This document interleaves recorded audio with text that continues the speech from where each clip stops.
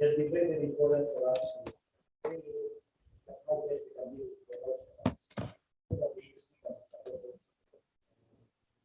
Well, driving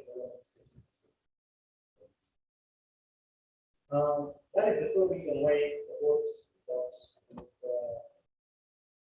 framework to look at the how best can be able to make a position for us. And way back, that's about 4 or 5 years ago, the over engaged in the format of our resources.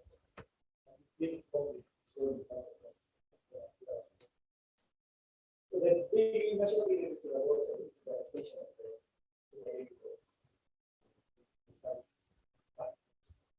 official launch in March 2021.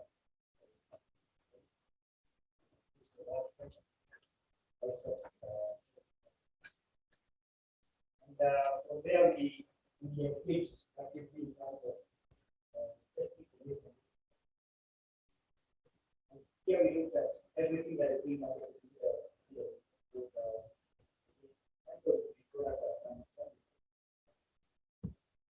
and this was supported by the need to have a well-established framework able to know the freelance.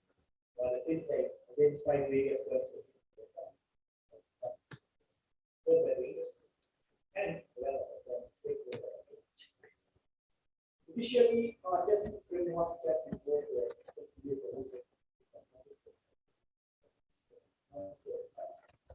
but with supporting infrastructure. So we thought to bring up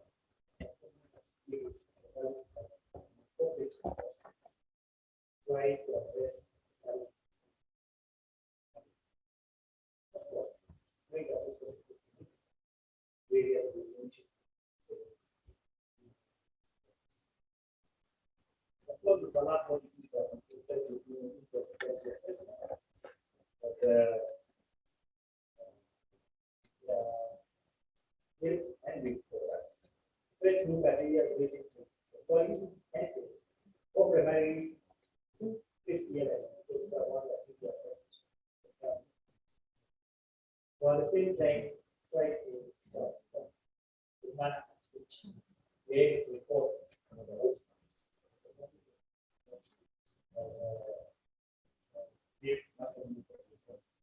But whatever is ready to be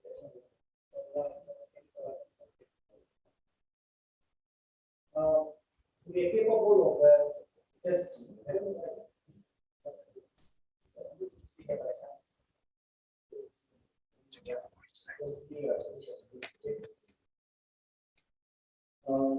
We have a physical laboratory. We're able to do one of our testing, safety, physical regression, and its value, and what a new concentration of that is testing, but as well as experimental. We also have a technical laboratory. It looks at various University of Barcelona, positives. Nothing for this activity, basically, I need to pick out how the pasteurization pasteurization is very critical, especially basically for very critical transmitted at the same time, also we have other quality. We're also looking at areas with alternatives and the most common results for which is one as a result of the or residual. We also look at the ecological aspects of the water, equally polyforms. The purposes of providing a framework. In a nutshell, over the last 2 years, starting from 2020 to 2021, we began to collect about 300 analyze various parameters. 1103 samples were done in the last financial year, 903 samples in the last financial year. And that translates to about 50,000 tests conducted for a variety of fields and reports. What we do as a board is that we get the market and we able to pick samples in the market. But at the same time, we also get samples coming from the very clients who want to know how the quality is. And to this particular issue, especially in related to safety, we thought it's important for this problem to us, especially with distribution related to concerns related to antibiotic residues. There are also issues related to issues related to water. Of course, the E. coli as an contamination for G and manipulated. And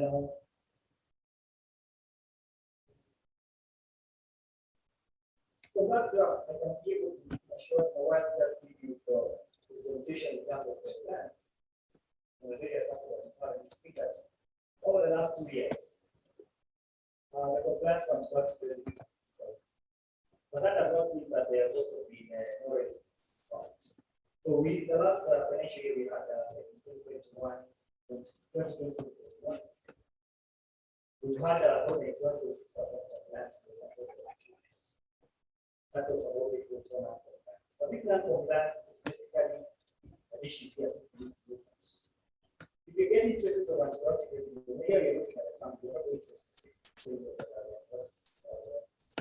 antibiotics which are present. But you're looking at the global scale in terms of antibiotic residue, you're finding that it's still residues of antibiotics. I think this is where you have fatality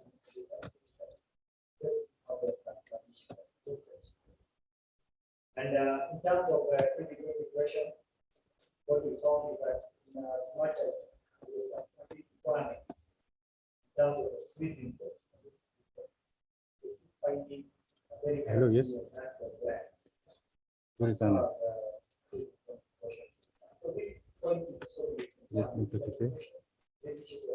yes, yes, yes. Which need to possibly address, or is it environmental factors? Hata mimi ndio niko hapo kwa technical bench. I'm trying to sort it out ya audio. Sort out. Yes, I'm actually the person on the ground working on the resolving the issue. Yes, yes. Of course, there has been a big outcry about that. But I think from our test results last year, that becomes a big issue that we still find interesting, especially on zero grazing and animals which are brought zero grazing.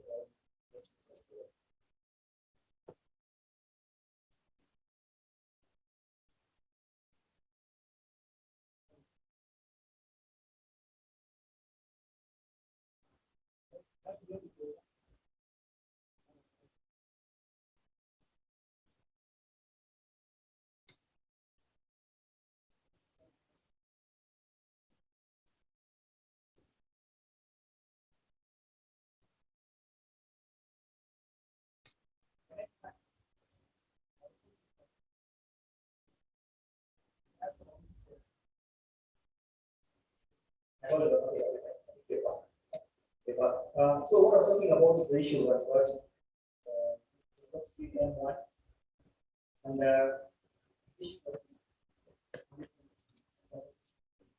what we're using as consequence of and really talk a great depth to try to see how best that issue. Of course, on issues related to methodology, issues we also coming and one of the issues that have come up is how well are we managing our hygiene status. The issues of certification of who are dealing with real commitments. How are they getting certified to ensure that the job how the process technology is able to address this issue. And key concern is how are we perceiving change. Just in our business. Or is this something that needs just especially when it relates to safety of milk and milk products. And of course, there's one time we worked on with some other partners and we found traces of recall like 01507, which is quite a nasty way of being. But of course, the infestation was quite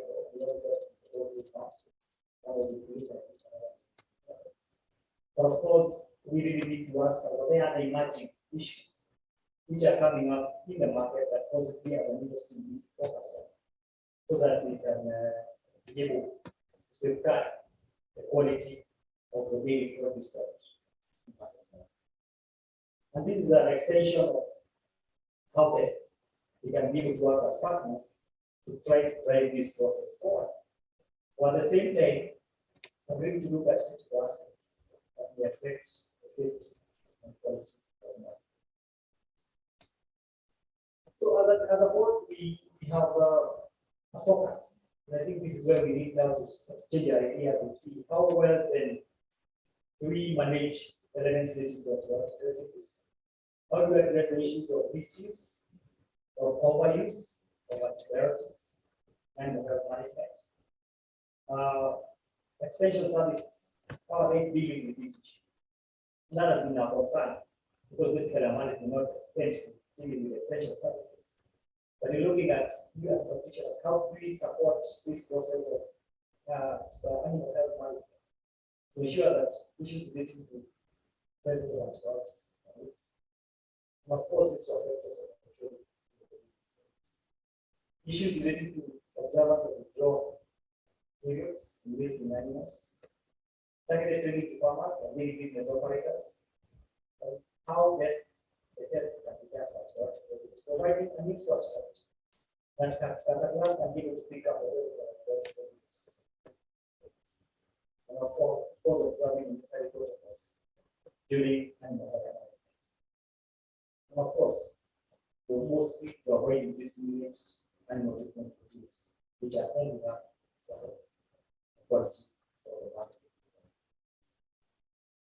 Of course, on issues related to quality parameters, we also have to look at issues related to animal breeding issues, capacity feeding programs, issues of constitution of feeds in terms of quality and component analysis of ensuring that the right feeding compositions are available, quality management, compliance management, and of course, the issue of awareness, which is very, very important in terms of bringing this focus for doing business.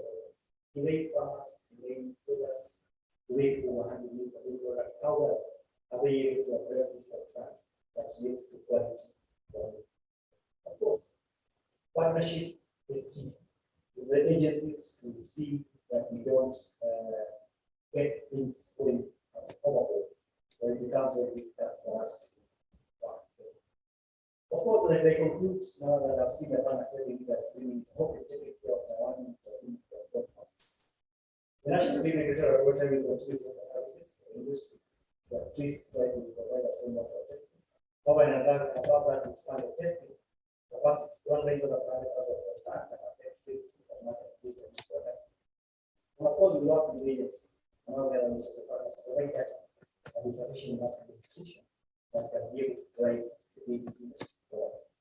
In addition to exchanging ideas and information that is going to leverage our capacity to improve trade. So we see for new areas of improvement, and we are looking forward to engage with all of you, trying to see how best we can do it.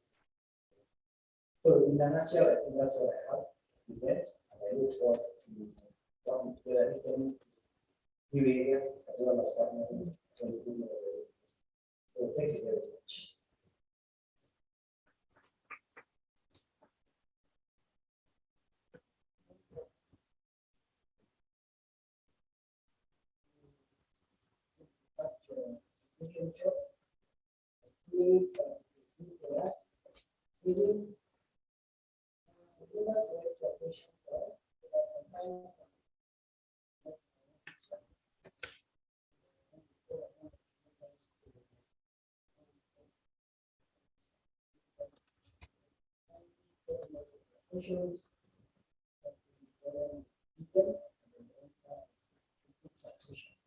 Our next presenter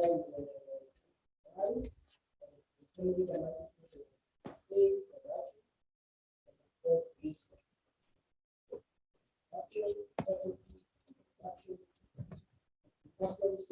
system.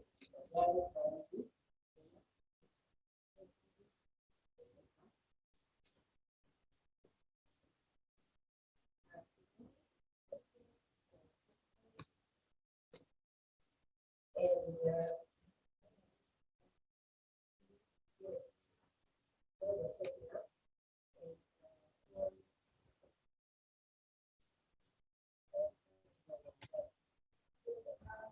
just to start with the setting up, this manufacturing is actually process.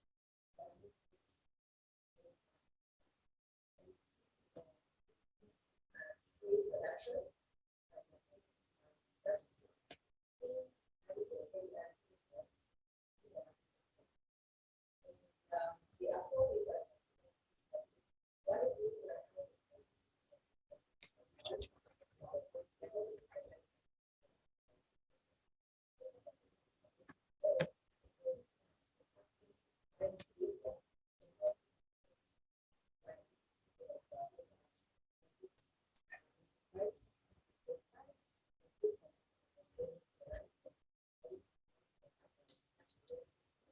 And then recommendations on how we can do this.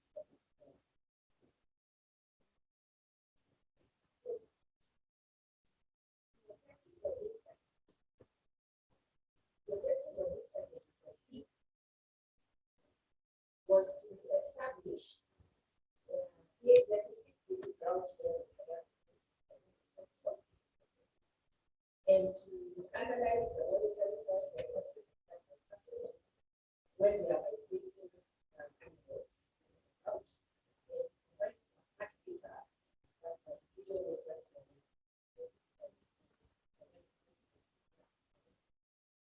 now, I will go and read those details, but basically, with the customers and 20 papers.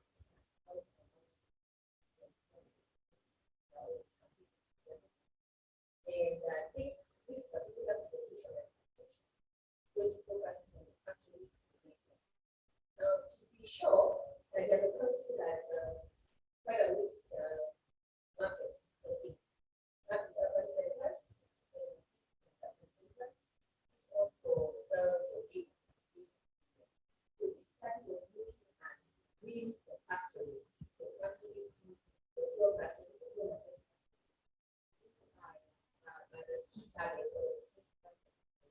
production.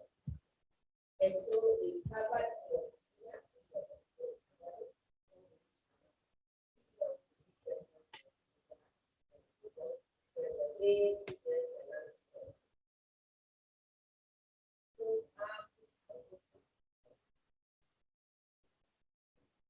so it covered 15 years. And within that 15 years, outside of those years,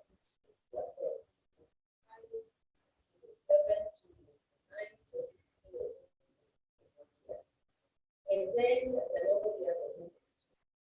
And we were looking at specifically what kind of losses customers when we migrate to animals. We migrate them across the border to Tanzania, all the way up to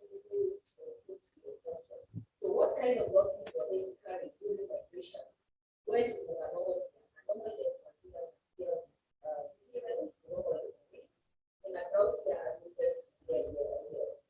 And what was clear is that the losses are going up. They're not going down, they'll be going up in the drought years. And the losses during drought migration really exceed the costs. The cost of things like veterinary costs is very little, and a lot of other costs that come. There are a lot of fees and additional fees that are charged by various players as they migrate. But there was a discrepancy between normal, yes, because the labor cost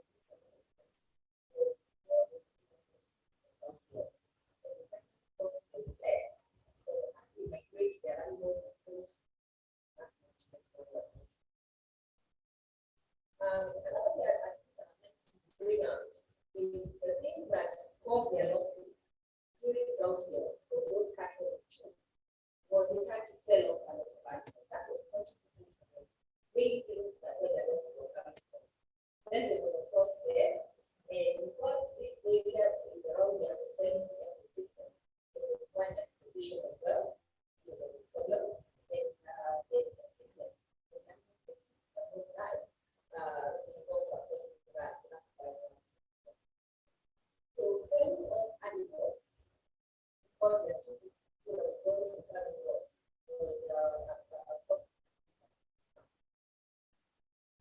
interesting thing that I'd like to bring up is with time because of medicine because of the pathways has changed over time. So way back in 2005, you can see that we find that the commercial accounts for something like 13%. By 2017, of the population of one group. We also see that they have progressive their own production. They're doing both their own production and they have used commercial, which has basically remained the same. And so they are more and more reliant on pay as one of their key products. But it is important to look at their own products. One of the behaviors that I picked out is that when all their animals at the most critical frontier, when animals are really condition of die, that would be a trigger for them to start buying and with the price. So prices will those of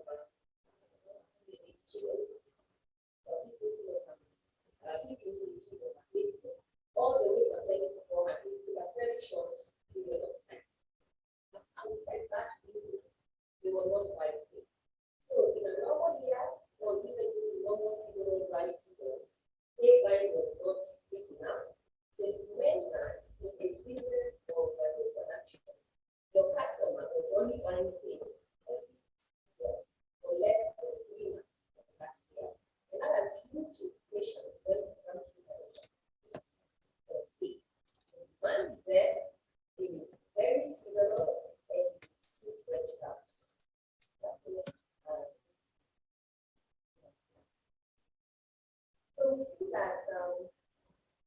see that the deficit is very high. Actually, in 2005, the deficit was around 7%, and then it was 48% by 2017. But there's such a huge demand for it that, that's not a surprise. And the food production in this area, only 2 farms are accounting for 70% of all the production. So that's while all other farms are just less than that. I don't go too much into detail, but we found that anybody who was producing anything less than 100 acres was producing at a loss. So encouraging people to grow hay at anything less than 90 acres or 100 acres because you have about because of economies of scale. So the big farms that were doing 100, all the way to 400 acres were the ones that really were sustaining the production of the area. So just rush. I want to come down to the meat of the yes, there's a high demand, there's a high demand in the pastoral area. But what does that mean for those who want to do business? Yeah. How does it look when you look at the cost? When we did the cost benefit analysis, we looked at the net present value, the return on investment, internal rate of return, and we followed it for 5 years. Because the studies that I looked at during the review tended to look at the profitability of hay for a season. So when you look at it for a season, it looks profitable. But when you look at it over time, it tells a different story. This is not here, but this is no one can see the numbers.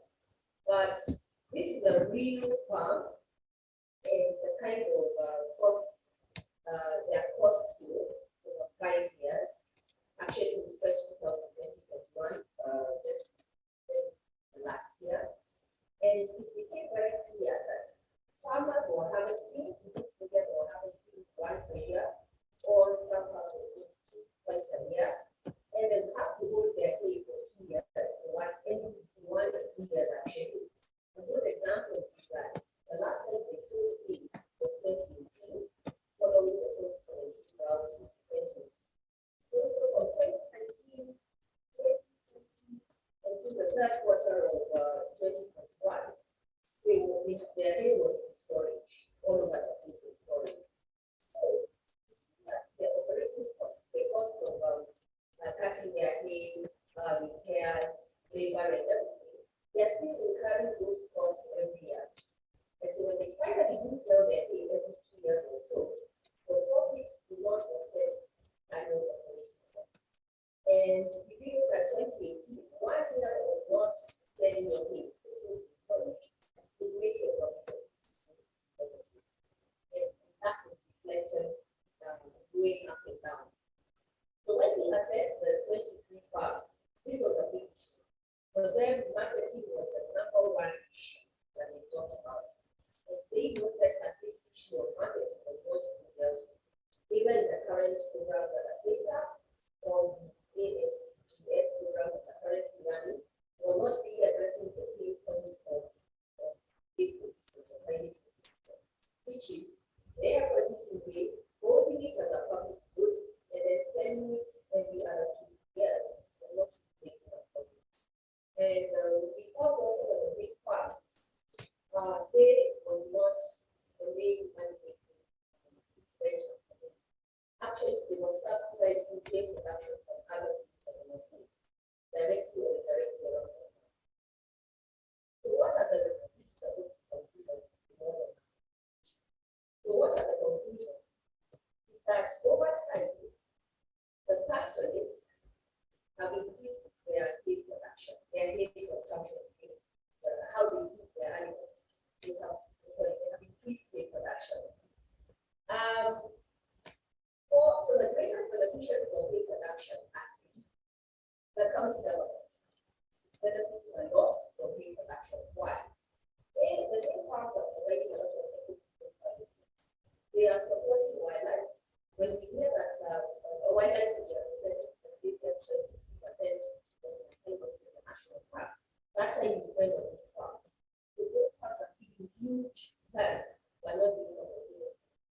They are also providing hay for the pastures. So the pastures are also benefiting because they are seniors and they have the option of buying hay within 10 to 15 kilometers of where they are right now. But the people who are not benefiting are the actual beneficiaries. So there are communication of these kind of laws that the county integrated development plan, how they implement this type of other programs.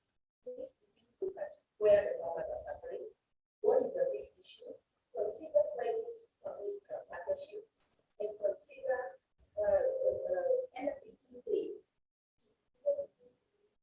other private courts like banks and be subsidized. Right now, it's not being subsidized, not part of the strategic. There's no strategic way reserve per se, the strategic ways reserve. And so if we are going to pasteurize the system, we need production, we need to pay what kind of subsidies are that might change at the primary level. Short of this, my prediction, like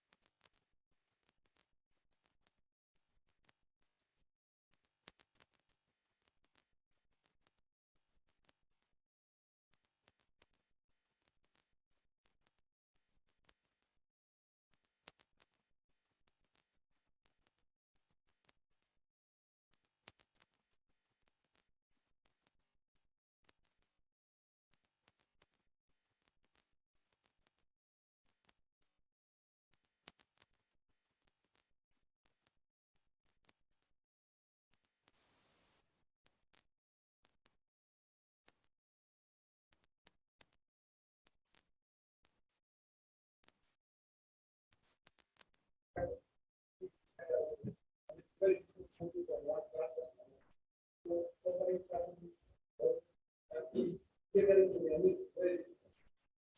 It's about the energy. And so those are some of the problems that we have. So for example, water is a major limitation. The issue of water is a major problem. When you have water, most of it is that the water itself, you have everyone coming into it, including the animals, everyone. And so there's a lot of very heavy contamination. All these are problems associated with that. Nevertheless, the people live there and some work has to be done. So some of these projects, for example, included research. For example, we did some research on we're developing animal stable culture for making yogurt. And this people are trying to expect the yogurt made from that stable culture. Because the culture that was previously used to make yogurt was derived from cattle. So now we got one from camels, and then made it stable. And then they are trying to test whether that yogurt is. The other point here we are showing is that when you talk to pastors, they are very keen to listen to me. This is a very good way to attract or get attention from pastors. When you start talking about racial issues, they give you 100% of their attention because they are emotionally attached. Correct? They don't matter so much to them that they expect all they listen to. The problem, of course, is that emotional attachment creates another problem because it means that when the tech comes to sell them, they don't want to sell because pets, they are not commodities, they are like pets. So everything about positive element is connected. This was Mandela. We are doing some work on trying to look for certain kind of pets. Trying to find out what's also. And then there was this other issue of North Home, for example, over 100 couples have dropped dead after taking water in a certain well. So then it came up a very big story. There was an apple water, 100 animals, most of them pregnant. So are pregnant. So all of them dead along the road. So those are some of the things that you are going through. So now the thing that we did were combining not just research. We were combining that training. For example, we were training pastors, groups, how to make sure that they can have hygienic meal. It's one of the problems that I think is lack of water. So when you have lack of water, how do you get hygienic meal? I mean, how do you process before either they have that or they contain that? So these are some of the challenges that were prevalent. And so we do a lot of training, how to do training and how to do it. The other problem is also we have tradition. They have a very strong traditional culture. For example, they sort of they are cut in the containers. Containers are natural wood. So now the problem is that words cannot be sterilized. So how do we ensure that we can limit the those are some of the challenges. And of course, the issue of how do you test to ensure that so these are some of the challenges we discussed with the pastor. And as I was saying, we were trying, for example, can we change the containers from wood to aluminum? As you were explaining about the aluminum cans, and many of them that they use it. But later on, they know that when they come out here, that's why the carbon does not like so it's not beautiful. What I'm trying to show you are the limitations when you start introducing innovation. They may not necessarily work. There are some other issues on the right. So, and as I was saying, the issue of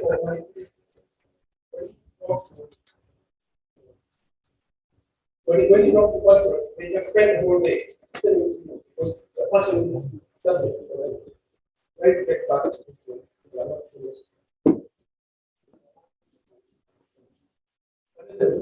We can still continue work here. So what I was saying is that I don't think about place of others. As I was saying, they listen, you can reap a lot of advice. The issue of, for example, the case of poison of front, the knowledge they are teaching, how they have to handle figures. For example, this issue of isolating animal figures. Yes, traditional cultures and traditional cultures know how to express language. And it's much easier for them because it comes very easy. It comes very easy for them because they are already doing it for their culture. So this is what I was saying that now, besides training and the research and all that, we have also been engaged in dissemination advocacy for the government issues. For example, we have issues, we have been publishing books. We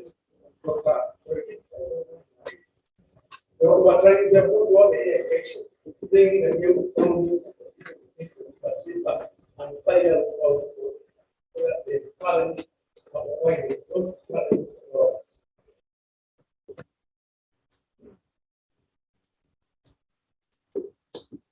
So now, advocacy also, we have had the policy issues, we have advocated for policy things, for example, in Kenya, we enhance the participation of the draft policy, even in the community, we have addressed the issues of the and campus are part and parcel of that. So, as a result of working as a group, we have been able to advocate for things that were previously received from that group. And now the account is accepted. Is accepted as a normal animal rights. And therefore, this is why it's important for us to see how why the Western position try realign themselves so that they address the problems of the animals and other ways. So, what where we talk about challenges and opportunities. It's a lot of challenges.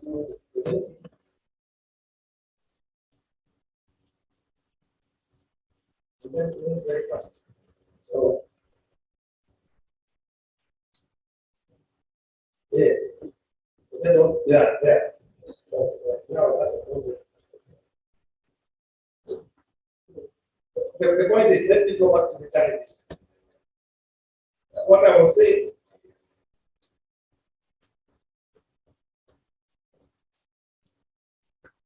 lack of water. I talked about lack of water. I talked about vast distances. I talked about high temperatures. Because when you have high temperatures, that means the milk that you produce. It's very difficult to take it. Because the temperatures are very high. Whatever you have, export, and then you have very fragile soil, very fragile and sandy soil. So after you get rainfall, get erosion and flood. That's what you get flooding. So the water is high volume and then the soils are fragile.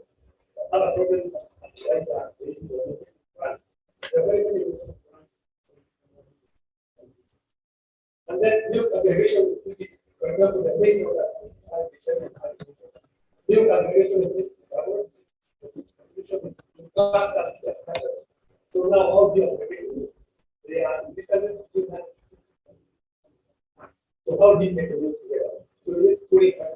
So what all these challenges, of course, present the communities for improving the right of the society.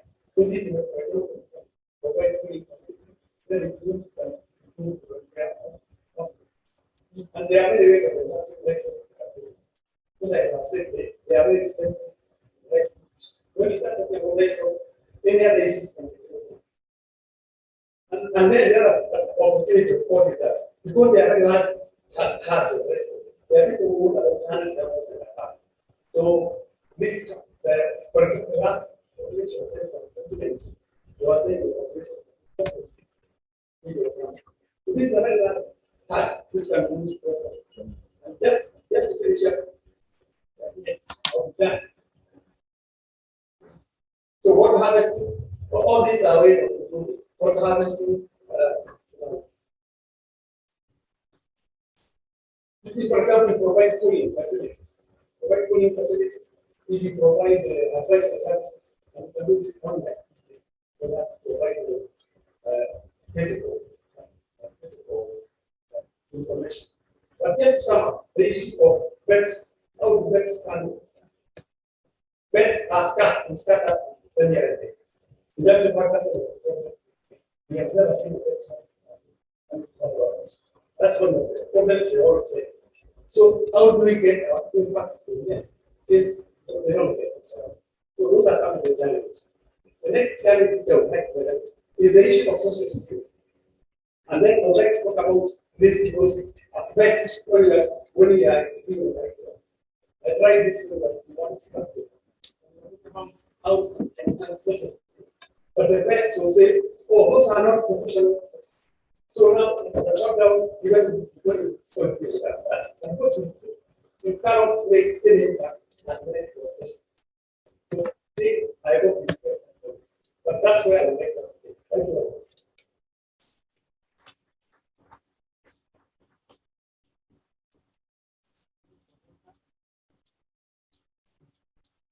Sorry for harassing you. Okay. To our next presenter, it's ongoing presenting on study the cultural inputs, tips, different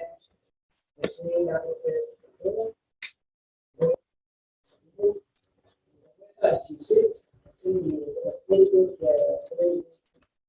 good study. Very sure we are looking for all of the study. Thank you.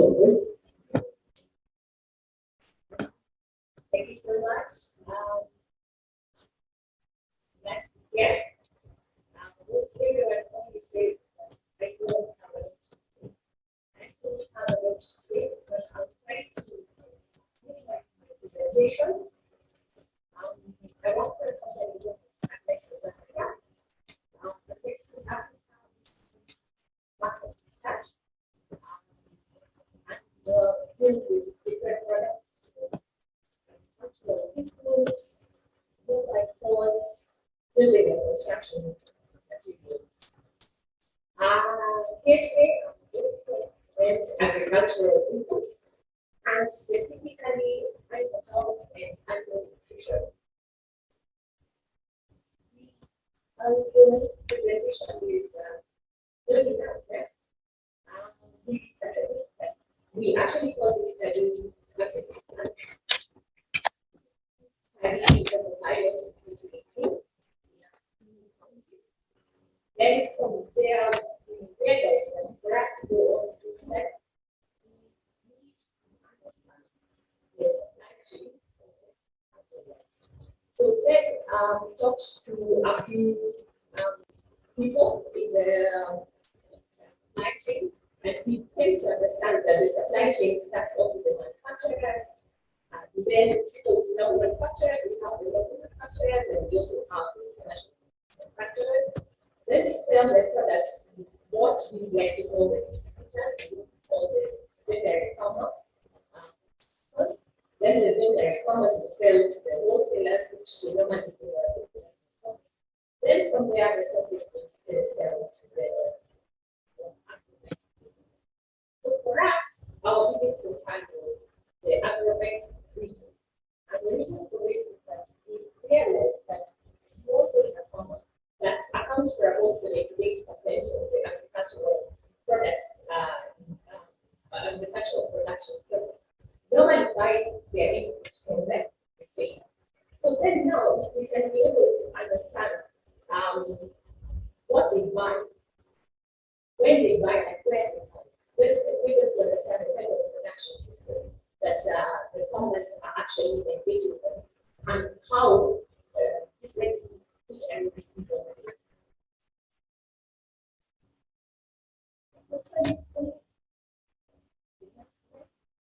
So basically, in this study, I will just focusing on four agendas: the technology, the justice, the highlights of the study, and so on. For the introduction piece, I'd like to say that we carried out this study actually under the sorry, we carried out this study in three different countries, that is Kenya, Uganda, and Ethiopia. Kenya, first of all, in Kenya, we had to establish a retail panel. And for us to establish this retail panel, we had to start off with a national census. The national census will basically bring about or help us understand how the aggregate retail business is. So the step and the type and basically the common profile. From our census, we established that we have about 10,335 aggregates in Kenya. And mind you, we were not able to traverse some of the counties, especially the government that was done 2020, where there's COVID. From there, then, we were able then to do about 10% of that, so that we can represent our sample. Okay, so our sample size is basically about 1,000 dealers.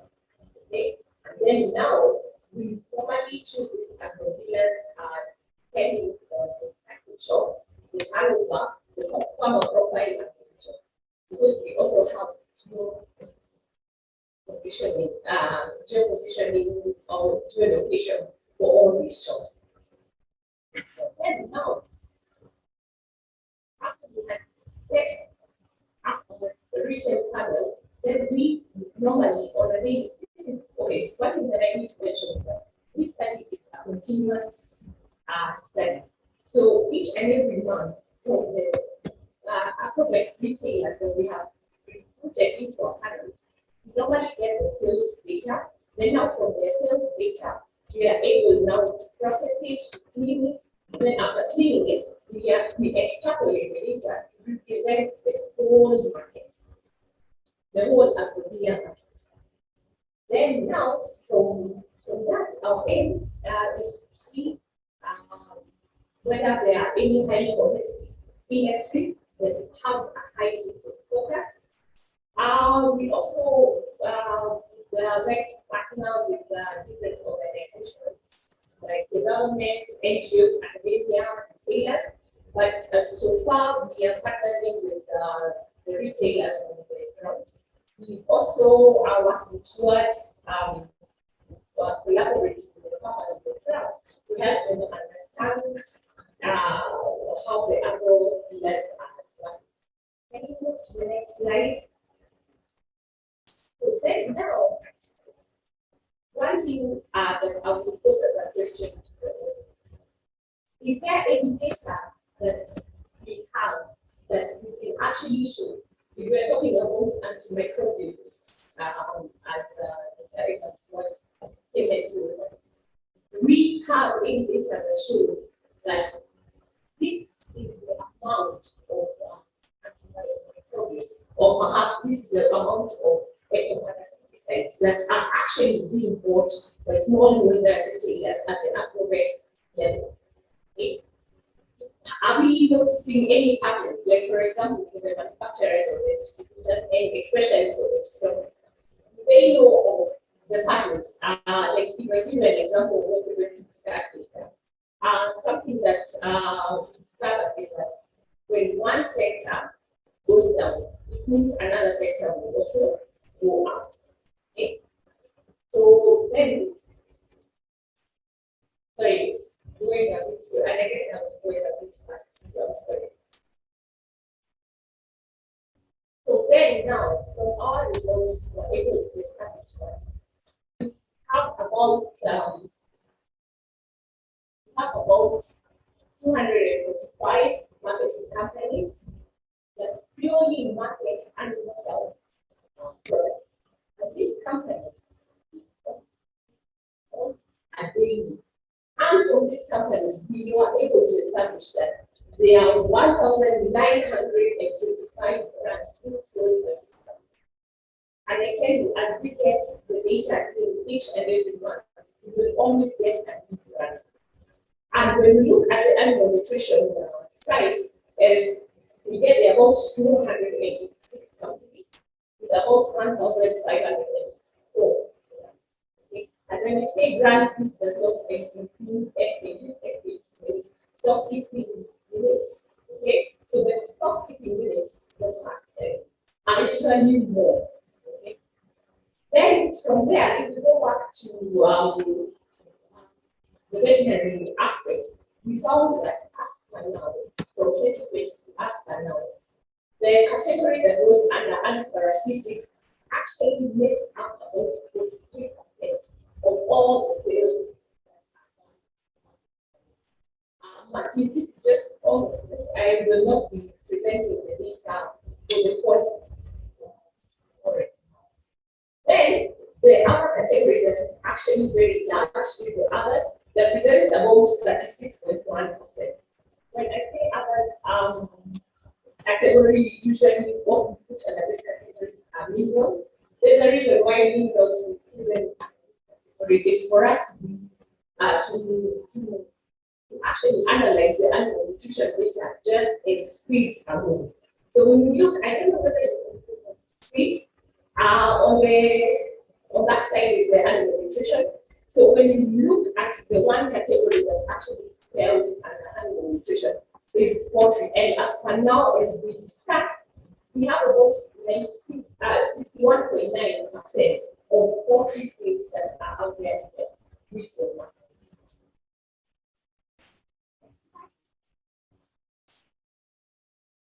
So then we go further and analyze classifications.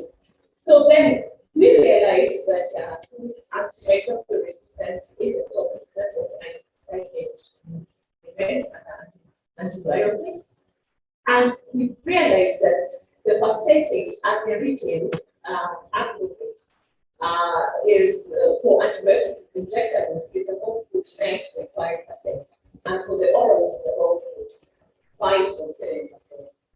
This means that then the smallholder farmer has access to prescription only drug that Christian need to order and answer themselves. Then for the antiparasitics that have the largest share, we find out that ectoparasiticides, or what some people will just put as a parasite, the biggest selling commodity with about 42%, and antihelmintics actually make up about that 8%. So the biologicals, it's purely profit, and as we shall see in the other slide, we also have a category of what type of vaccines in terms of species specificity. The specificity is actually being sold at the agrovet retail channel. Okay. When we look at still under the therapeutic classification, you will find that if we analyze the data in terms of route of administration, oral powders make up. And if we think about it, then the oral powders will basically make the antibiotic orals and the mineral mix, sorry. So then from there, we analyze the data further and query it and try to understand, yes, parasiticides and antibiotics are large together. So what active ingredients are actually used out there? So then under antibiotics, then we found that the biggest share of which all is albendazole 10%. And if you combine the albendazole 10%, 2.5% of the closanide, the combination, and the 3% then with cobalt, you will find that is the biggest share of what the farmers out there are using for. Would it then mean that we are overusing one active ingredient? Then Then then when we look at specific aspects, what are the common outsteps? We will find that I think another project was taken, okay, and which is closely followed by the oral. Biggest commodity, or rather the biggest active at the agro-leader level is our oxytetracycline 10%. Okay, and then that is followed by our Bennett strap, then typhus. Okay, and this is purely for the antibiotics. If you look at the antibiotics, the story then changes totally, whereby you will find sulfonamide cell get you with doxycycline and typhus having the biggest share. So then, in terms of the animal type, the world species and the poultry, basically that's where our drugs are going into. Then, which begs the question?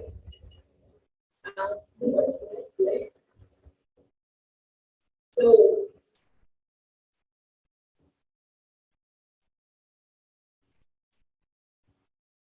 well, one thing that I haven't seen on the equation, sorry. I wanted to comment something about when we compared animal health and animal nutrition, when prices for animal feed are going up, we noticed that the uptake for poultry drugs actually started going down. Okay, so then now this will form conclusion that actually states now this data is there, but in the past, because this data was not there, what did it mean? That the manufacturers would maximize their innovations, okay? But if the data is there and the manufacturer can be able to look at the data and say, well, this is what is being used, then optimization of active and in fact innovations can be able to come. Then at the wholesale level, we are able to say that there is a lot of stockouts that are usually seen, so they can be able to make informed decisions. At the aggregate level, then they can be able to stock and can be able to provide products that are actually adequate for the farmer and using the farmer profile in that area.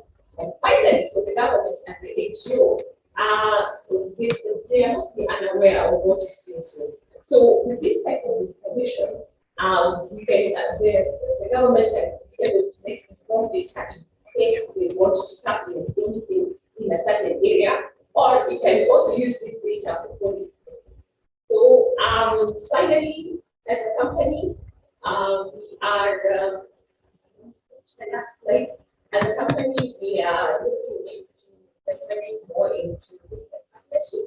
So you can be able to find us, and I need to finally say that whenever we are classifying, since I didn't give all the information, this is what we use to classify in terms of animal health, and finally we also do crop protection, fertilizers.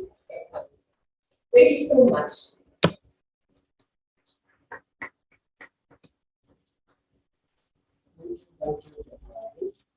See the keywords. Looks like we have more. Appreciate and acknowledge the presence of our president.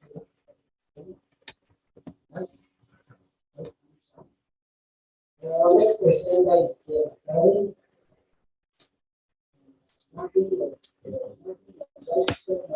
livestock roots, markets, and risk.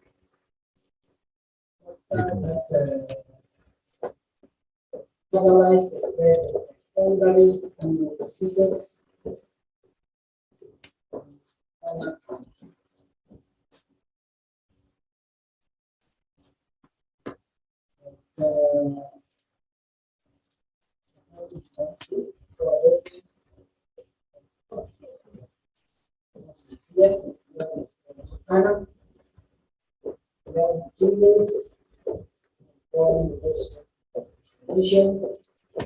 Sana.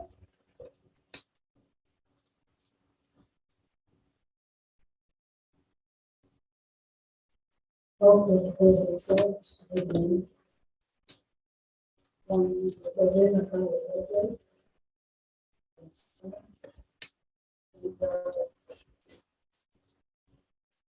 My presentation is a mapping of livestock roads.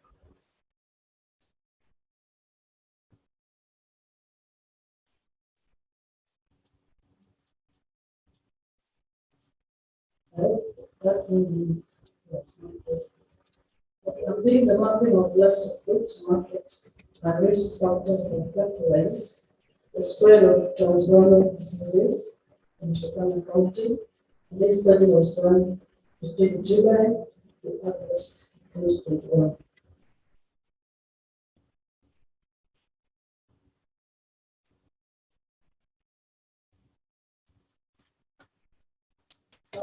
As you know, internationally,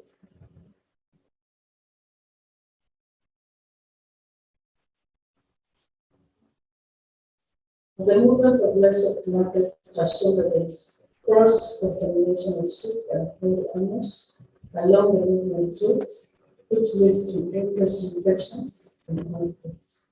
The knowledge of the routes followed by the health is the core in guiding the implementation of preventive and control measures for transponder animal diseases. And generally, livestock diseases limit production, trade, and also are threat to human health. The major markets influence movement of livestock for long distances for better prices. And currently, the livestock population figures in Turkana, as you can see, given that the small stock has almost 12 million, and these transborder animal diseases are also reported to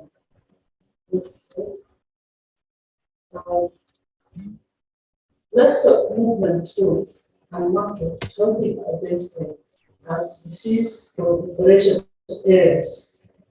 As we check at the problem statement of the justification, we say in Japan the stock routes are inadequately mapped.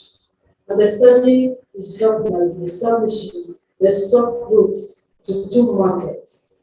And the justification is that there is limited studies that have been done to demonstrate the effect of stock routes in spread of transboundary animal diseases in Japan. And this study will be helping in addressing inadequate awareness of possible risks of contracting zoonotic diseases such as brucellosis, IVF, and anthrax. The objective, next slide. The objective of this study, next slide, please. The overall objective was to describe the livestock route to the markets and associated risk factors for spread of transborder diseases in Turkana West and Turkana Central sub-counties, that is from 1st July to 1st August 2021. The specific objective was to describe stock route to the livestock market in the 2 sub-counties. And the second one was to describe the risk factors along the livestock routes and the association with the spread of transborder livestock diseases. The next slide is showing us the area of study, of which was Turkana West and Turkana Central. Next slide, please.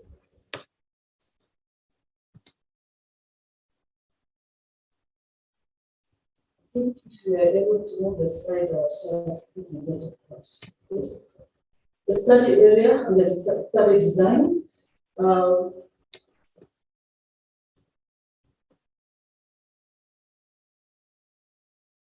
The next slide is about the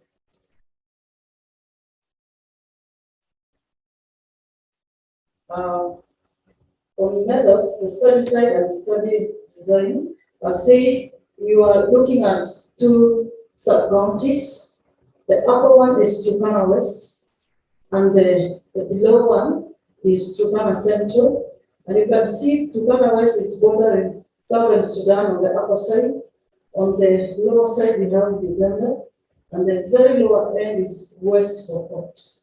So we are dealing with a sub-county within international borders and also borders within our country.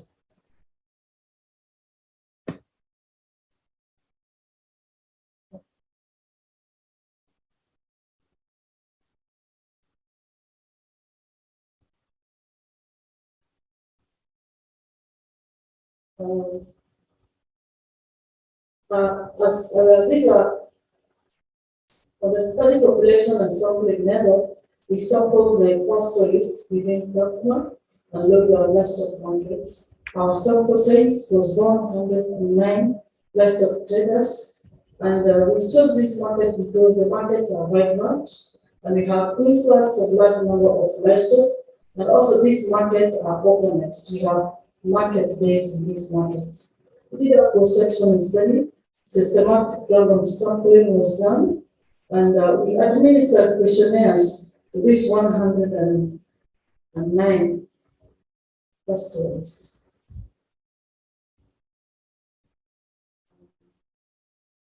On the methods, we did the data collection and analysis. The variables that we collected were species, their origin, disease present at various nodes, the use and knowledge of movement permit, time taken to the market, distance to the market, livestock number, and then sex and age of traders. The data was entered into an Excel sheet. Data on livestock diseases was cross-checked with the veterinary department in Turkana. Data was screened and analyzed using the tools and displayed in form of tables, graphs, maps, and pie charts. And other results, the first results, we were able to interview 42.2% of pastoralists in Kakuma and 57.8% pastoralists in Lodwar market. And as you can see, this livestock trade is dominated by males because we got higher numbers. The second result,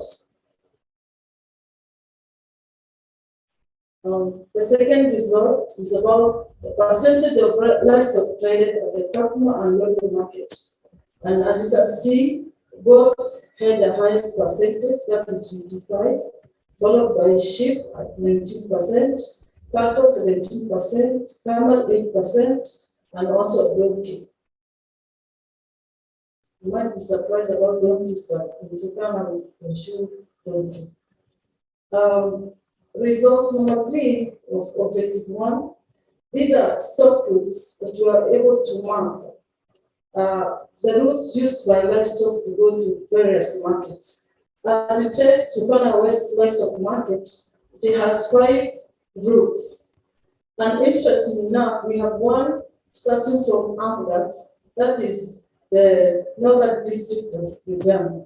And you understand that we have porous borders, and therefore we will not miss cross-contamination of livestock as they move along. And under Turkana Central Livestock Market, we have 4 routes, and you can see the 2 markets are sharing one route. They are therefore making them 8 routes in total. Under objective 2, we are checking at what is the distance covered from the origin of livestock to the market. And we realize that 81.6% they move a distance of more than 10 kilometers towards the market. And then we wanted to see what is time taken to this market. Again, 45.8% they use 3 days and above. And that tells you livestock take a lot of time on the transit to livestock market.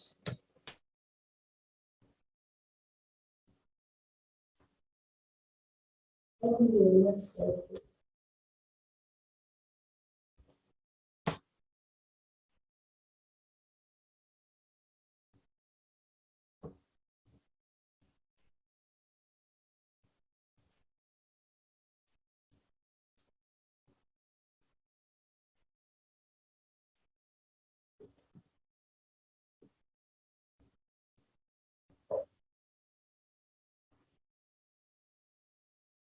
Sorry, I didn't.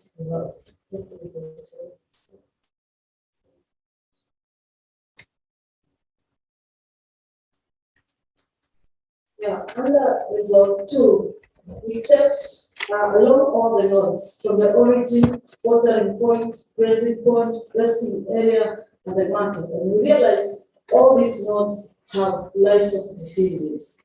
And we wanted to see what kind of diseases are there, and specifically the ones that we get through the surveillance that we do as a county.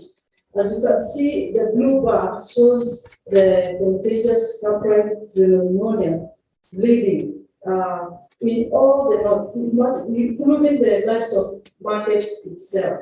And that calls for screening and putting the things right so that we are able to control these diseases.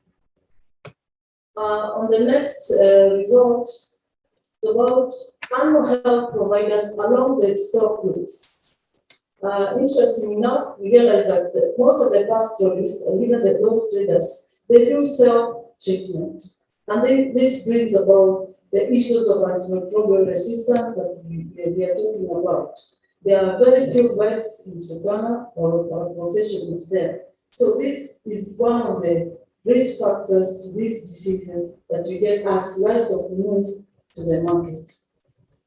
The other, thank you. The other results that we had is livestock movement permit knowledge and use. We asked the traders, do you know about the livestock movement permit?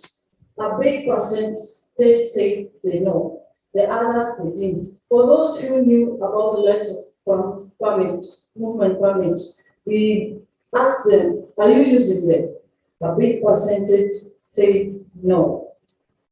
And this tells us why we are having all these diseases along this livestock stocking, because if we are not able to control, it gives us a big challenge. The other one was consumption of dead livestock along the stock route. It's 7.1% they say they consume. And when we ask them if they know about the zoonotic diseases, quite a number say they know rabies, and very few of them say they know about RVL, including other diseases like brucella, anthrax, and tuberculosis. And in my conclusion, I want to say that the tagged diseases are generally in all the nodes, hence disease transmission, pastoralist knowledge of stock root and the associated disease transmission risk factors is limited, hence need for awareness creation. There is inadequate qualified personnel to carry out animal health services along the identified stock route, hence need for employment. Zoonotic disease knowledge is limited along the stock route, hence need for sensitization. There is need for government to do countrywide stock route mapping and development along the route, putting all the necessary input so that we're able to control these transboundary animal diseases. Thank you very much.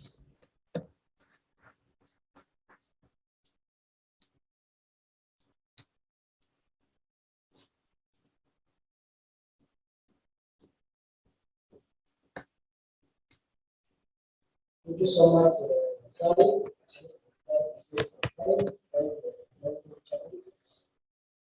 So the two presenters remaining are going to do some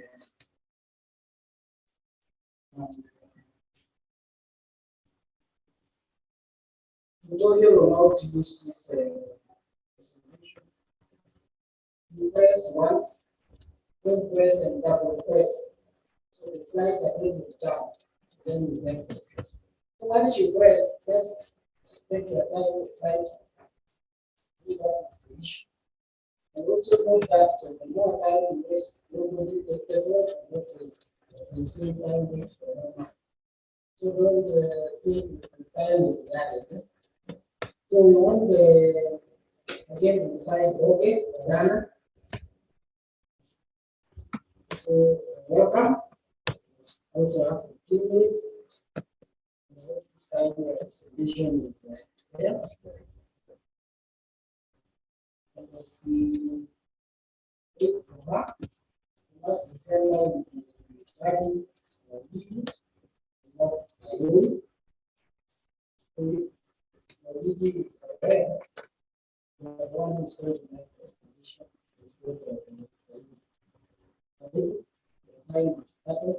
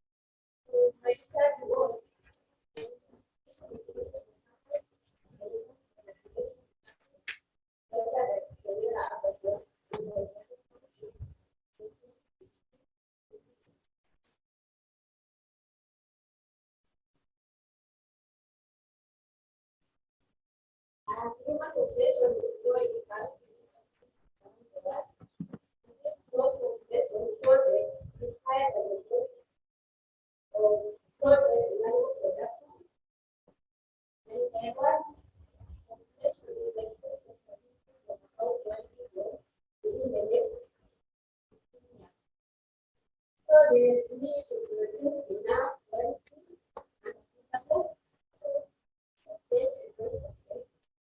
In Kenya alone, the sales are project and the demand will about high demand in the next 30 to 40 years. This food usually comes from livestock sector in that country. In Kenya, we rear different animals in the pasture, cattle, goats, sheep, camel, and donkey. As our food partners say, not our quantity. But the rotation of these livestock, especially cattle, to meet its demand or maximize, there is a limitation that is usually from the decrease. Example, if the dealer uses the data and need to do one of the measures. These conditions are mainly affected at the bottom and the bottom. During the promoter will allow that can within the likely for and then other choices within the style box. We will be able to take certain answers as we have seen previous. This will lead to evaluation or to the reduction of the sort of the animal. We also again to add the postmortem where we examine the carcass. So we may find the solution to the tuberculosis, tuberculosis, and others. So the causes of these diseases are being bacteria, viruses, parasites. This will lower the productivity of the development of process. So the other drug plays an important role in surveillance of various diseases.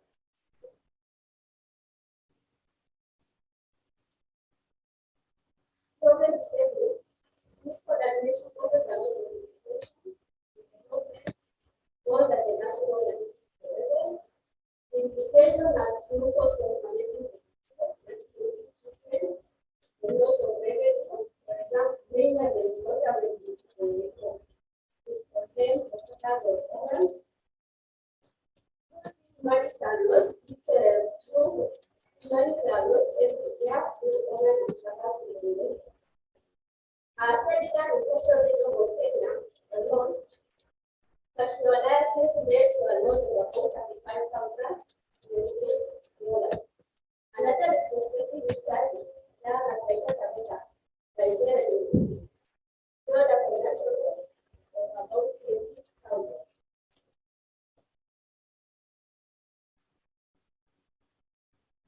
My study was in Canada. I don't know why, but the project is very fast. And then there is a demand of food.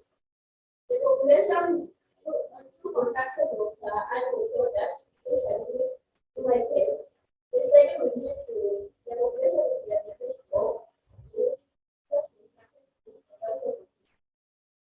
the They need for surveillance. Unfortunately, there is no study, there's limited instruction.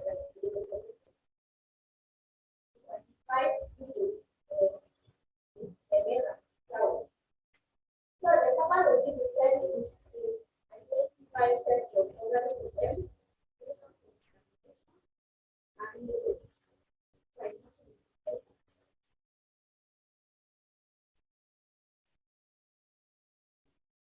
objective.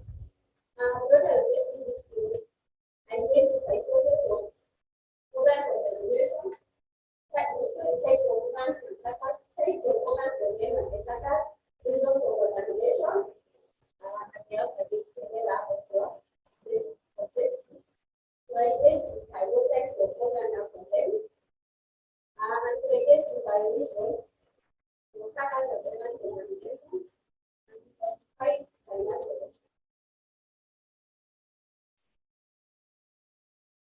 The study was examined county, value population, all the animals that are the study design was perspective everyone's view. So that the data was not down by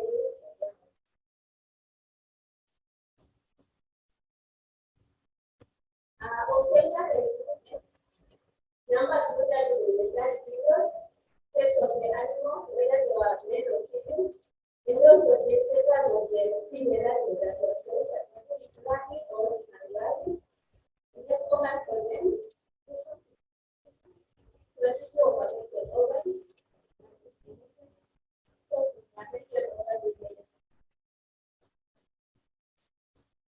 data management, data was extracted from one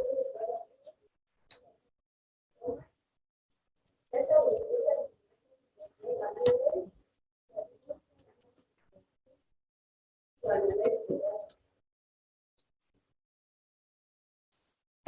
so my first result was the numbers sorted with the study period.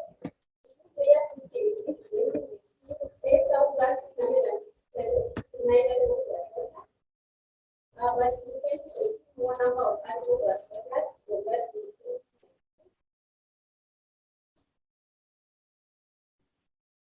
the proportion of male to female. During this study, we found out that male were more than the female, as you see in the graph.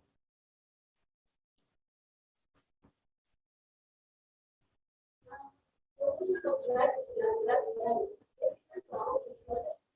So out of 3,125 animals, about 6% of female were black.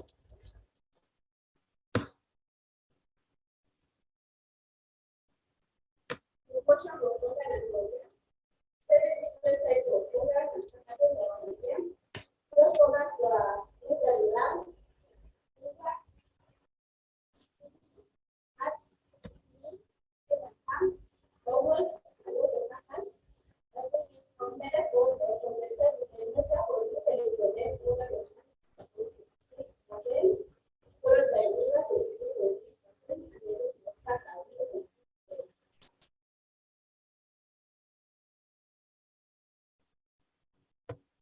The causes of contamination, I found about 22 types of contamination of this organ. So the first one was hydrogen, followed by pneumonia and pneumonias, and the next one were infestation, cholera, and brucine. The financial the mental causes of contamination that stood to about 28.8%, followed by the lungs, and the next was heart. So from the study, about 19,000 US dollars were lost per year.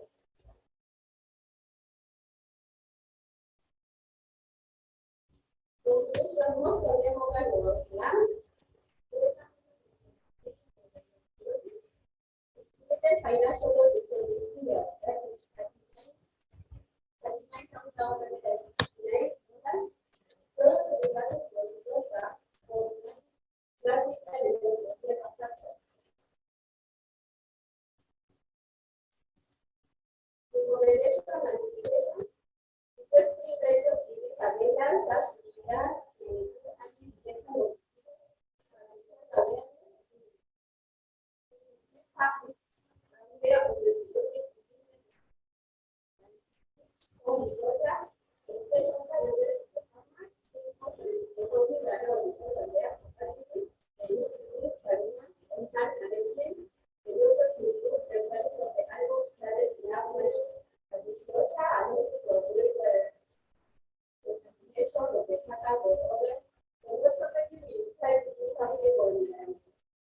how to do selling of the female animal. Prior to that, people sell the female animals, the moderate animal production will be low. We also will do the loss of the class. And then provide sort of program to break cycle of disability.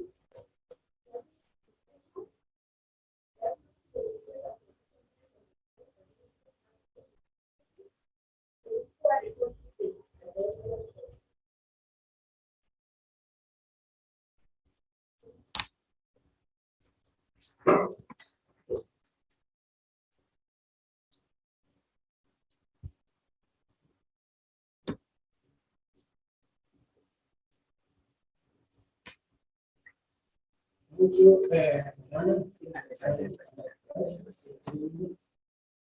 Next, and last, Rabi. I think many the same presentation I mean, right?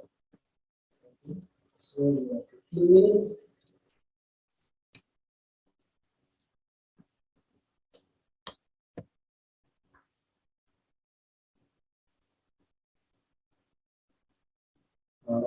Thanks a lot, Chair. Good morning, everyone. Pleasure to be here. I'll be making a presentation about the private partnership. This is a framework that we project that I'm going to highlight. So going on with the time.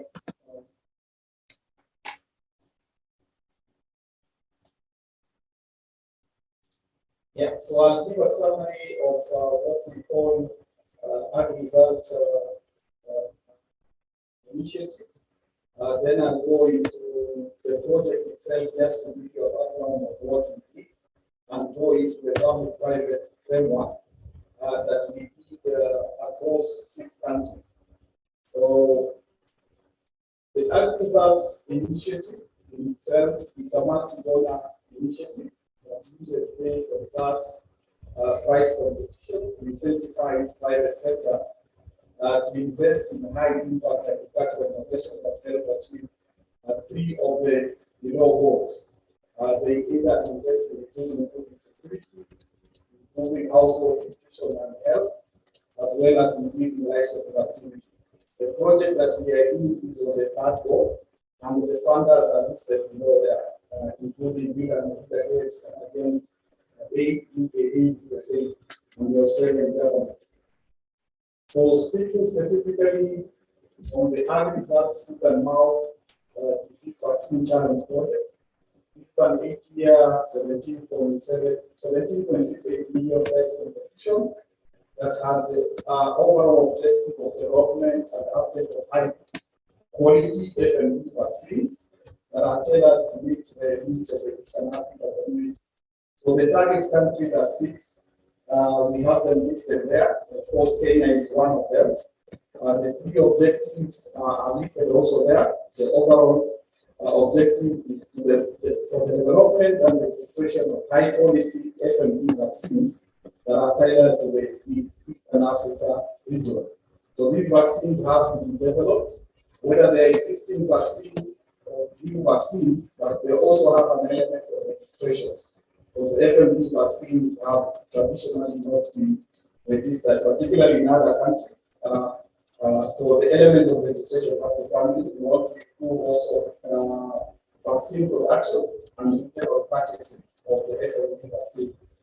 But the third goal also, we want to develop a private sector model for buying and distribution of FMD vaccines in the public sector. Currently, in most of this country, the public sector is the main buyer and user of FMD vaccine. So, to achieve this objective, we propose the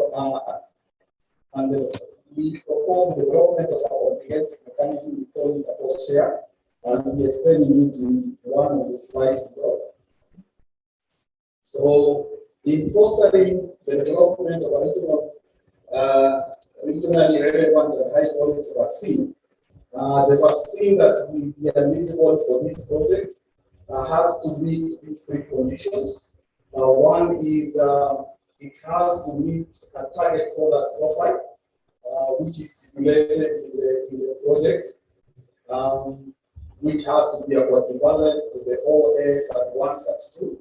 And it has also to actually meet the Eastern Africa FMD virus strain, and it has to demonstrate serological testing against the one reference laboratory FMD, Eastern Africa FMD reference antigen panel. Then the vaccine also has to be registered in at least 2 target countries. So a manufacturer can go through the MRP, the mutual recognition procedure, or through individual, as you see. Also, Ethiopia is part of the target countries, but they do not belong to the ESC MRP procedure. So for Ethiopia, if a manufacturer wants to participate, they have to register an individual. And then the vaccine has to be submitted for through the agri-result judging panel to satisfy that they have met the first 2 conditions. So once the vaccine has been approved, then we go into the second phase that I call the cost share. The approved vaccine will benefit from the agri-result cost share, whereby the project will fund a portion of the sales price of the vaccine purchased from government or private sector for a target volume of vaccines. So explaining in briefly what the cost share is all about, we'll be funding on the below chart. We show the volume of the vaccine will be increasing over the years. In the first year, we have 2 million doses, up to then going into the 4th year, up to 5 million doses. And on the right-hand chart, it shows also the level of the cost share, what the project will be funding in terms of the vaccine costs. The first year we will fund up to 75% of the cost price, and this cost price we are limiting up to $2. We are not capping any prices, but what will come in as a support will come to the level of $2 per dose. So the level of support will be increasing as the volume of the vaccines actually are increasing to be able to allow for price adjustment to the buyers after the 4 years have lasted. So to give you an update also of where the project is all about, it was started, actually it was launched in 2020 in Italy. We invited several manufacturers. The list here is not exhaustive, but we also received some apologies for attendance from KVA and NDI. And we've been engaging with all these companies and others to see their interest in participating into this project, and we are happy to announce that we are likely to have a registration of one or two of these vaccines in this year 2022. So moving on into what we are trying to do, covering the third objective of trying to bring in the private sector into the FMD vaccine value chain, we wanted to develop a framework that would address the challenges in the value chain for FMD vaccine. And this one, we did not do it in isolation. We borrowed heavily from the OIE handbook. So we wanted to custom make the aspects of the PPP handbook so that we can develop it into a practical framework that can further develop into appropriate commitment between partners. So this framework, what I'm presenting today is just a highlight, a summary of that framework, and I would encourage people to go into the actual document because it covers the 6 countries. We received a lot of inputs from the Kenyan stakeholders, and my focus today would be for only Kenya. So we believe it addresses the challenges of FMP vaccine value chain and is relevant to the FMP control situation in each of these 6 target countries. Today I'm presenting for Kenya, but we also believe that it can be broadly applied to other livestock vaccine value chain and other geographies beyond Eastern Africa. So as a summary of what we did in terms of methodology, the project, we conducted an outreach to more than 140 stakeholders in Eastern Africa and beyond, actually global organizations, and we got learnings also from other places, Southern Africa, as well as Latin America. And we involved both the public sector, 7% of the participants, and the private sector, with some significant contribution from the Kenyan stakeholders, which were also cutting all across. Just to list the number, the kind of stakeholders that were doing an outreach on the public sector side as well as the private sector side. But we also worked with this global and regional organization to develop that framework. So it was a pretty intense. Most of the work was done through virtual because during that time we were conducting the COVID. So we did a lot of virtual meetings and virtual participation of stakeholders to gather their feedbacks. So what we identified, particularly for Kenya, what was key challenges and opportunities, particularly, remember our focus was more on the FMP vaccine value chain. There was the need actually for development and production of high quality vaccine relevant to the region. And in terms of public-private partnership, what came out clearly was there is an opportunity for PPP arrangement between local government manufacturers and international vaccine manufacturers to collaborate in terms of meeting this challenge. This was high potential for Kenya, Ethiopia, and Tanzania. Most significantly because these 3 countries have manufacturing facilities for vaccine production in Ethiopia, Kenya, and Tanzania. Then there was the challenge of high-cost vaccination. Actually, public sector vaccination campaigns are typically carried out by government vets with high costs incurred to facilitate travel to remote areas. We just had also, there was a level of even in Turkana where there is a public-private kind of vet service that is available to deliver some vet services. So there is an opportunity for PPP with private veterinarians and veterinary professionals. This was a very high among all the target countries. Then the third challenge is the limited efficacious vaccine supply chain. This is more to do with the need for cold chain. For the current FMP vaccines require a cold chain system to get them to where they are needed. So there are PPP opportunities that were identified between vaccine manufacturers to invest in enhanced public sector cold chain. And the second opportunity was to outsource cold chain distribution by government to private sector. So these are the challenges that were identified. I'm almost there, Mr. Chair. But just to highlight also in my second last slide, when we are talking Kenya, and I know there are several PPP discussions that will be coming forward, there are some key enabling environment and support needed that are needed in the Kenyan scenario, even across Eastern Africa. One of them is unclear policy and absence of a legal framework for PPPs. You find there is a law for PPP in Kenya, but this one is not resident in the Ministry of Agriculture or in the veterinary sector domain. So it's very difficult for people to come together on that. Then there is another major elephant in the room in terms of trust issues, including public and private sectors. In terms of various budget allocation.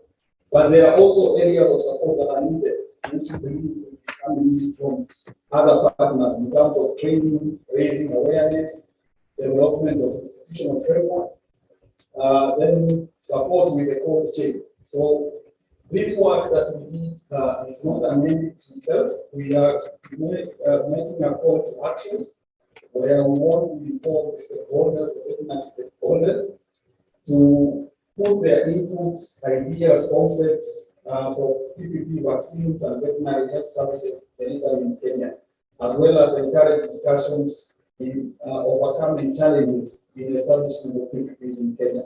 In my last slide, I just wanted to mention briefly some of the recommendations that we've had for the PPP framework. We've had recommendations coming in from the 4th Eastern Africa FMD open meeting that was held recently, as well as here the 11th Eastern Africa Regional Animal Health Meeting. But we want to encourage participants here present to go into the link below there to fully review the PPP framework, which gives the perspective of PPPs in detail in Kenya as well as in the other 6 countries. And we also want to encourage sign-ups for the veterinary fraternity to sign up to the project to receive updates on what we are doing with respect to the FMD project as well as PPP in the FMD furniture. Thanks a lot for the opportunity. And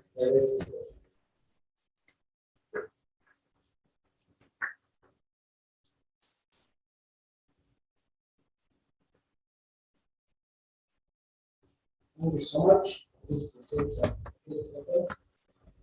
quickly, I think we are done with the presentations. I want to request all the centers as they come, let's follow them with questions.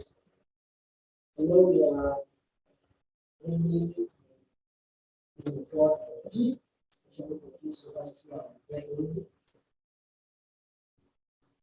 I'm also aware of the people who are at work. With financial staff underneath the team. I also requested those who are contracted to send their questions manually through the technology, through the secretariat that picking the questions. Kindly present us a good platform so that those who are present here, I think the secret behind this is not to ask any question.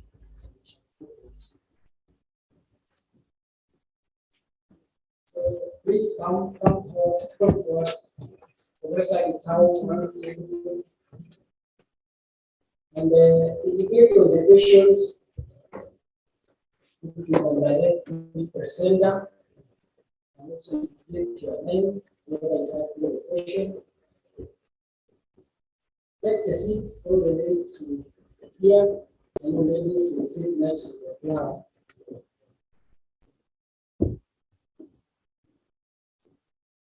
Okay. We are all of them, I think they are supposed to be 7. Questions, somebody is collecting the questions. You need to put it in writing. So that it is easy to be with them. I think they have been very good presenters and given us a lot of information, which are very exciting. Also answers. And we have one question here. Dan.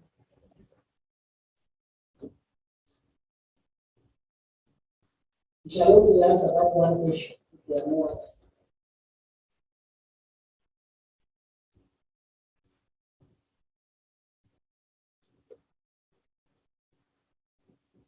There are more?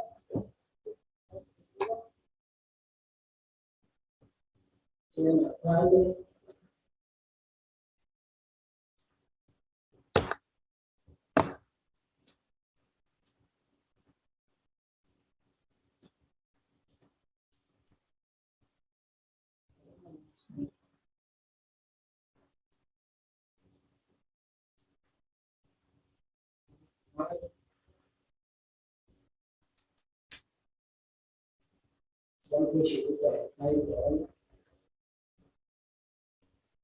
so when we start with Dana,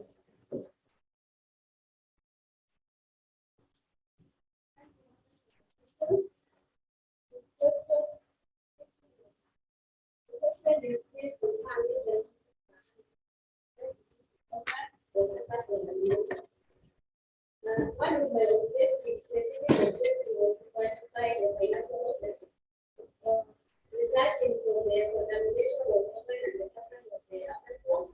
So the figure that was about 39. So it is for all the condensed oil plus the carbon.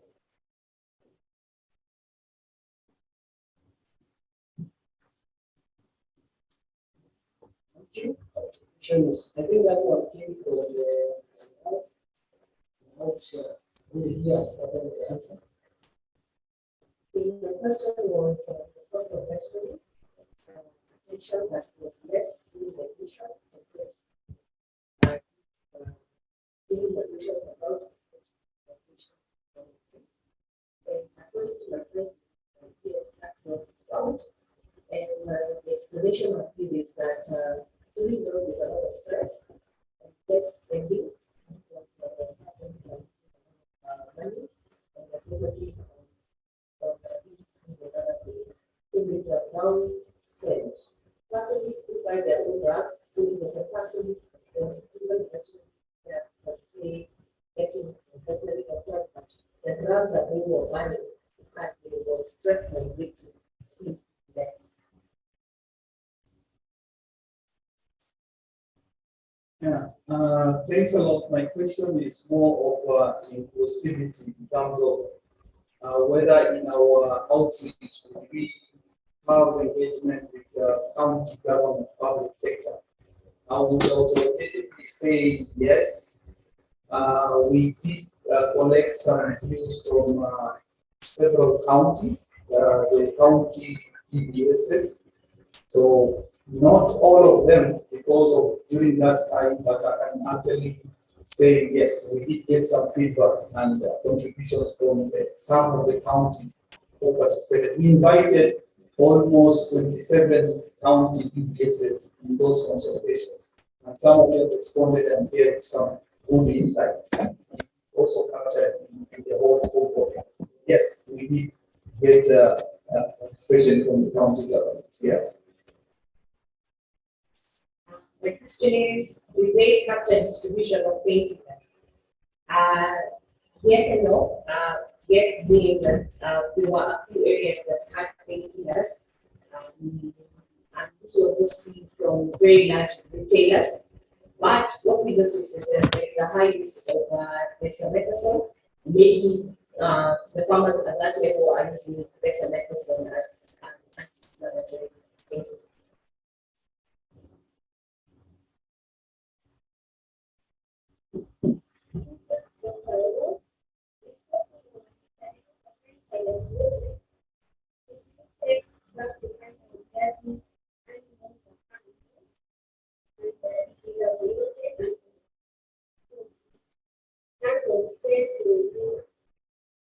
So actually, it was interested to relate the animals to the results. Unfortunately, from the study area, the other, I couldn't get the source of the animal, they never contacted the animal. So that is why I related with my challenges of study education of what I was teaching. So I'm not able to do that.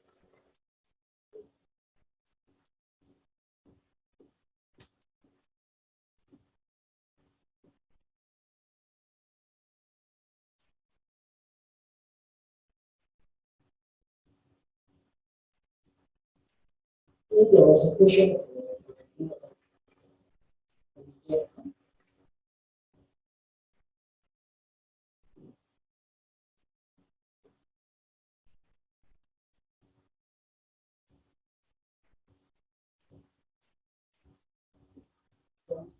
Any other feedback to the answer?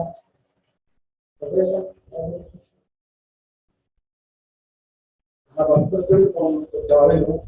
He's asking, has the optic weight of camels been investigated? That is NSA or the first question number one. Question two, I hear that camel milk is good for diabetic patients. Why? So we were to question one.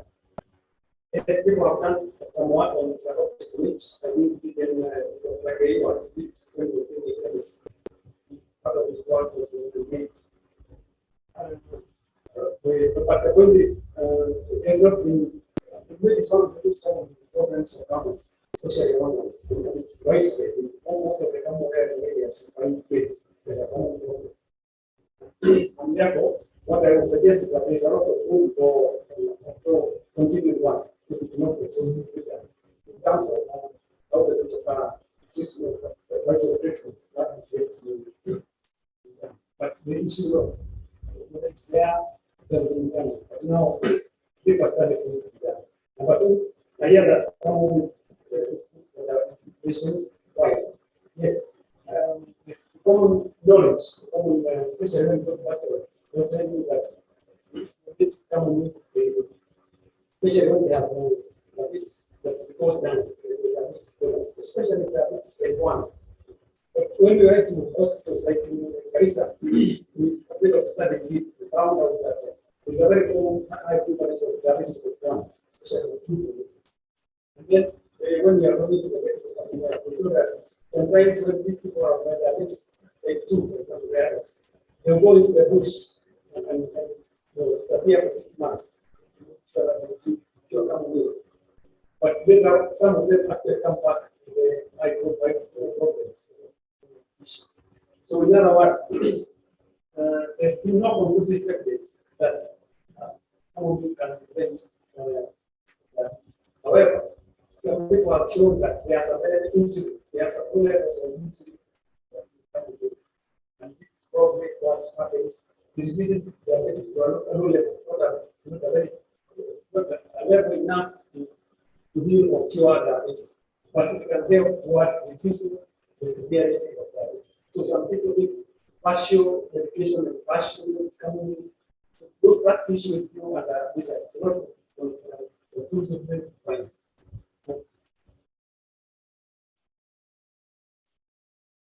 Okay, thank you. The first question was, what level are used to check for the presence of diseases among the current months?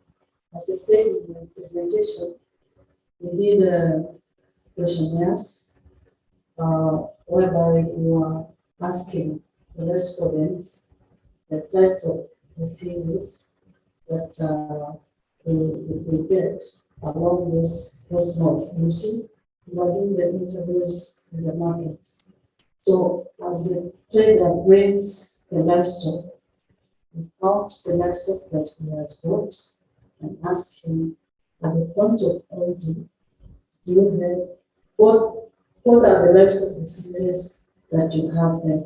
And when they say that it is CCPP, and we go further, because of course I know the definitive diagnosis or the specific things that you need to capture for you to say this is tentatively CCPP.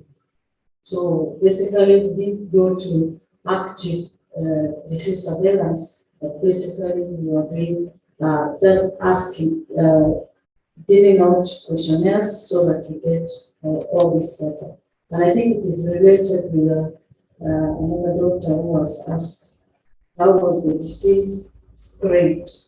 So as I've said, based on the questionnaires that we post to them, and based on the knowledge that we have, we may not call it definitive diagnosis, but based on the knowledge that we have of if it is PPR, what are the key clinical signs that will attribute to that disease. And then next time we have the funds, we'll be able to go specifically to test and to bring the samples to the lab. The other question was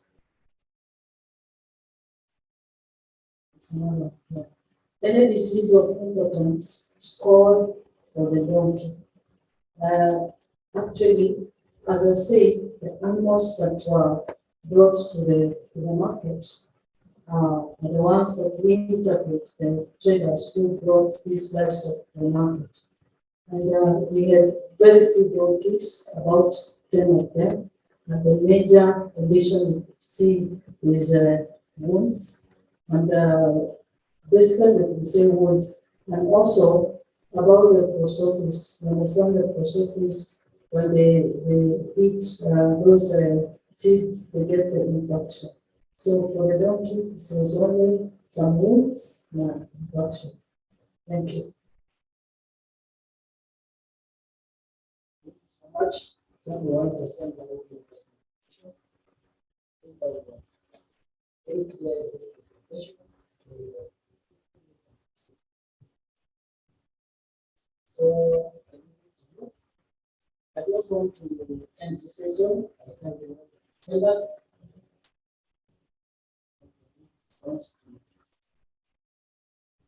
I think I missed a section. Someone had asked how many animals were considered. As I said, the goats was 55%, that is 4,340. Sheep was 19%, that was 1,527. Cattle, we had 17%, that is 1,340. And so on.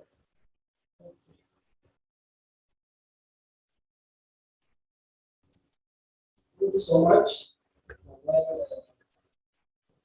Good presentation. I think we are now getting a bit inside now.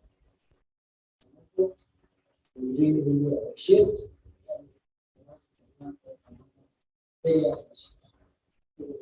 moving forward.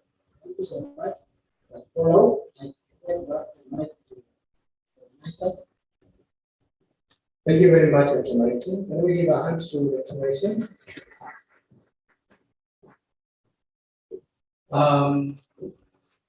Was it Rabina?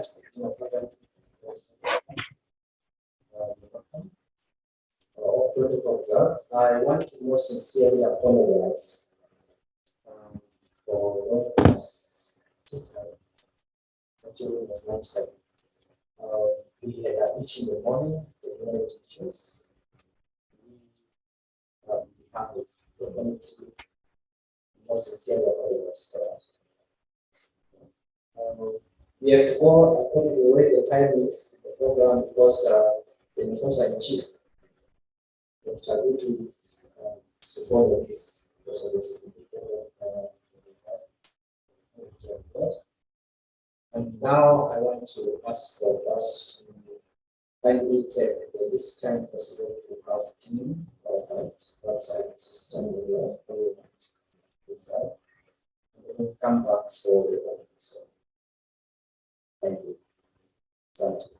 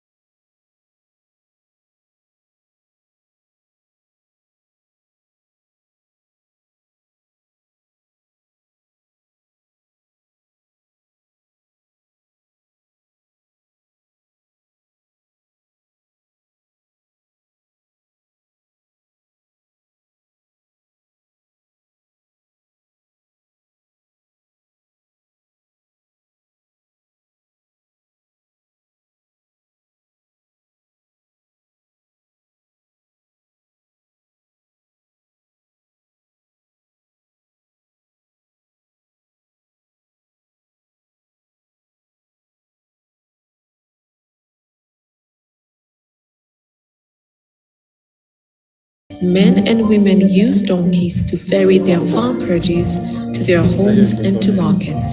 Since 2012, Brook East Africa has been supporting donkey welfare improvement programs in Kenya, Tanzania, Somaliland, and South Sudan. Brook East Africa treatment for the working equines groups. We also offer in need through our partners, vets who are always on the move, hop from county to county, sometimes attending to animals in far-flung areas of East Africa. We are also involved in advocacy activities, lobbying government and security agencies to put in place policies that lead to improved animal welfare in the region. Brook East Africa continues to seek partners to strengthen its resource base and reach more people in East Africa. With your support and partnership, we will be able to continue our donkey welfare improvement programs, reaching more vulnerable working equines in more areas throughout East Africa. Beyond that, we endeavor to keep up the critical role of collecting information and data, working towards our target of directly reaching over 400,000 working equines in East Africa by 2021, thereby positively impacting more than 2.4 million people. To support Brook East Africa, visit our website, send us an email, or give us a call.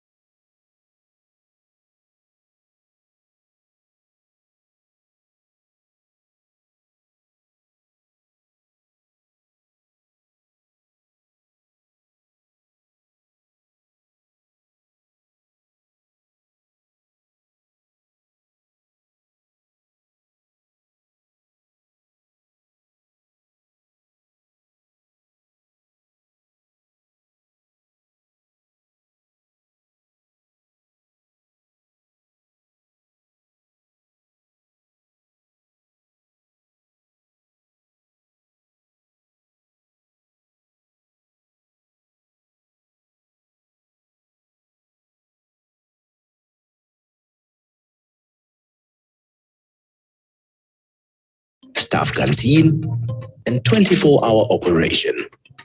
Our production capacity is quite wide, with over 1 billion tablets manufactured annually and 20 million packs of medicines sold annually. In addition to being recognized by the Pharmaceutical Society of Kenya and the Pharmacy and Poisons Board, Cosmos also has USAID, WHO, GMP, and European Pharmaceutical Inspection Corporation Scheme (PICS). Our current therapeutic areas of manufacturing specialization include diabetes, hypertension, antibiotics, anti-inflammatory, HIV, TB, cough and cold, anti-diarrhea, and others, as well as veterinary products. These medications have impacted the lives of millions. As a snapshot of that impact, more than 300,000 patients are currently on Cosmos diabetes and cardiovascular medicines countrywide.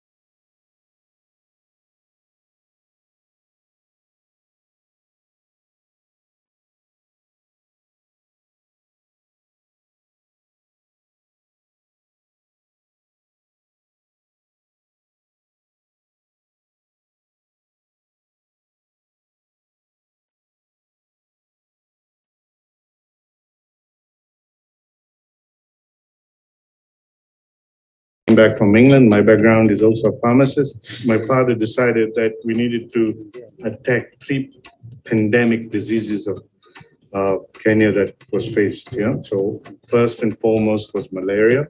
Second was TB, and later on came HIV. And at the same time, look at essential medicines, because he said, this is what Africa is going to need. This is what Kenya is going to need. And we need to do something for the people.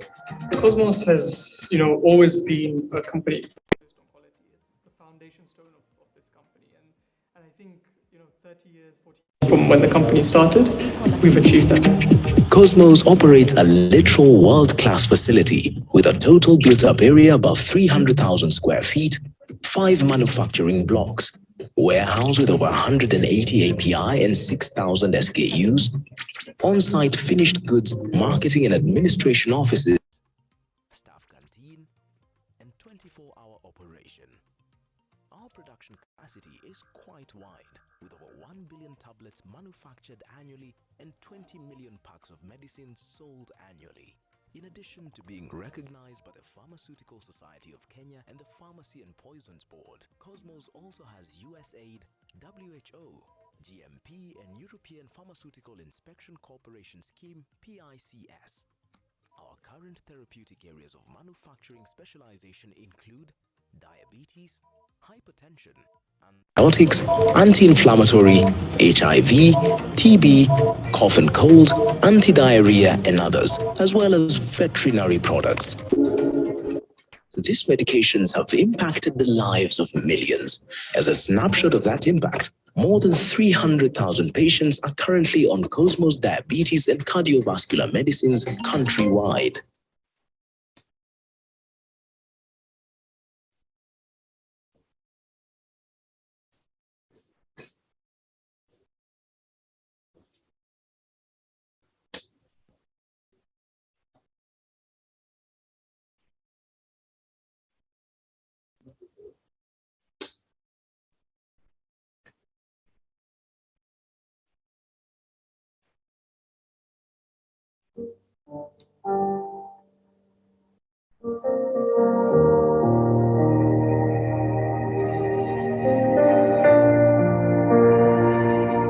There are over 3.4 million working donkeys in East Africa, working endlessly in some of the harshest of conditions. At times, these animals are overworked or suffer with years of medical neglect and end up dead. However, their labor plays an important role in the lives of the most vulnerable communities, depending almost entirely on them for livelihoods. In most instances, the income from a single equine can support a whole family. Youth in urban centers depend on donkeys to earn their daily income, where donkeys are a means to an end. In the arid and semi-arid areas, women use donkeys to support their households with domestic chores like fetching water and firewood. In high productivity areas, men and women use donkeys to ferry their farm produce to their homes and to markets. Since 2012, Brook East Africa has been supporting donkey welfare improvement programs in Kenya, Tanzania, Somaliland, and South Sudan. Brook East Africa, through its partners, provides treatment for the working equines and works with local communities, women, and youth groups. We also offer help to working equines in need through our partners, vets who are always on the move, hopping from county to county, sometimes attending to animals in far-flung areas. We are also involved in advocacy activities, lobbying government and security agencies to put in place policies that lead to improved animal welfare in the region. Brook East Africa continues to seek partners to strengthen its resource base and reach more people in East Africa. With your support and partnership, we will be able to continue our donkey welfare improvement programs, reaching more vulnerable working equines in more areas throughout East Africa. Beyond that, We endeavor to keep up the critical role of collecting information and data, working towards our Mic target of second two. directly reaching over 400,000 working equines in East Africa by 2021, thereby second two. positively impacting more than Mic second 2.4 two. million people. To support Brook East Africa, visit our website, send us an email, or give us a call. Second two.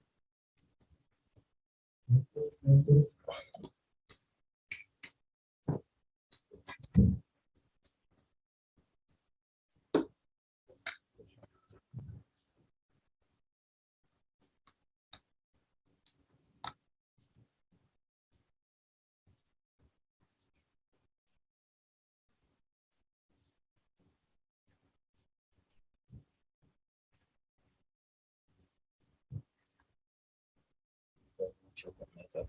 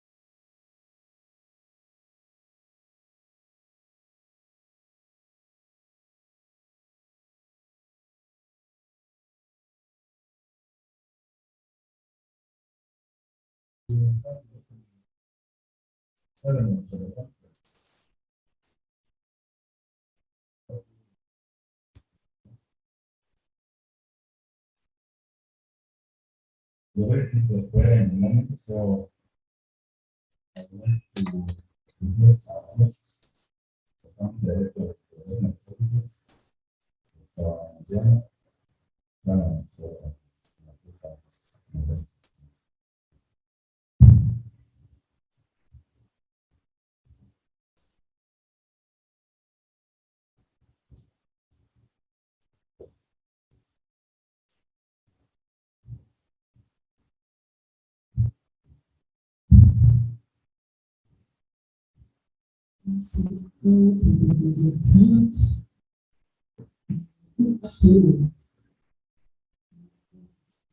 opportunity. Yes.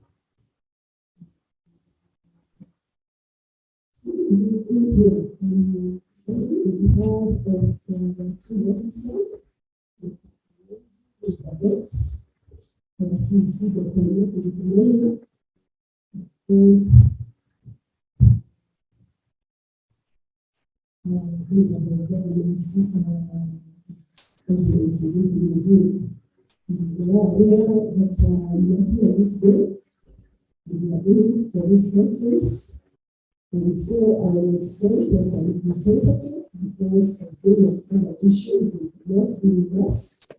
I see that I would like to be last, and I was not able to be here. I was sent her. So I will take this opportunity to welcome you so much to the mountain.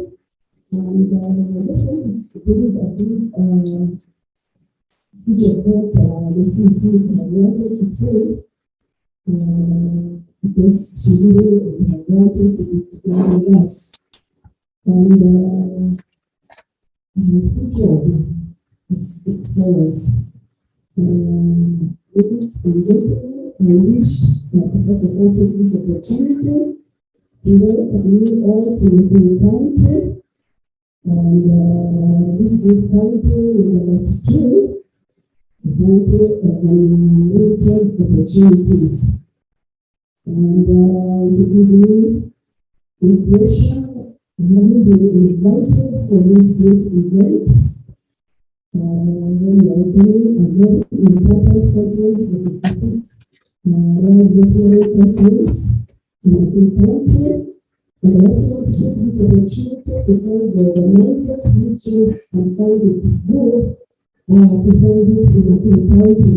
Thank you so much, and we feel greatly honored.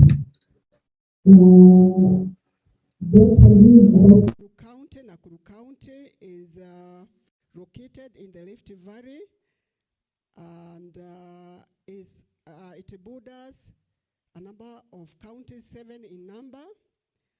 Laikipia to the northeast, Kericho to the west, Narok to the southwest, Kajiado to the south, Baringo to the north, Nyandarua to the east, and Bomet to the west.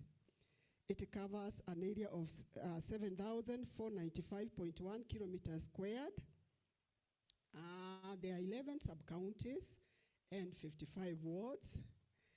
And due to this bordering of a number of counties, and where quite a number of animals, and there are quite a number of animals in our neighbors, and we also have challenges of climate changes, and hence issues of drought every now and then. We have been having issues of disease. Benson, thank you for your support. Kemin Industries, Dr. Charles Kigen, thank you for your support. Cosmos Limited, Dr. Kellen Asena, thank you for your support. Brook East Africa, Dr. Raphael Kinoti, thank you for your support. My sponsors, they prefer sitting behind. I think they prefer seeing things happen as, say, we have done well. So most of them are back there, and I appreciate them. Okay. Atlantis Life Sciences, Dr. Karia. Dr. Karia, Dr. Nikki Omolo, same company. Thank you for your support. They have supported us, all, even if they don't stand, they have supported us. Ultimate Vet Serve, Dr. Mandieka. Thank you for your support. Medlink and Dawa, Medlink, is it Medlink? Yeah, sorry. Miss Jane, you've just written her name, Miss Jane from Medlink. Okay, thank you for your support. Siva, Dr. Daniel Mshendu, thank you for your support. VMD, Dr. Jen Jiru, thank you for your support. Kenya Veterinary Board, Dr. Ragwa, thank you for your support. KVA, now the name is running. Dr. Kisheru, is it Kishuru or Kisheru? I'm looking for the name. But I can see him. Is it KVA, the chairman of the board of KVA? Sorry for that. Dr. Sabuni gave me your name, so I want you to be the one to. Thank you for your support. Now, I have some new entrants which I want to mention because we keep growing in terms of partnership. For the first time, Higher Education Loans Board has supported us, help. I would like to recognize Felicity Ndege. Felicity Ndege, they might not be in the house, but they have supported us for the first time. The other first entrant is Essential Drugs Limited. Michael Mugo, they are not in, but they have supported us, thank you. And then we have CIC Group. They have supported us. Mr. Kinoti, they are out on their booth, thank you. And we have Equity Bank. They have supported us. I do not have the name here. If you are from Equity, we could like to recognize you. They are not yet in. And then I was forgetting Kenya Commercial Bank.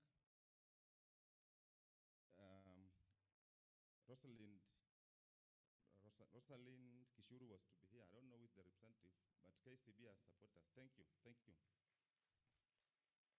Now, I might have left some names out, but that doesn't mean we don't recognize you. So, but the closing ceremony at the same time will repeat the same and recognize all our partners.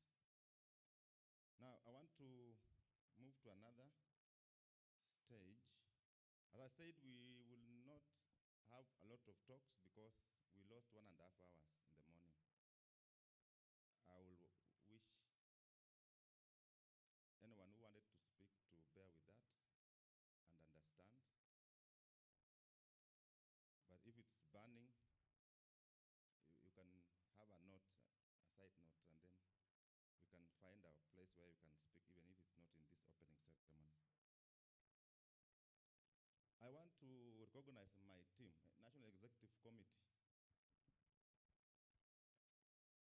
I hope they are here, though my expectation they should not be here because they are supposed to be working. But whoever is here, kindly, I know one is working behind the stage. You can stand and just wave. National Executive Committee, yes, my secretary is here. You can say your name.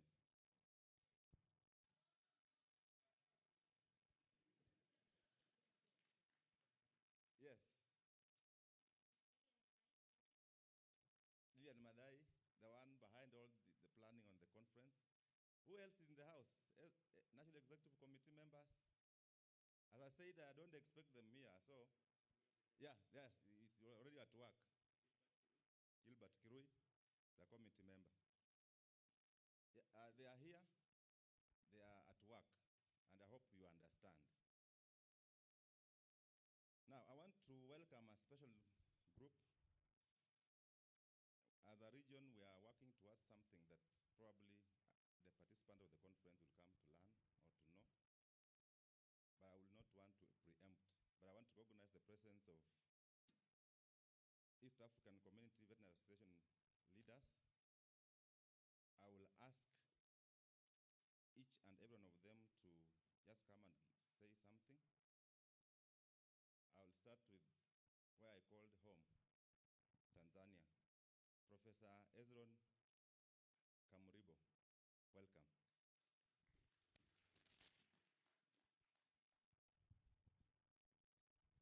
Thank you, Mr. Guest of Honor.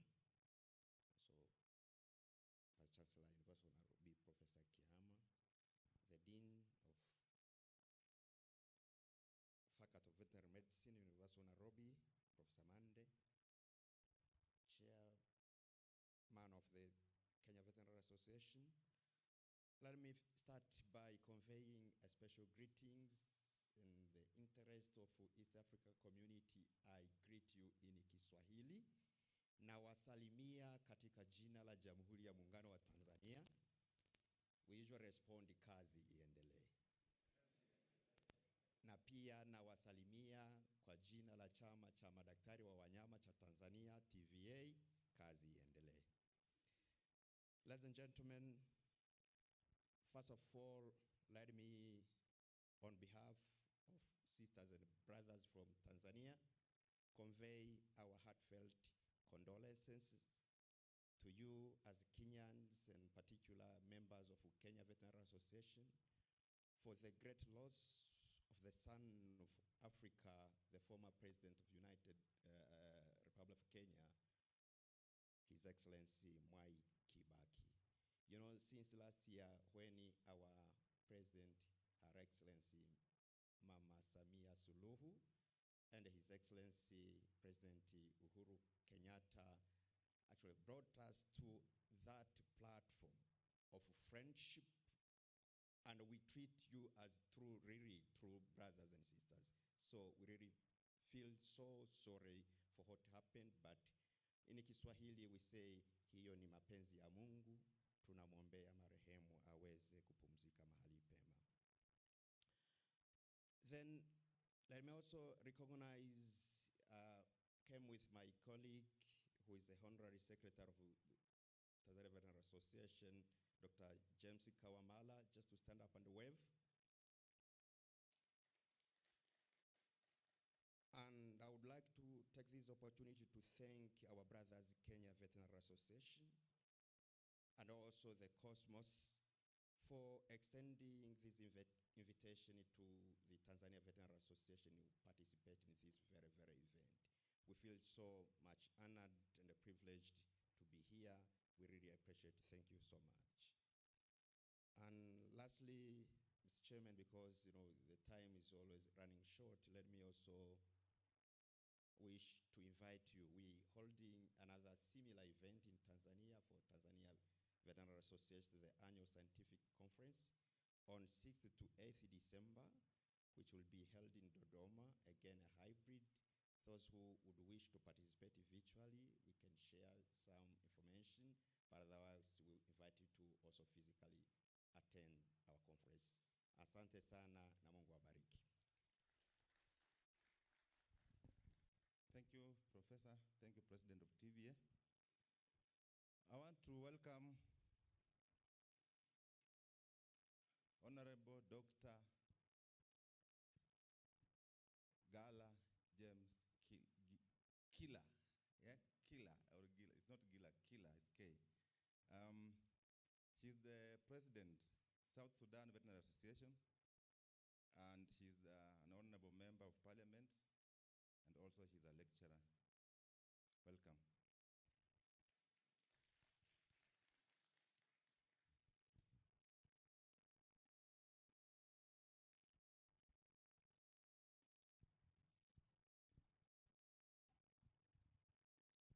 Good afternoon, our guest of honor, the Vice Chancellor of Nairobi University,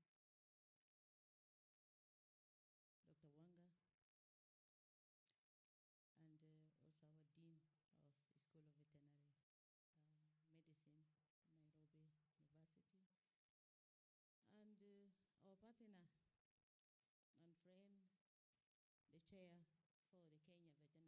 Association and all protocol observed. I'm happy actually to be among you and stand here on behalf of South Sudan Veterinary Association, and on my own behalf, really appreciate the Kenya Veterinary Association for inviting us for the first time of its kind. As we know, South Sudan is recently joined East Africa community, and we are actually now feel at home, and we are in one boat. Today, we have come here to be part of this conference, scientific conference, as we have seen the theme, humanity, sustainability, innovation, and future. Looking forward for the future of our regional or our regions, that all of us as association to come up and sit together jointly, because there are many commonalities that really need us to be together. Our guest of honor, I don't want to elongate the talk, but I'm very sure that we are going to get more experiences, because our association is recently formed in 2017, and compare to our giant neighboring KVA, we need to share more experiences so that we move on. I acknowledge that most of the presenters of papers here, really they have done their parts, and we need also to see some of you coming to South Sudan also for our annual scientific conference in South Sudan. And lastly, not least, just I would like to focus also on the joint risk assessment, JRA, and it is very important that we have partners. We call them the tripartite, WHO and OIE, and also FAO. They are also big partners, and together, I think we have sat in South Sudan and we have ironed out many things, especially zoonotic diseases that affected our animals and humans, and we don't want to be behind. We want to be actually part and parcel of that move. And I'm ending with the sector of agriculture, especially livestock and fisheries. And we know we are bordering each other's. We need to control whatever coming out. And also we need to push up the Malabo Declaration and also CADAP 2013 in order the budget for our sector to be improved as members of states, because we cannot move like that. For example, in our country, we have more than 36 million cattle. And this population of animals, it's a matter, need people to stop on it and think on how to improve the veterinary sector. Thank you very much, and God bless you. Thank you. Thank you, Honorable Doctor, President of SSVA, Gala James.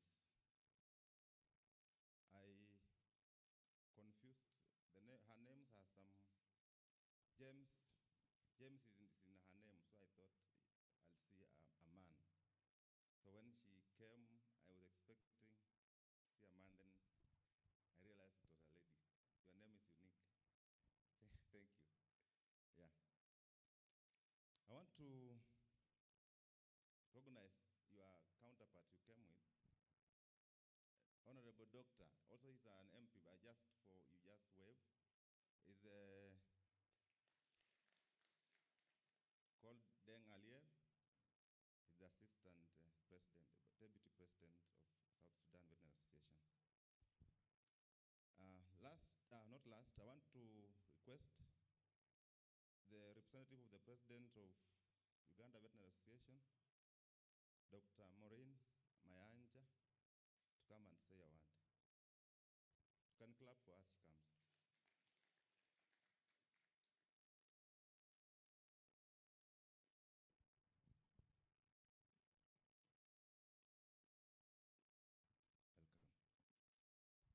Thank you.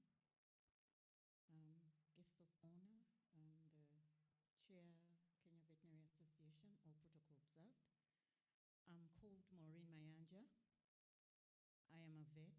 I teach in Makerere University, veterinary public health. That's my specialty, and I do a lot of health economics, zoonotic diseases, and production economics. On behalf of the Uganda Veterinary Association, I do appreciate our Kenyan colleagues for inviting us as part of the East Africa delegation. It's been nice to meet the rest from East Africa.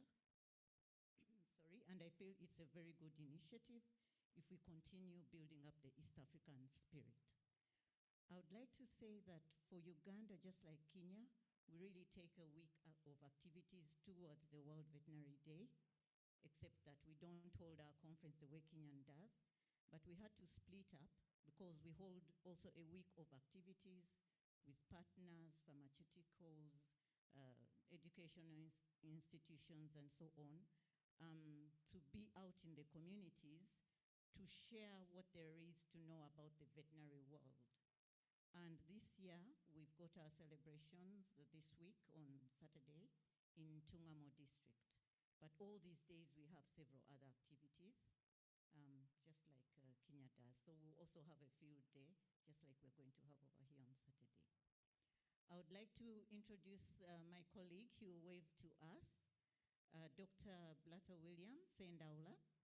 He's also the Commonwealth Veterinary Association Councillor for Uganda.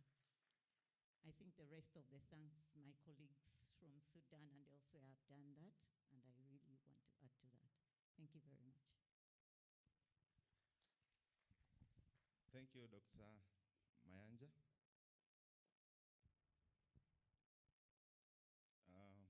Uganda is my third home after Tanzania, because I've stayed in those countries. I want to welcome the Deputy President of Rwanda Veterinary Association. The name that is pronounced with some French accent. And Kenyan is pronounced the way it's written. Jean-Claude, but we may say Jean-Claude Malgata.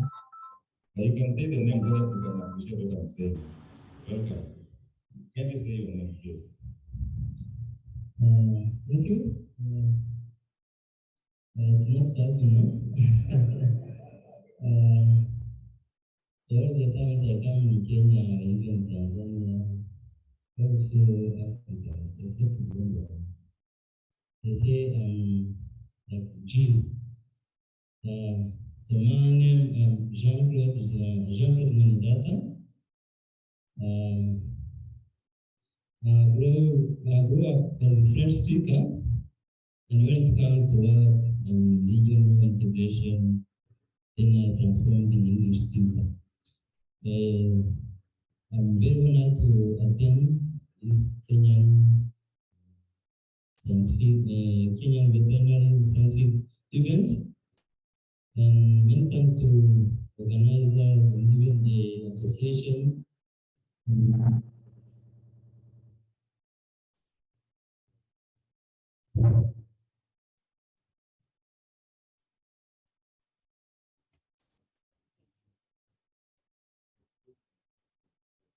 I want to fellow Kenyan vets for welcoming remarks and even welcoming hospitality. And as Kenyan,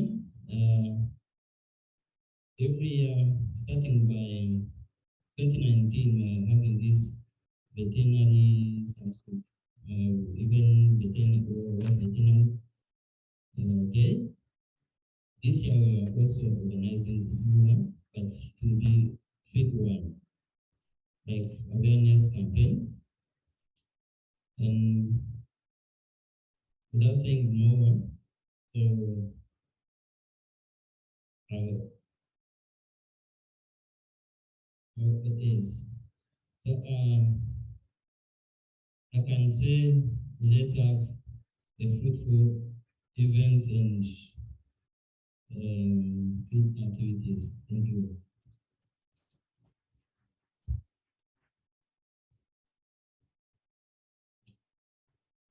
I think we can give them another clap.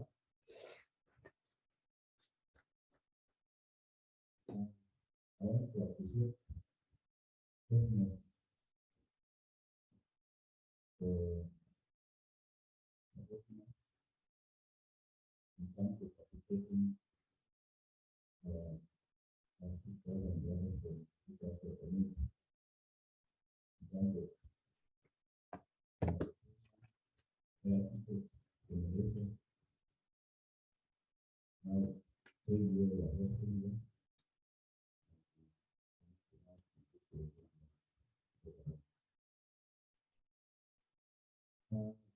The director of the services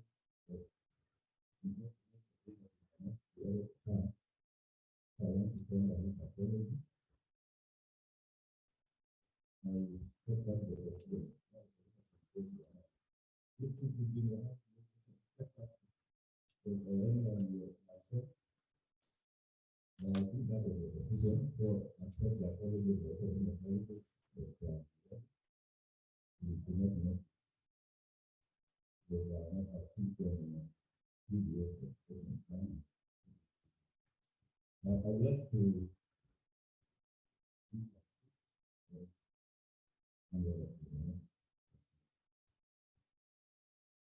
the chief guest, the vice chancellor, Professor Anatomy, Professor Stephen Kwan, the Director of Policy and Dr. Wanda, the CBBS, Dr.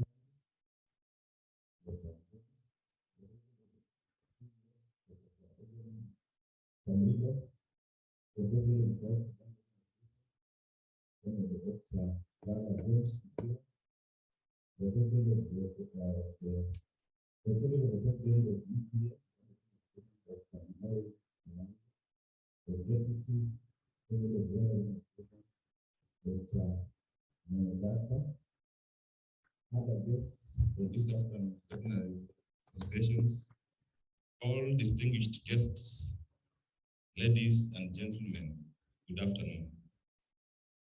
Good afternoon. Be alive, the room is calm. You might end up dying if you don't come alive. Be alive. Now, welcome to Kenya Veterinary Association 56th Scientific Conference. This is the second conference during the COVID-19 pandemic, which presents a unique way of transmission. And we've all seen, we're transmitting live, like by live streaming and physical attendance, what we call hybrid meeting.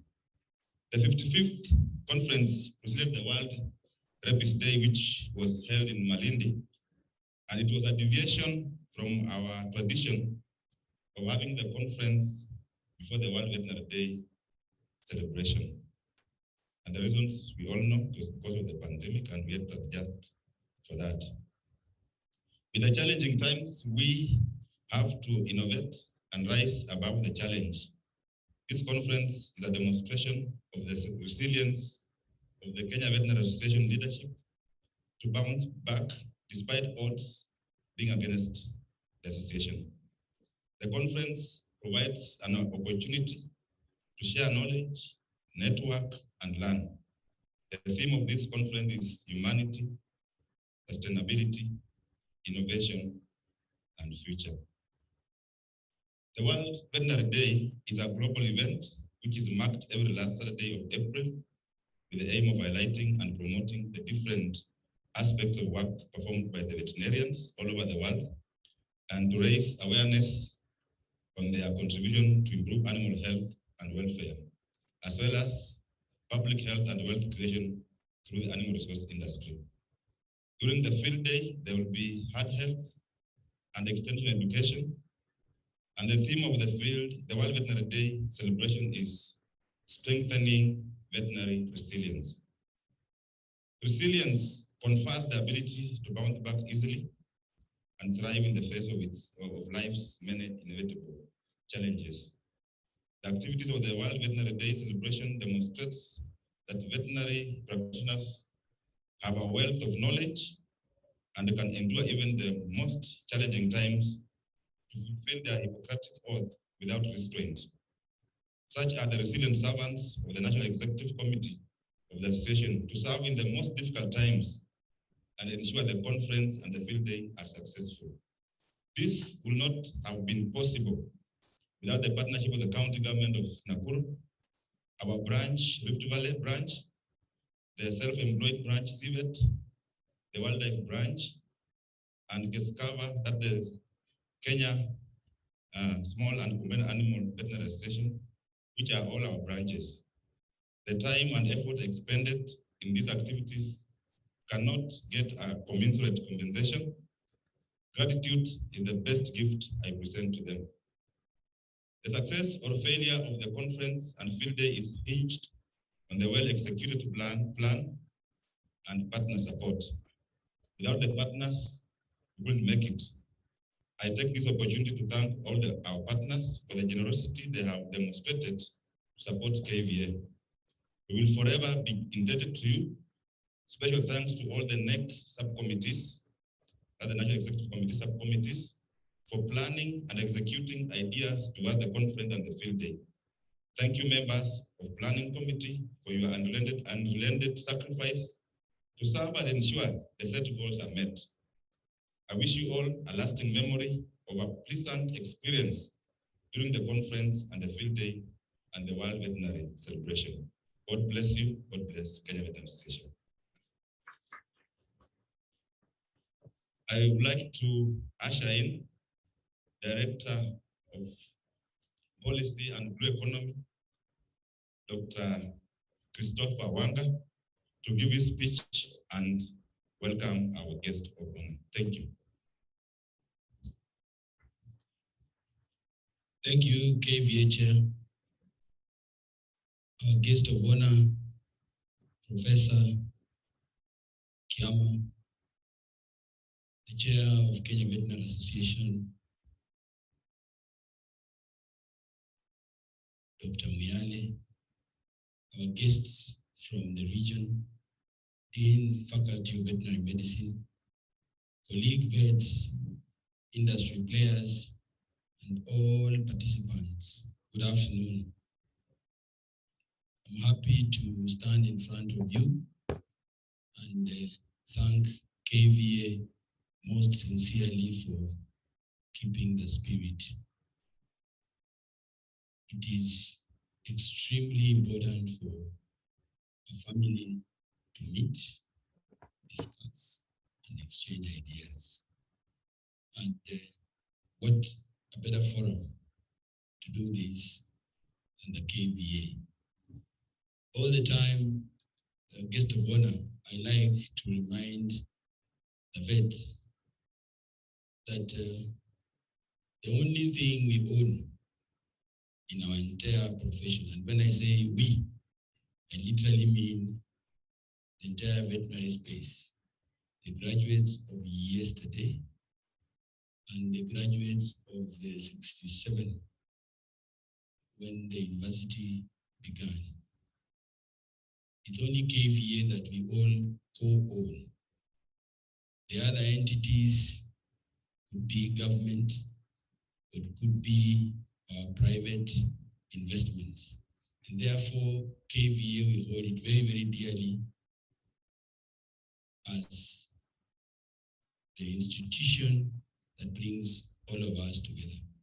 So when we retain this culture of working together as the veterinary family, I think I cannot take it for granted.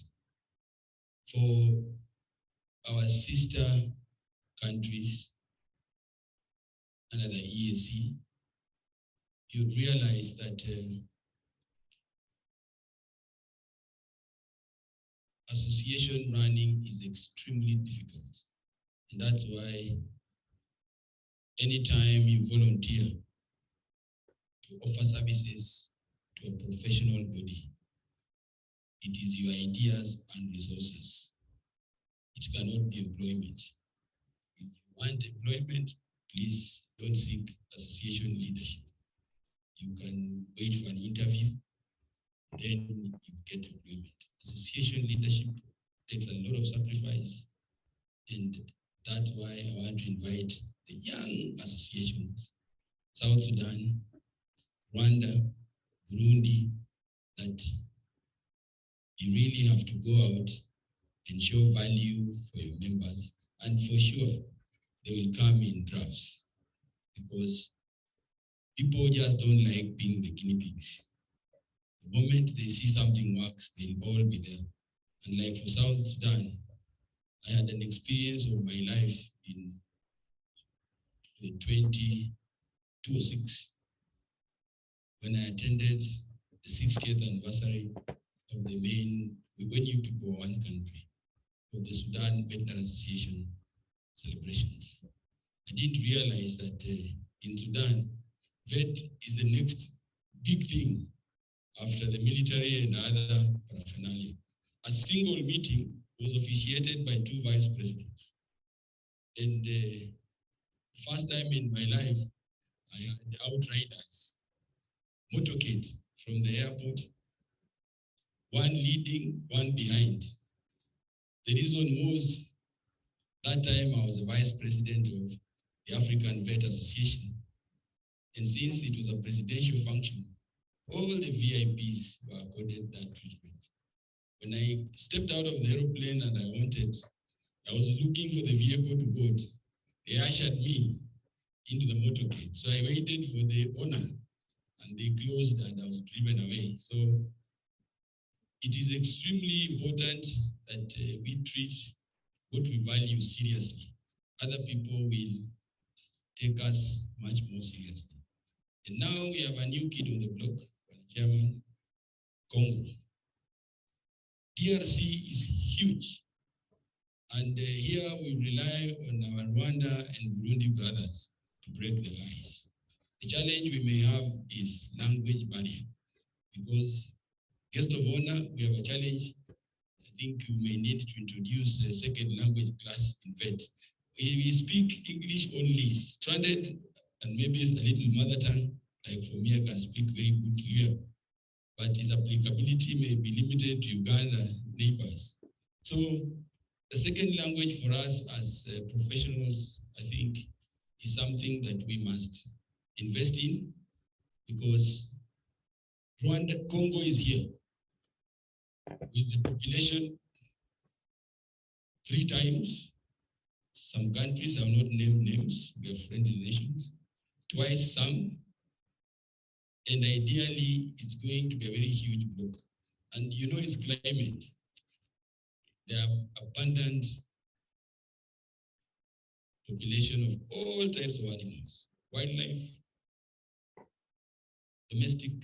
So you as vets, that's an area that we must prioritize to be able to confederate on.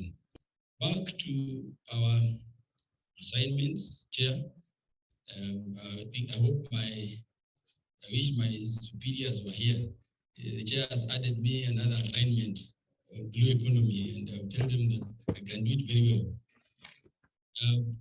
From about 2016, the ministry created a department of livestock policy and research, which I head, and I've looked at how systems grow. And one of the areas that I always admire are the learned friends. The lawyers are a very interesting lot of human beings. Their areas are extremely specialized. I'm sure you know of a magistrate's court, you know of a high court, you know of an appeal court, you know of the Supreme Court. Nobody is transferred from one court to the other. Those are career paths for everybody. So, guest of honor, as you train us, one of the critical things we must think of as vets, those of us who want employment and we are in leadership, let us create opportunities. Do not close shop, because the challenge is that the new graduate may not have the space required to create opportunities. But you, who is a pioneer, are the one who is supposed to be creating opportunities for others to better serve the country. Because as we move on, sub-specialization is extremely important in the future of the veterinary profession. So one major challenge we have as vets is that our space has remained crowded, and even private practice remains a bit of a challenge. And here I want to invite all the vets who have been posted home, whether from university, national, county government, I mean retired. You could be our leader in trying to make veterinary private practice work, because we have seen it all. So this is something that I want to plead with the association to look at in terms of advocating vets who are stable enough to run private entities, because between you and me, vets are required out there in their large numbers. But it becomes a bit uncomfortable to expect a new graduate to start shop, do big investments, and still maintain ethical practice. Back to what I do for government, I wish to report to you that we have two main policies within your sector: the livestock policy and the veterinary policy. The veterinary policy transcends the domestic animal space, the wildlife space, and the fisheries. So critically, all of us, whatever we would like to do is clearly provided for, and I want to invite you, the professionals, to run away with an area of your interest, an area of your favor, because the openings are clearly put. Within the legislative reform, we have a brand new livestock bill that is providing for the unregulated aspects of the livestock sector. Parliament, in its wisdom and time, may not complete, because there are about hardly a month left. But that is there. We have also reviewed our main veterinary laws, and now, as we speak, we have 4 bills that I believe in the new dispensation, they will be the first priority. That is the Animal Health Bill, the Veterinary Public Health Bill, the Animal Protection and Welfare Bill, which are a product of the existing bills which were established, were developed much earlier, some before the country got independence. Now, away from our core critical issues, there's a new initiative, and I want to invite you guys. This is the Livestock Master Plan. We're envisaging a country where whatever you would like to do in Wajir or in Kakamega or in Busia, we don't duplicate. So we map the Kenyan resources and predict what are the investment spaces you can do, so that you don't start investing or wasting your resources in areas where you have little or no returns. So again, I want to invite all of us in private and public sector to make our contribution in ensuring that this livestock master plan will help us better target investments within the livestock sector. Since we have visitors, my last part of comment, I was going to speak to your hearts. But we have visitors. I would have spoken in Kiswahili, but Prof here is the teacher of Kiswahili, so I can dare not go to Kiswahili. So I will hamper what I thought I needed to share with the vets. I want all of us seated here to appreciate the power of order, the power of our institutions. And in our space, we have two critical institutions. We have the Kenya Veterinary Board that was established 10 years before independence in 1953. And then we have the new kid on the block, Veterinary Medicines Directorate, that was established in 2011 with the Veterinary Surgeons Act, but operationalized later in 2015-16 through regulations. The best thing that I want to invite the vets to do is please play to the rules. Our neighbors will tell you they really, really admire the way Kenya is doing its business. Let us not, for a moment of convenience, let us not, for a moment of favor, want to do any shortcuts that will compromise the functions of those two institutions. I'm speaking in tongues because I cannot elaborate further because of the way we are mixed, but I'm inviting you and through the leadership of KVA. I thought all was lost, Mr. Chairman, but recently I saw KVA doing what it should have been doing all the time. You offer leadership in the sector. You plead with nobody. You say left, and all of us left. You say right, and all of us right. Because KVA is neither government, neither private sector, but all veterinary professionals. So, colleagues, I wanted to speak to your hearts on those two areas that the integrity of those organizations must be kept, because if the law that establishes them and their arbitrator, who are the courts, can be defied, then it means the people we have pushed there to help us will never work, because where do they run to? So it is something that we must re-examine ourselves, and for convenience or inconvenience, all the time, endeavor to do right. Because I used to be in the board.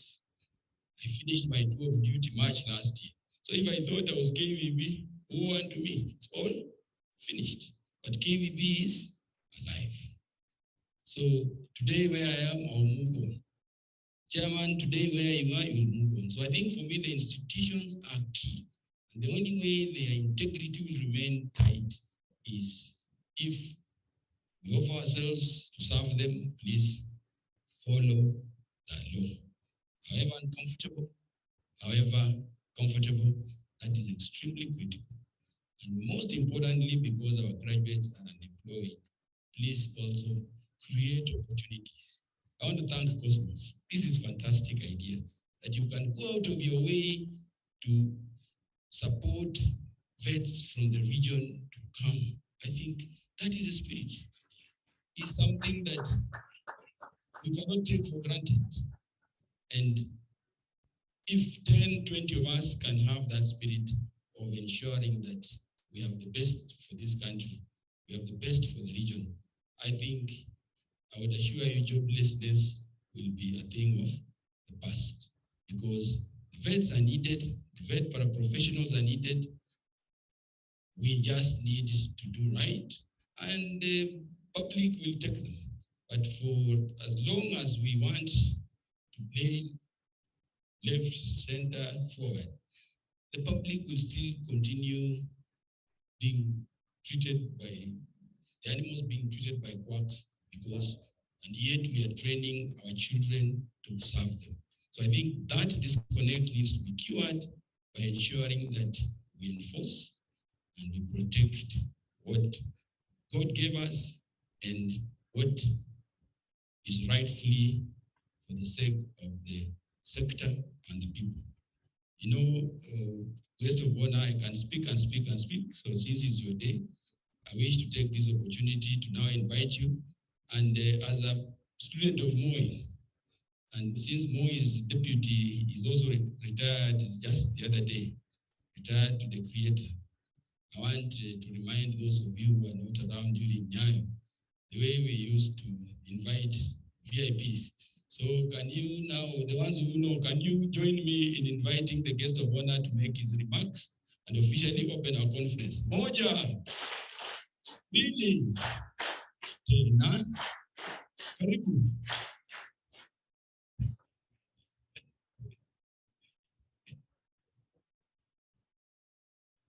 Yes, thank you very much. I appreciate. That means that like you can join politics very easily. So into it, yeah. I'm actually very delighted this morning, or afternoon already, to be part of this conference, or this gathering here, because I have been hoping and planning that I can be able to join you. It has not been, I haven't found that opportunity to be able to do this until now. Remember in 2020, I think you were expected to be in Malindi. I was planning to be there. But then you were scattered by the COVID-19 pandemic. Yeah. So I'm happy as a person to be here. I'm actually a registered member of the Kenya Veterinary Association and also a vet surgeon. I'm number 1110. Yeah. As a member of the profession.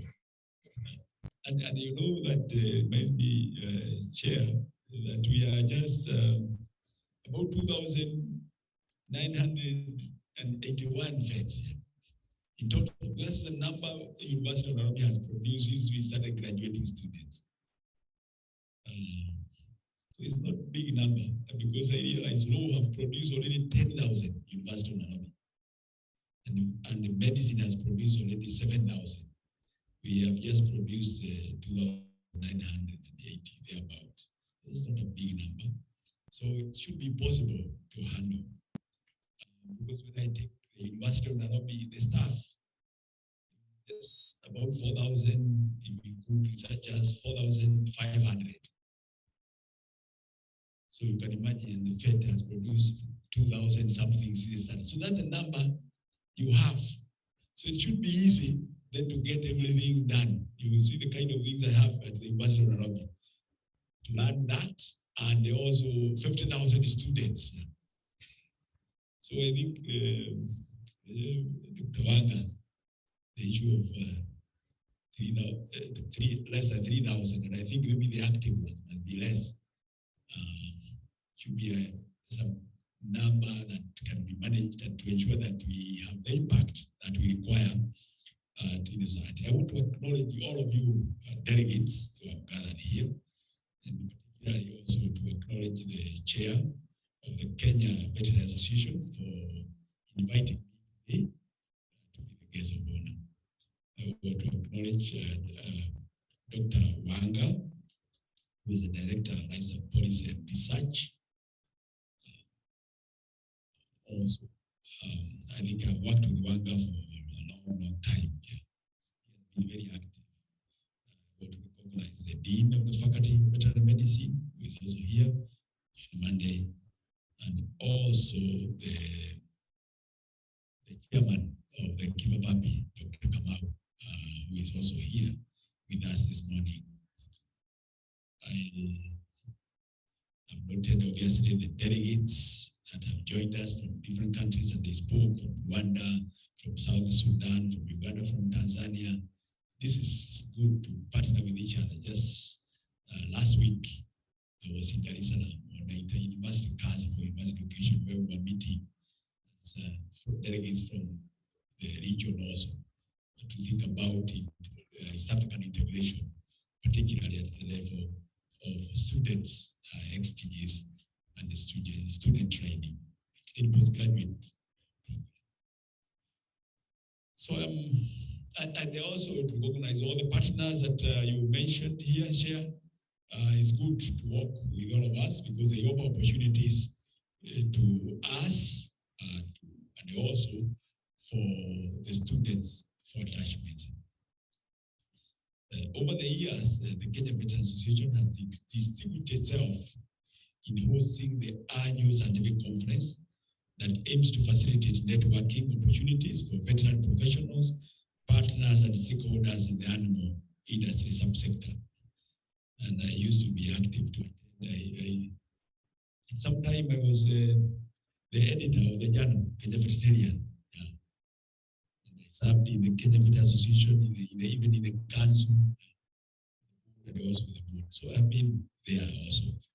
The theme for this year, that has been highlighted, is humanity, sustainability, innovation, and future. I think everything you could think of is in the theme. So it will look like everybody can contribute something to this one. Yeah.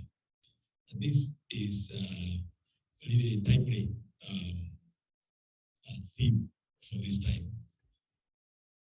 When we are faced recently in 2020 by the COVID-19 pandemic, this comes in because we have to be innovative. We have to think our future. We have to think how humanity or the planet will be saved. The experience is not only reviewed the extent of which humanity is threatened by diverse risks, including the emerging and emerging diseases, but also the weak links between the various players. The interconnectedness of the humanity across the globe was also clearly exemplified.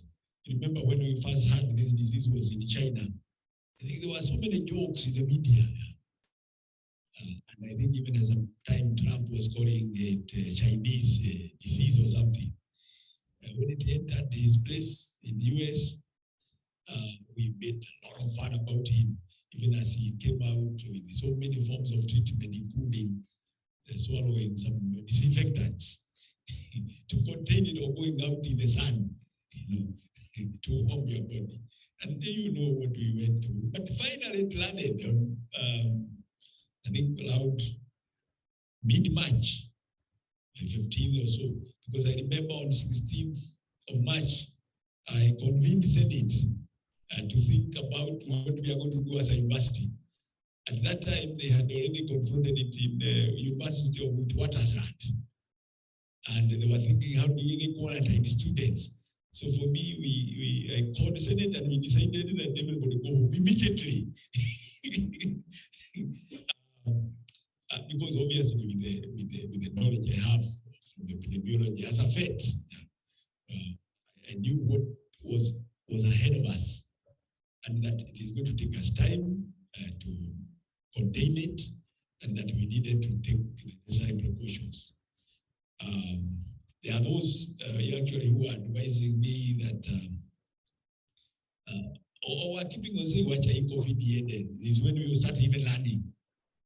One guy, I hope you are not one of those. Because you see, with the knowledge of men, we knew that cannot be. It is not going to go tomorrow. So we must know how to work in that changed environment. And I think many, as a University of Nairobi, we read, and the others came later when they saw actually it is not going. I have always said this whenever I meet different places. I say, even government did not come to the feds for help initially. I'll mention about that more later, because later they did. And they actually went to the military, and to some extent, to some bit of witchcraft. You remember how the people are being buried at night? Because the knowledge is here actually on what are the steps what needed to be done, but they did not come there. They went to other things. I remember even trying to intervene to find out, to help some people, epidemiologists, to get some data, to help in tracking how the disease is spreading. And the government, even at senior level, was not very keen to give this data. And the greatest opportunity that all these changes afford humanity is the tests of the extent to which communities, societies, national government organizations, and households have developed resilience and agility to deal with such or to respond to such threats. The United Nations Sustainable Development Goals form a global framework for ensuring that national governments, organizations, and society in general pursue development agenda that minimize the risk of interfering with the lives and livelihoods of the economy or ecosystem, whether human, animal, plant, or environment. The government of Kenya, Vision 2030, serves as the blueprint for the strategic direction that organizations and government agencies formulate their activities and operations. In the animal resource subsector, food and nutrition security is a major preoccupation for the graduates of veterinary medicine. Courses such as animal genetics, and breeding, nutrition and livestock production systems, as well as veterinary public health and economics, equip graduates with the capacity to assure humanity of adequate and high quality food of animal origin. The value chain approach to animal production is globally accepted as a sustainable approach to ensuring the existence of humanity. The World Animal Health Organization, OIE, and member states have developed standards, guidelines, and protocols that are aimed at enhancing and streamlining the quality of animal products as regards safety. The sustainable growth and development of humanity requires a balance between the benefits of industrial manufacturing processes and business processes and the quality assurance in the different value chains. The veterinary profession are well trained and prepared to provide solutions to these challenges, as is reflected with the papers. I was here in the morning and listened to some of them, and many others that you have scheduled to present and discuss in the course of this conference. The sustainable production of food of animal origin, however, is challenged by a myriad of diseases. The cost of inputs and limited access to markets for most households in developing nations. In addition, the effects of urbanization and globalization, as well as climate change, has affected. And the profession will need to continue to develop the appropriate skills and competencies to deal with these emerging issues. For instance, the preservation of natural habitats for sustainable wildlife ecosystem and interaction with communities require a paradigm shift in the way that conservation, biology, and medicine is practiced. The stakeholders at this interface are encouraged to form networks for collaboration in order to promote harmonious coexistence between the different entities of the ecosystem. This is the classical justification of One Health, which I know as FETS, we are the leaders. As an institution that is University of Nairobi, we are well positioned to provide thought leadership in the advancement of One Health, one welfare, and one environment as an approach to sustainable utilization and management of animal resources. This is based on the robust array of academic programs we offer in our 10 faculties. The conference organizers have assembled sessions that address the One Health, One Welfare, as well as wildlife management and conservation. I look forward to leading the outcome of the proceedings of this conference. Research, innovation, and enterprise is an important element of sustainability. The development of technologies, products, or services to solve current and future problems that continue to confront humanity. The veterinary profession developed from research designed to provide innovative solutions to humanity. The Nairobi Innovation Week, which is currently ongoing at the University of Nairobi, for example, is one of the such initiatives of the University of Nairobi to transfer knowledge and scientific research output for consumption by society. Other tangible initiatives that should be embraced by all stakeholders include collaborative agreements for application of agricultural technology and innovations, change of culture to embrace digital transformation and technologies in learning and communication among stakeholders in the value chain.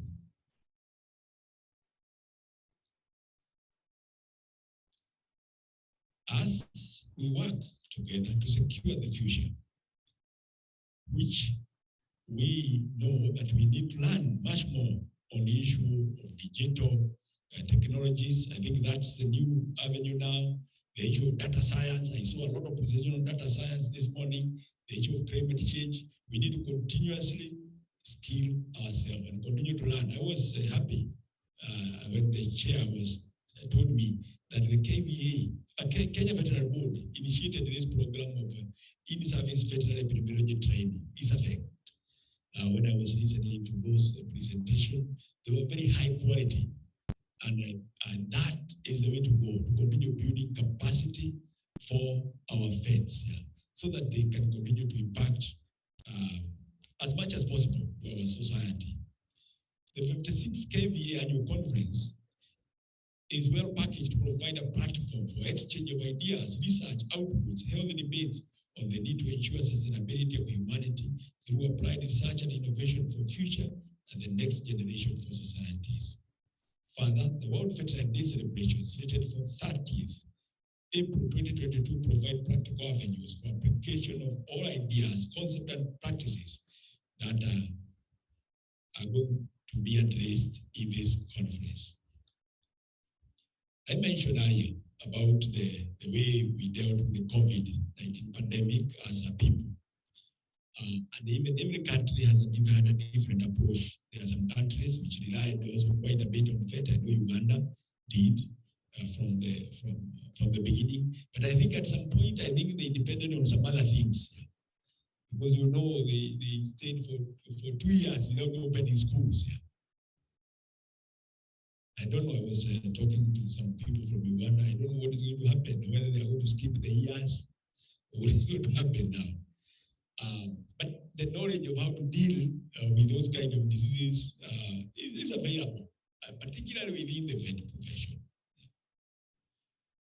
In this country, we know that is one of our vets who led on the issue of the data analytics. That is Dr. Thobe Mwangi. He had just established, just before then, what we term as at University of Nairobi, he established the Center for Epidemiological Modeling and Analysis. And he was thinking of data of various diseases, but again now focus together with his team, the data on COVID. And currently, as we speak, he is the one who hosts the data for the rest of Africa, for WHO, from the FED training. And he was able to quickly keep advising government together with the others on what need to be done and the steps that need to be taken to contain, including when recently they released the pressure on the Kenyans, the heavy regulations that existed. I remember he had shared with me much earlier that he has already advised them what to do. But I think they took them so long, and then after that is when they were now saying you can do this, you can have your meetings, you can go to church, etc., etc. So this is FED leading this, and you find FEDs leading in different areas, and we have what it takes, and we have the capacity to do so. Lastly, because I'm here as the chairman, it's important to mention on some of the things we are doing at the University of Nairobi. When I took over as leadership of the as a leader in the University of Nairobi, I said the University of Nairobi must be sustainable, must be relevant, and must be vibrant. And then I looked at the organization and we said, what we need to do to make it perform better, be sustainable, relevant, and vibrant. And from my anatomy training as an anatomy teacher, I went back to my textbooks. And from there, I know that what we teach in anatomy is that structure follows function. We don't have structures that don't have function. I think the only thing we have kept on talking about is whether the appendix has this or it doesn't have any role there. But most other structures and anatomies are always saying, what is this structure doing here? Why is it this big? Why does it have more mitochondria than another one? Yeah. So that's and sometimes we know this one you atrophy if the function is not there, isn't it? So that's a perspective. I approach the organization of the University of Nairobi, and I see, when I look around, I see there are so many structures that have no function. I said, we must now know how to trim so that the university can be a little released to be more vibrant. Because it cannot be when we have just created so many redundant positions which duplicate function. For example, if you take, like, for example, the faculty of veterinary medicine. Faculty of veterinary medicine, you go wherever you go. The faculty of veterinary medicine leadership is leadership of faculty of veterinary medicine. And from there, it's linking to the vice chancellor. Now you link it with others, the way they do it in the ministry, where you put in agriculture. You know how you are operating there? Because when you go there as one director, the agriculture bring like another, you how many? You don't meet at all with them. Yes. And the rebels, yes, you meet with all of them. And you know that is a spokesperson. So you will be one there or two of the, or three of you, but from agriculture, there will be like, is it 10 or more? Yeah? So this kind of thing, and when you take like, even in where I was principal, at least then I could favor the faculty of veterinary medicine a little. But when you have someone from agriculture, and they take 10 years, then you can imagine you don't have a spokesman at that level. Yeah. And the faculty can just die. Yeah. So we said faculties must be led by professionals, must be led by the deans, who now reach through to the vice chancellor directly, not through several layers. Yeah. Because they are the ones who know what needs to be done. Professor John Demesman knows what needs to be done in the faculty of veterinary medicine. And when he brings his voice, it will be heard without having to go through another person and explain to them, and then the person goes through another person, and that person goes through another person. I think there were games like that we used to play in primary school. Yeah? Then when the message is passing like this, finally, it is a different message from the one which you started with. Yeah? So we say we cannot learn university like this. We have to learn it from what we have learned ourselves, that structure follows function. Yeah? And in my discipline, or I've taught many of you, some of you at least in anatomy, we call these symorphosis. Asante sana and God bless you. I think with that, then it's my humble duty then to declare this conference officially open.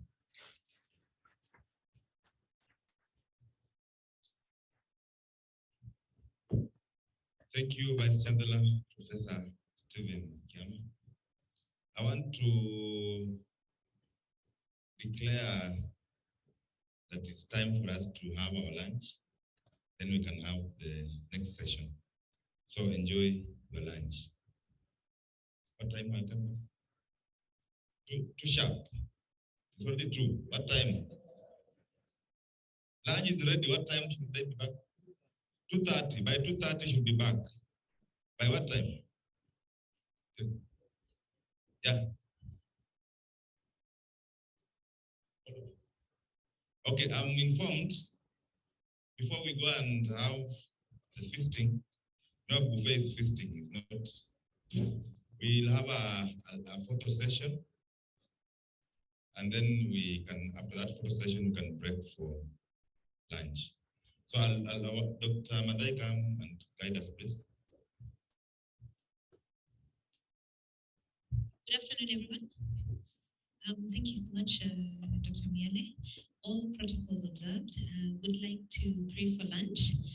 And as you exit, you're going to receive your meal card, so just make sure you pick that up. Lunch is at the Rose Dining, which is straight down. It's straight down and then down the stairs to the basement. That's where lunch will be served. We are hoping to get a photo. However, it is raining outside. So we are going to go to the reception area where the lobby is for our group photo and take the shortest time possible. Then we can proceed. So kindly stand for prayers.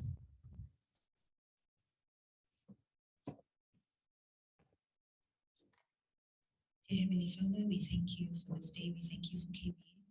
Lord, as we proceed for lunch, we ask you that you may bless the food that is before us. May nourish our bodies, O Lord.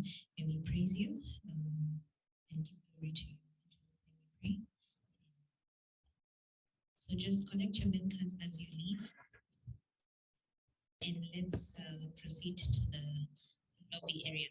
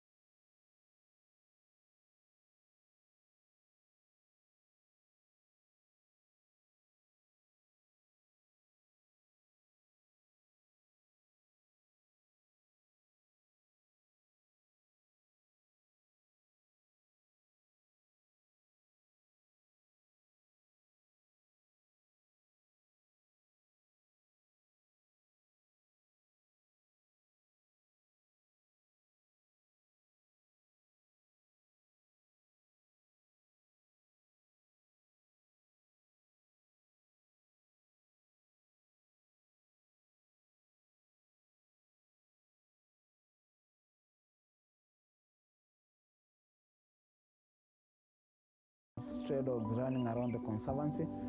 But then it was not a conservancy yet. It was just our communal-owned land, and whenever we see those stray dogs running around, we could just hide in houses and wait them to pass. And we had cases of them attacking cows and sheep as well. One of our sponsors and one of our partners was actually attacked in her home by a rabid dog. At that point, she was nursing her little one, and that began the process. So one of my clients then, who was a member of the community and was my client in Nairobi, then suggested and said, hey, hang on, how can we get somebody to come down and vaccinate the dogs in our neighborhood, because we have our own dogs, and just to look after the general population within the community. So in 2016, we started our first campaign, and we came 3 vets from Nairobi, and we started vaccinating in Naretoi and in Kishu, and it's just immediate surroundings, and the response was overwhelming.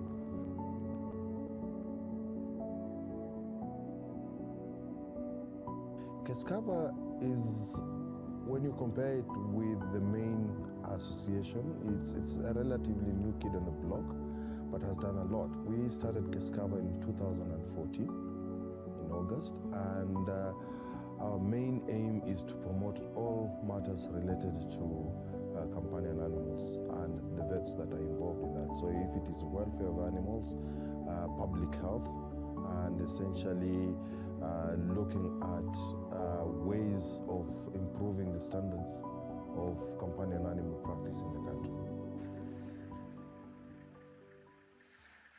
So KVA is really the main driver of this whole campaign.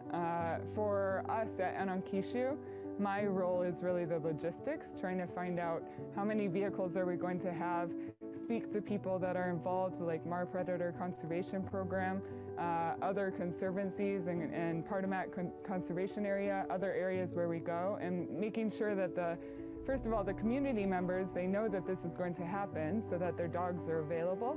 And then also just trying to find enough volunteers that can write things down, can communicate well about the purpose of the campaign. It's so important to make sure that the community knows we're not doing something to them, but so that we're trying to uplift them and trying to make things better. Vaccination is important for those two members of society. One is that in a community like this, basically dogs and cats and even donkeys are basically under the care of the mother of the homestead, the children who play with the dogs, and of course the herdsmen. And if there's anything like rabies, those are the first people that get impacted seriously. Ideally is we go to a homestead, of course begin with a greeting so that they can welcome us. We speak to the owner of the dogs and inform them what we want to do. We also enlighten them about rabies and why it's important to vaccinate their dog. Yeah, then we also ask them to assist us with restraining the dog. We vaccinate. After that, we issue a vaccination certificate which entails records of the client, or rather the owner of the dogs, the name of the dog, colors and additional marks, and also the batch number of the vaccine and the vaccine used, and then the due date, the next due date for vaccination. So the vaccination is protecting a lot of children, because most of the children play unconsciously with dogs, and they won't even know if a dog is rabid and they get bitten. And the impact of that is that the children are bitten next to the faces, and rabies moves along the nerves to the head. It moves so quickly. Adults will mainly protect themselves, but you see, in a community like this, dogs belong to basically the mother, the children, the herdsmen. So those are the people that you're protecting, the real mainstay of any community, really. The mother, who's the mainstay of the home, and the children is the future of the homestead. So I think that is very important that we actually do that, because those are the most impacted people in terms of rabies disease as a disease in the homestead? Some of the challenges I think over the years have been, well, I'll start with the challenges that we have control over. Some of the challenges including getting sponsorship for some of these events. There are a lot of resources that are required, both financial in terms of monetary as well as other in-kind. So we do require a lot of vaccines, logistical help, especially from maneuvering the terrain. So there is that every year having to go out there to look for partners who can really help us in this campaign has been one of the biggest challenges, and sometimes may threaten the sustainability of the campaign. There are many things we still haven't done and would really like to accomplish. One is we would really like to see a very wide-scale policy that would involve control of rabies as one of the main zoonotics. And it's not just in 1 or 2 counties. We'd actually love to see a major policy that's adopted by, say, the Council of Governors, so that all counties, irrespective of where you are, have a similar document that they can fall back to and adhere to when they're controlling rabies. We'd really like to achieve that. Create a policy that can be adopted at the very high echelons of power within the counties, so that can be used in the counties as a template to control rabies. That is one of the greatest things that we'd like to do.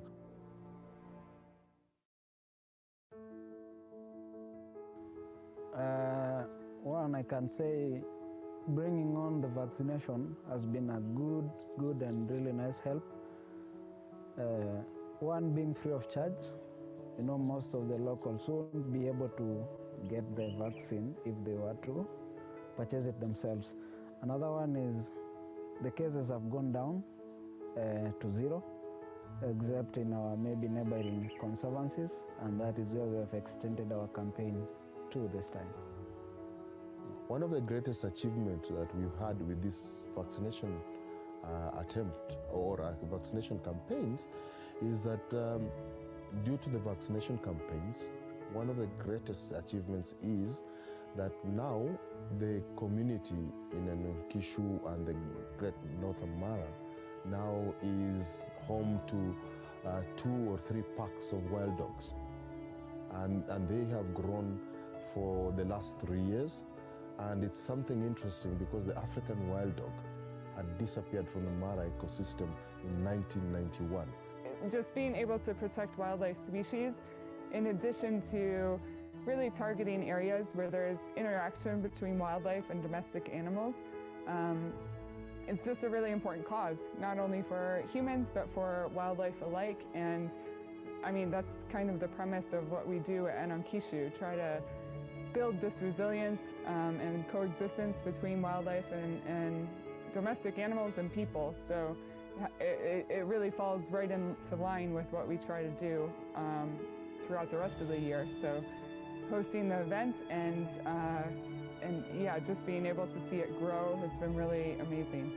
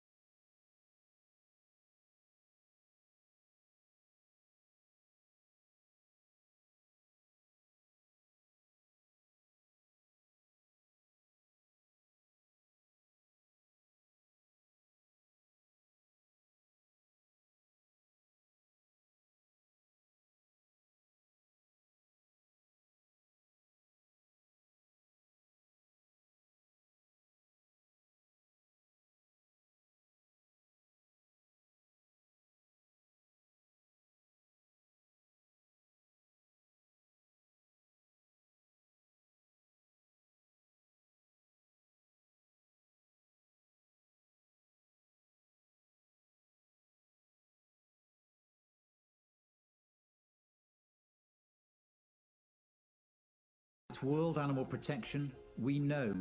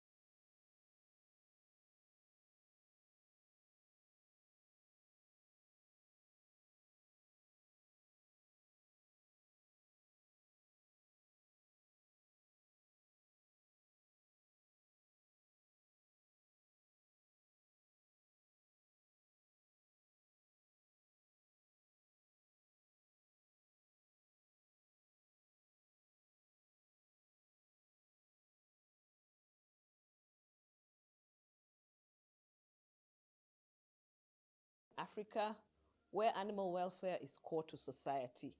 And the main mission of this organization is to ensure that animal welfare is integral in livestock, companion animal, and wildlife, so as to improve the lives of our animals and the interactions with our humans and environment. And we at Action for Protection of Animals Africa want to see animal welfare becoming the core in the way we work, the way we grow our animals, the way we interact with them. And it's because of this we will be working in 3 project areas. The first is in disaster management, where we will want to see animals protected during disasters and having their resilience build after the disasters, so they can be part of who we are, our core. When disasters happen, it's not only the humans who get displaced, but also the animals, whether livestock, companion, or wildlife.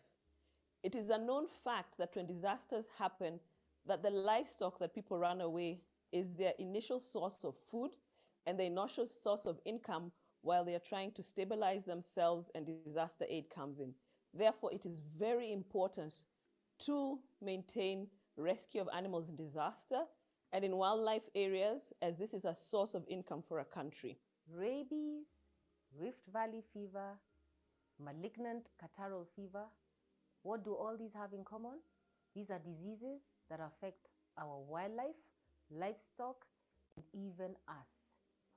We at Action for Protection of Animals Africa are working with national and county governments to develop plans that will see all our animals better protected, carrying out vaccination programs, and even teaching farmers and livestock owners how to better protect their own livestock. The second area we'll be working with is animals in communities, and this area will be mostly centralizing in the area of dog population management and rabies elimination. As you know, globally, there's a goal to eliminate transition of rabies to humans from dogs by 2030, and after that, eliminating it in dogs in the rest of Africa and Asia. This is very important because dog population management and rabies affect various areas in our society. Depending on the number of dogs, you can either have a sustainable, healthy city, or you can have a city full of strays. In farm areas, dogs can also spread rabies to livestock, causing losses at the household level, and especially if they bite and the owner of the household dies and he's an income earner. Dogs also, unfortunately, in wildlife area carry diseases like rabies and distemper, which when they enter wildlife zones can kill and have wiped out whole packs of large cats and wild dogs. Therefore, it is very important to maintain dog population management and rabies elimination. As in disasters in management, we shall also be working in the areas in community, academia, technical persons, and at government level. And redefining how we also live with wildlife, redefining how we manage our environment so that it is optimal for our livestock and our wildlife, and ultimately for ourselves.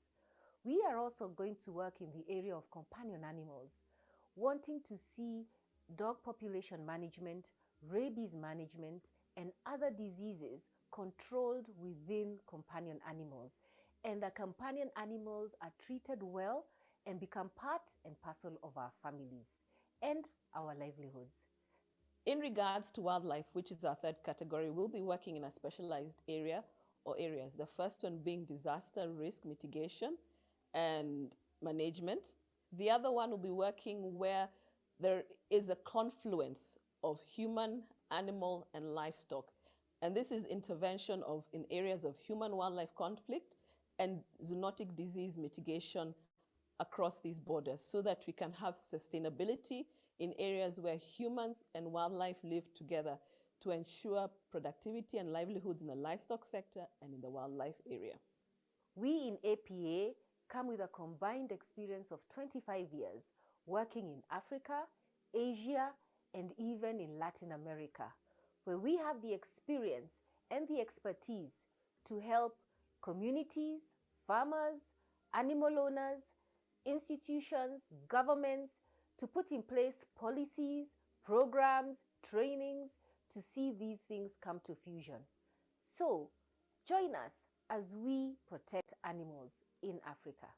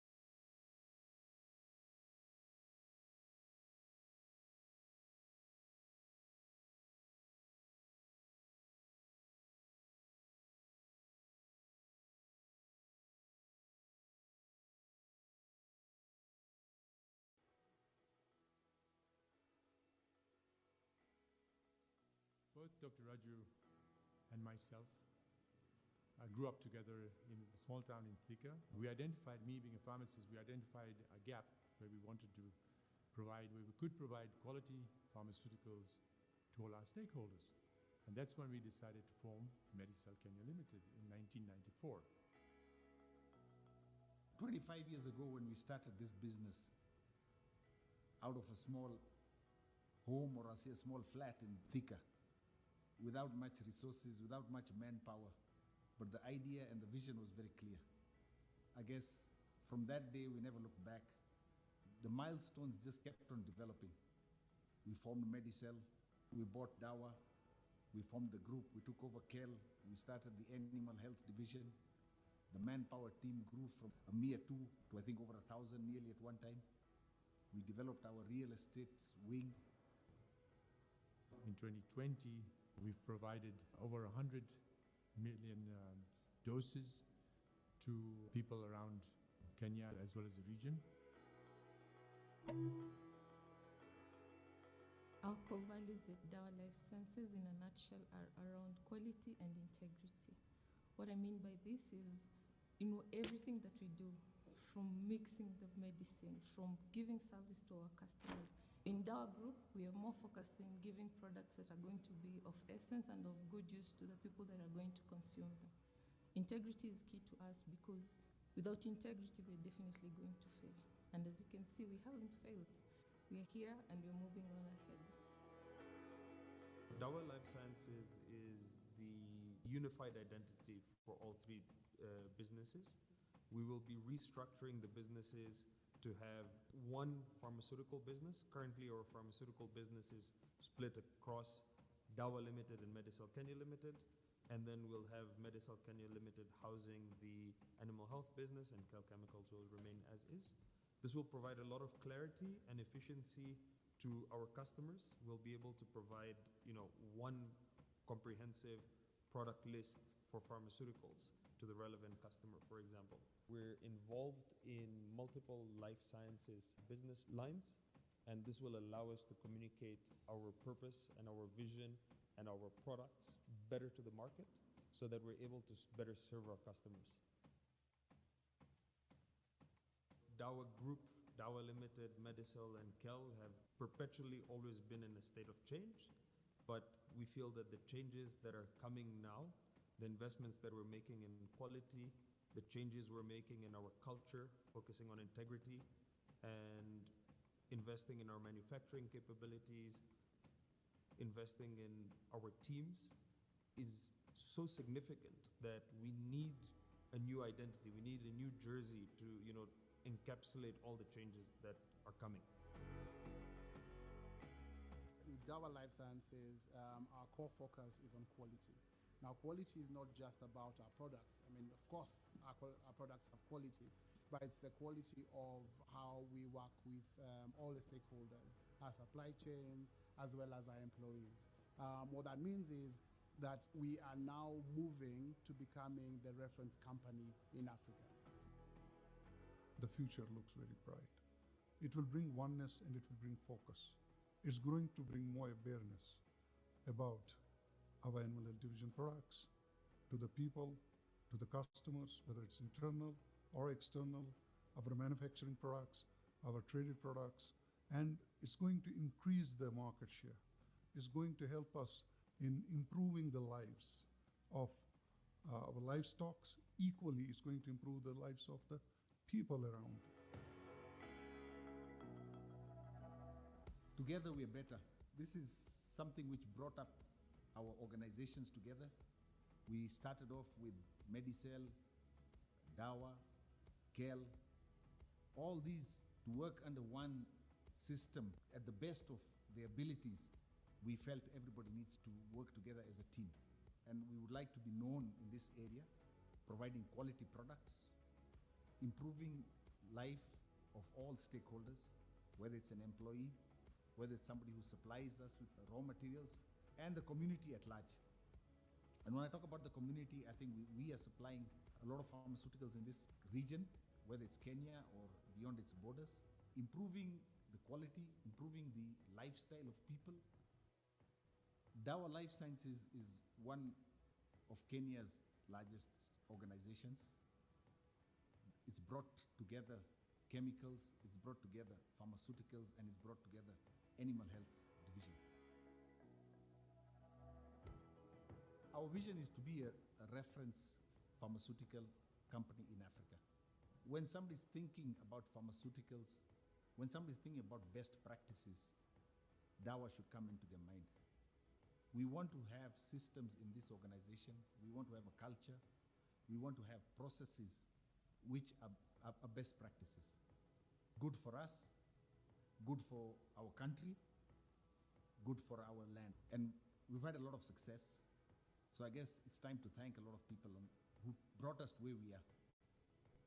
I'd start with the government of Kenya, the PPB, our strongest partner in the government of Kenya, our strongest regulator, the Pharmacy and Poisons Board, to all our suppliers, to all our buyers, to all our people who use our product within Kenya, within East Africa and beyond the borders, to all the people who've built this company with a lot of passion. This has been a very interesting journey. So mine is to say thanks to all of them and look forward to even exciting more times with the new teams we have in place, with the new rebranding we have.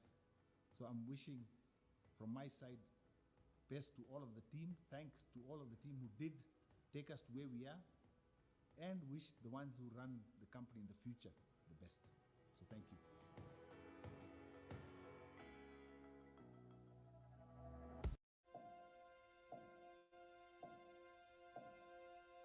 At World Animal Protection, we know that every animal counts. We're a global animal welfare organisation and have been campaigning for over 50 years to end animal cruelty.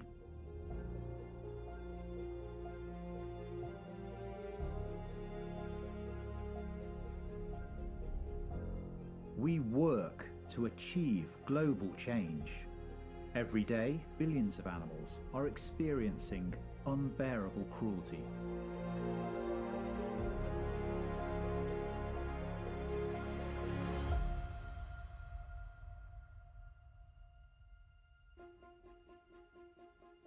We tackle the root causes of their suffering so that we can make the biggest difference to their lives. We give a voice to the voiceless.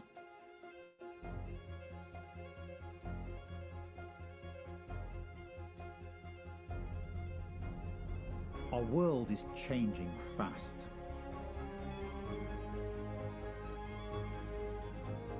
As people face urgent issues like the climate emergency and depleting natural resources, we give animals a voice and ensure their needs are met because we all call our planet home. Right now, we're prioritising issues where change can transform the lives of the greatest number of animals, overhauling the global food system.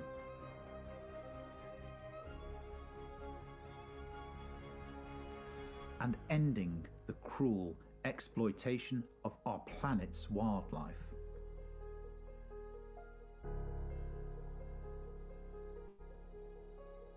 We know that the fate of animals' lives rests in our hands.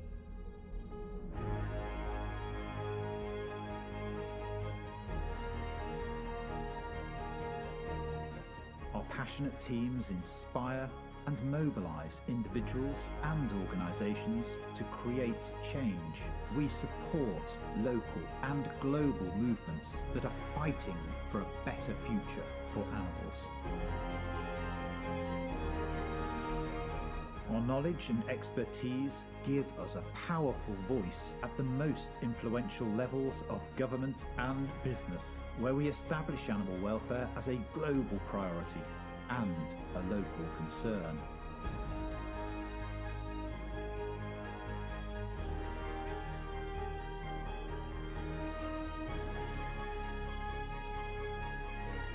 Though the challenge is great, our determination is greater.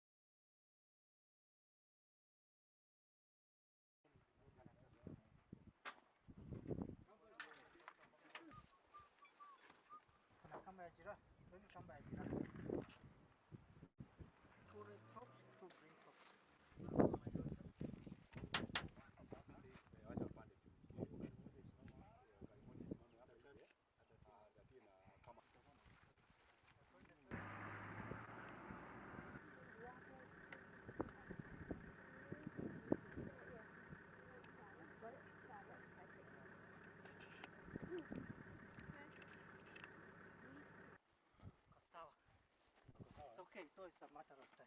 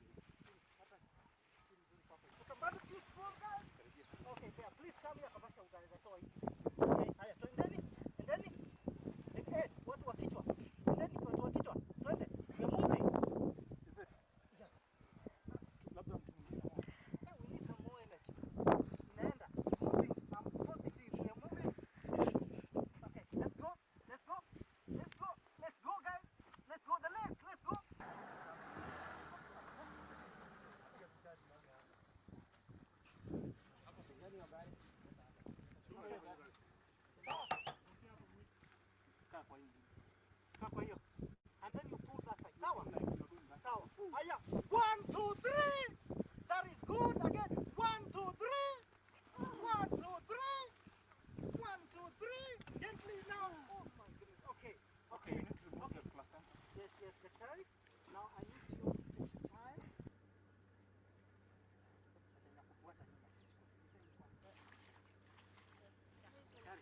Umebaki mingi lakini umebaki nini? Hiyo dawa umeweka na hii unaweka. You are ready for blood? Here come. I don't want to displace any of this. Okay. Don't go there. Don't go there. It's a dangerous place. Yeah. Okay. You are the one who will revive this giraffe. Okay. I'm ready. I revive. Toa kamba. Toa kamba. Okay. Revive. I suggest you move from there. I agree. I agree. Move from here. Move from here.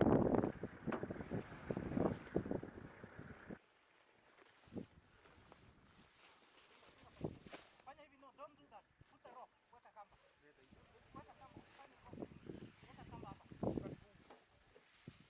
Toka hapa. Yeah, yeah. Get a better one. So you kitoka hapa itakuangukia. Sawa, doctor. Okay. Good, doctor.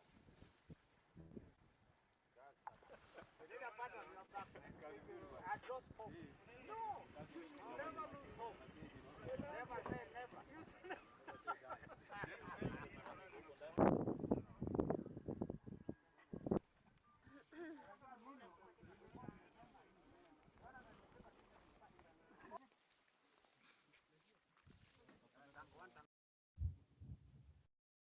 So that is so it takes long to appear there. As you said, we only can once. So that is Kajiado County, part of Kajiado County.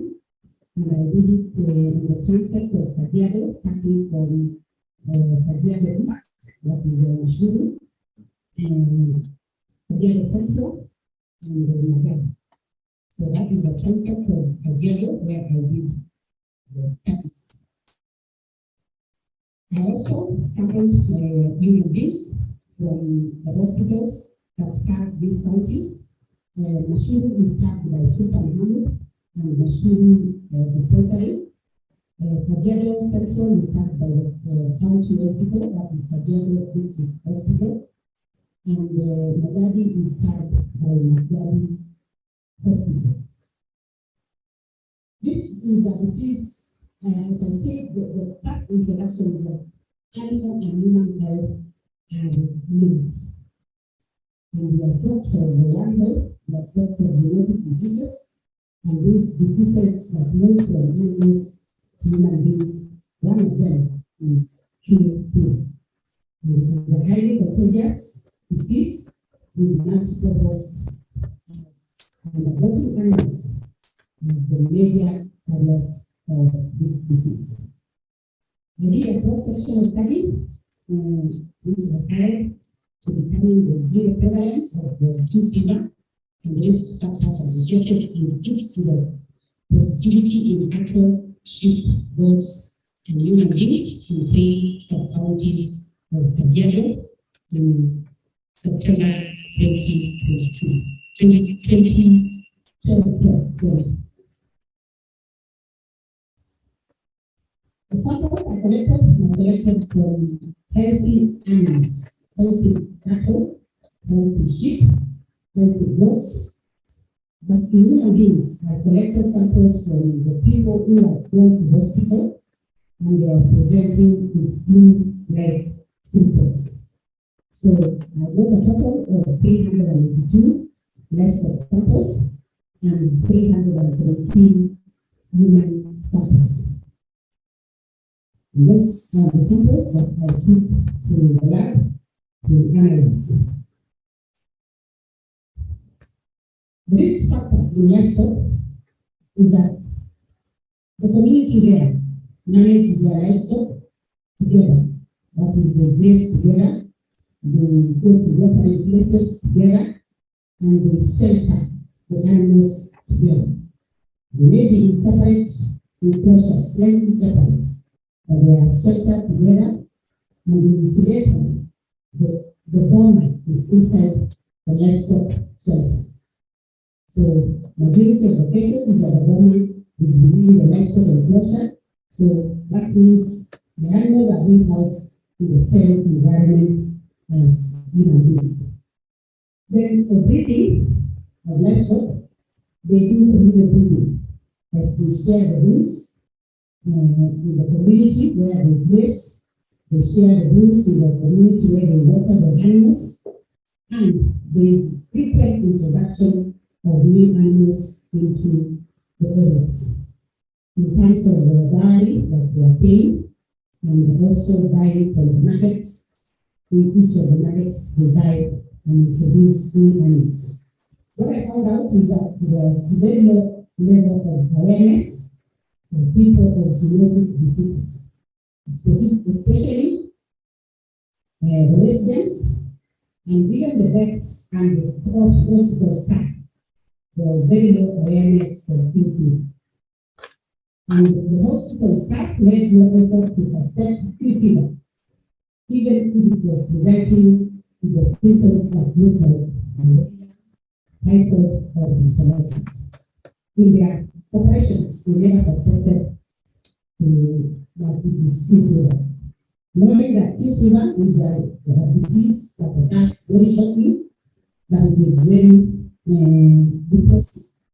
And then the people and the animals suffer. Of course, the animals suffer by walking, but human beings suffer a very strong flu that may not last as long, maybe 3 days, but it is caused by this KVA organism.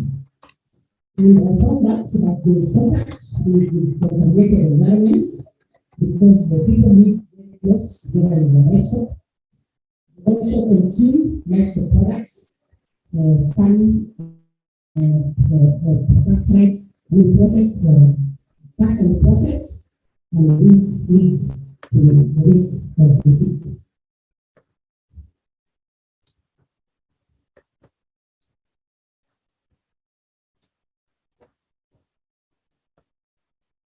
The preference I got in this study is shown there. I'm sorry that the one part again for now, but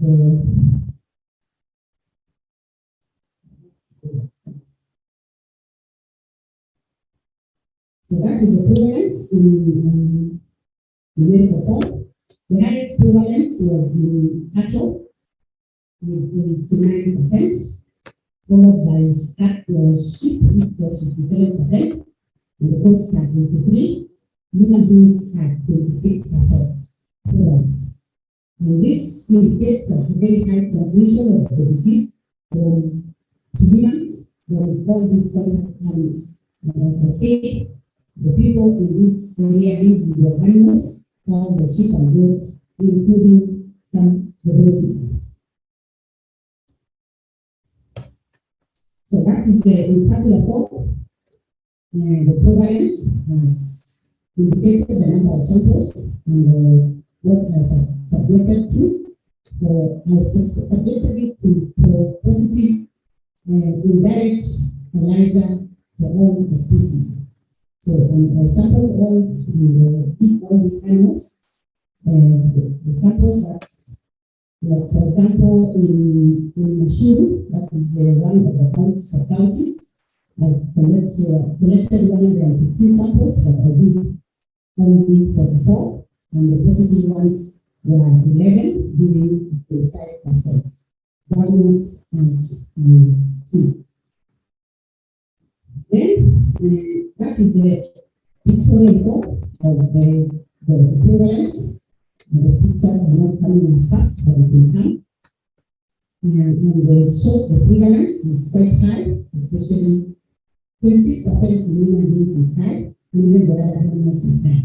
What I associated this with is that these animals are living together with human beings. Their disposal of the aborted fetuses is very unique in that we give it to the dogs or they just throw it in the bush. And at the same time, they take milk products that are not fully processed. And even the washing of hands is very difficult because the water situation there is still difficult up to now, but so they have not been washing their hands. When I come to discussion, I concluded that the high prevalence in livestock could be the lack of awareness on these zoonotic diseases, and the large numbers the people in that community have, the number of animals are high. There is close contact with these animals. They are herded and housed together, therefore sharing and causing a buildup of the Coxiella burnetii in Kajiado livestock. The pastoralists also do not relate Q fever to the abortions that they encounter in their animals, because they always think it is caused, what they always associate with is brucellosis. And they end up assisting the animals during abortions. They'll throw away the aborted fetuses and handle them very carelessly, of course, with no protective clothing. And they also give some to the dogs, of which the dogs end up spreading the virus, the bacteria as they move along. There was total awareness of this disease, total lack of awareness of this disease by the veterinary department, the health department, and that is why they were not suspecting it to cause any effect. In humans, the conclusion is that it also, this makes handling of aborted fetuses and placenta materials without protective clothing, and this leads to transmission of the disease. So the study data indicated that Q fever could be enzootic in humans and animals, presenting a public health problem, necessitating the need to create awareness on the high prevalence and the disease to avoid misdiagnosis and suffering of patients.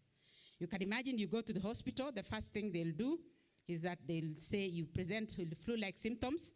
They'll say you are suffering from malaria. They give you malaria drugs you take for 2 weeks. You go back, they'll say you are suffering probably from typhoid.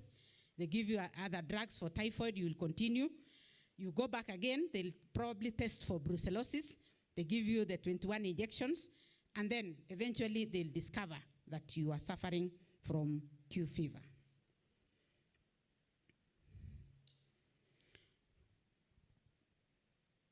I think it's low, but I'm almost there.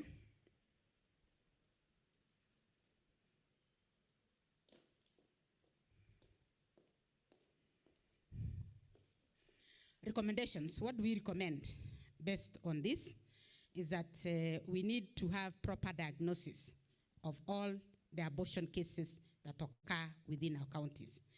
As an introduction, I should have said that this disease has been studied in many counties in this country, the latest being Isiolo, which is being studied by ILRI, and almost all the counties that all studies have been done in these counties. And the recommendations that have been given relate to what I say, that we need to have proper diagnosis so that we actually don't blame brucellosis, but attribute it to whatever cause it is. Because every time we have been blaming brucellosis, but it could have been caused either by Q fever or leptospirosis or any other abortive disease. We need to create awareness on the seriousness of the disease and the causes and transmission factors that necessitate the occurrence of this disease. Effort should be made by health personnel in the hospitals to do a confirmatory diagnosis of all the people that present with flu-like symptoms so that they don't misdiagnose and they avoid the misdiagnosis and the suffering of people. Thank you.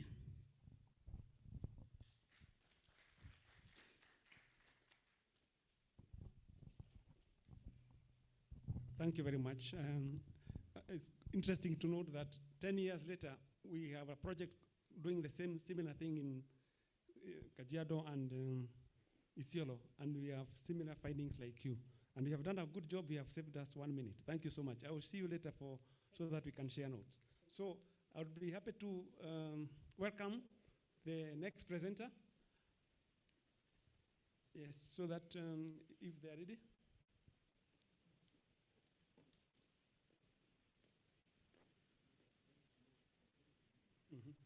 Yeah, I can see. Yeah, Dixon. What, Dixon Washira? Mashira. Yes, please.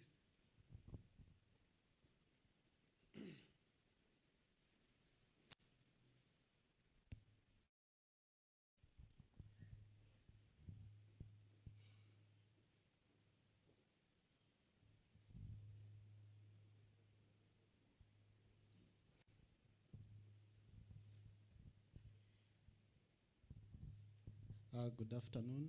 I'd like to present to you some work that was done a few years ago at the Kemri Wellcome Trust on the infection patterns of endemic human coronaviruses in rural households in coastal Kenya. Coronaviruses, I know almost if we did a knowledge test here, everyone knows about coronaviruses. But these are a large family of viruses in the order Nidovirales. They usually have the largest genome in this order, usually ranging from 13 to 32 kilobase pairs. And they cause a variety of syndromes in animals, including enteric, respiratory, and neurological syndromes, both in man and also in animals. These viruses, as you already know, are a public health concern because they have a very low host specificity, meaning that they easily jump from one species to another, and they have a pandemic potential. They spread very fast once they enter into a particular species. There are 4 endemic human coronaviruses. When we say endemic, we mean that they are always with us. These include HKU1, the OC43, NL63, and 229E. They are classified as endemic because they are always in the human population, causing acute upper respiratory infections, what we know as common cold.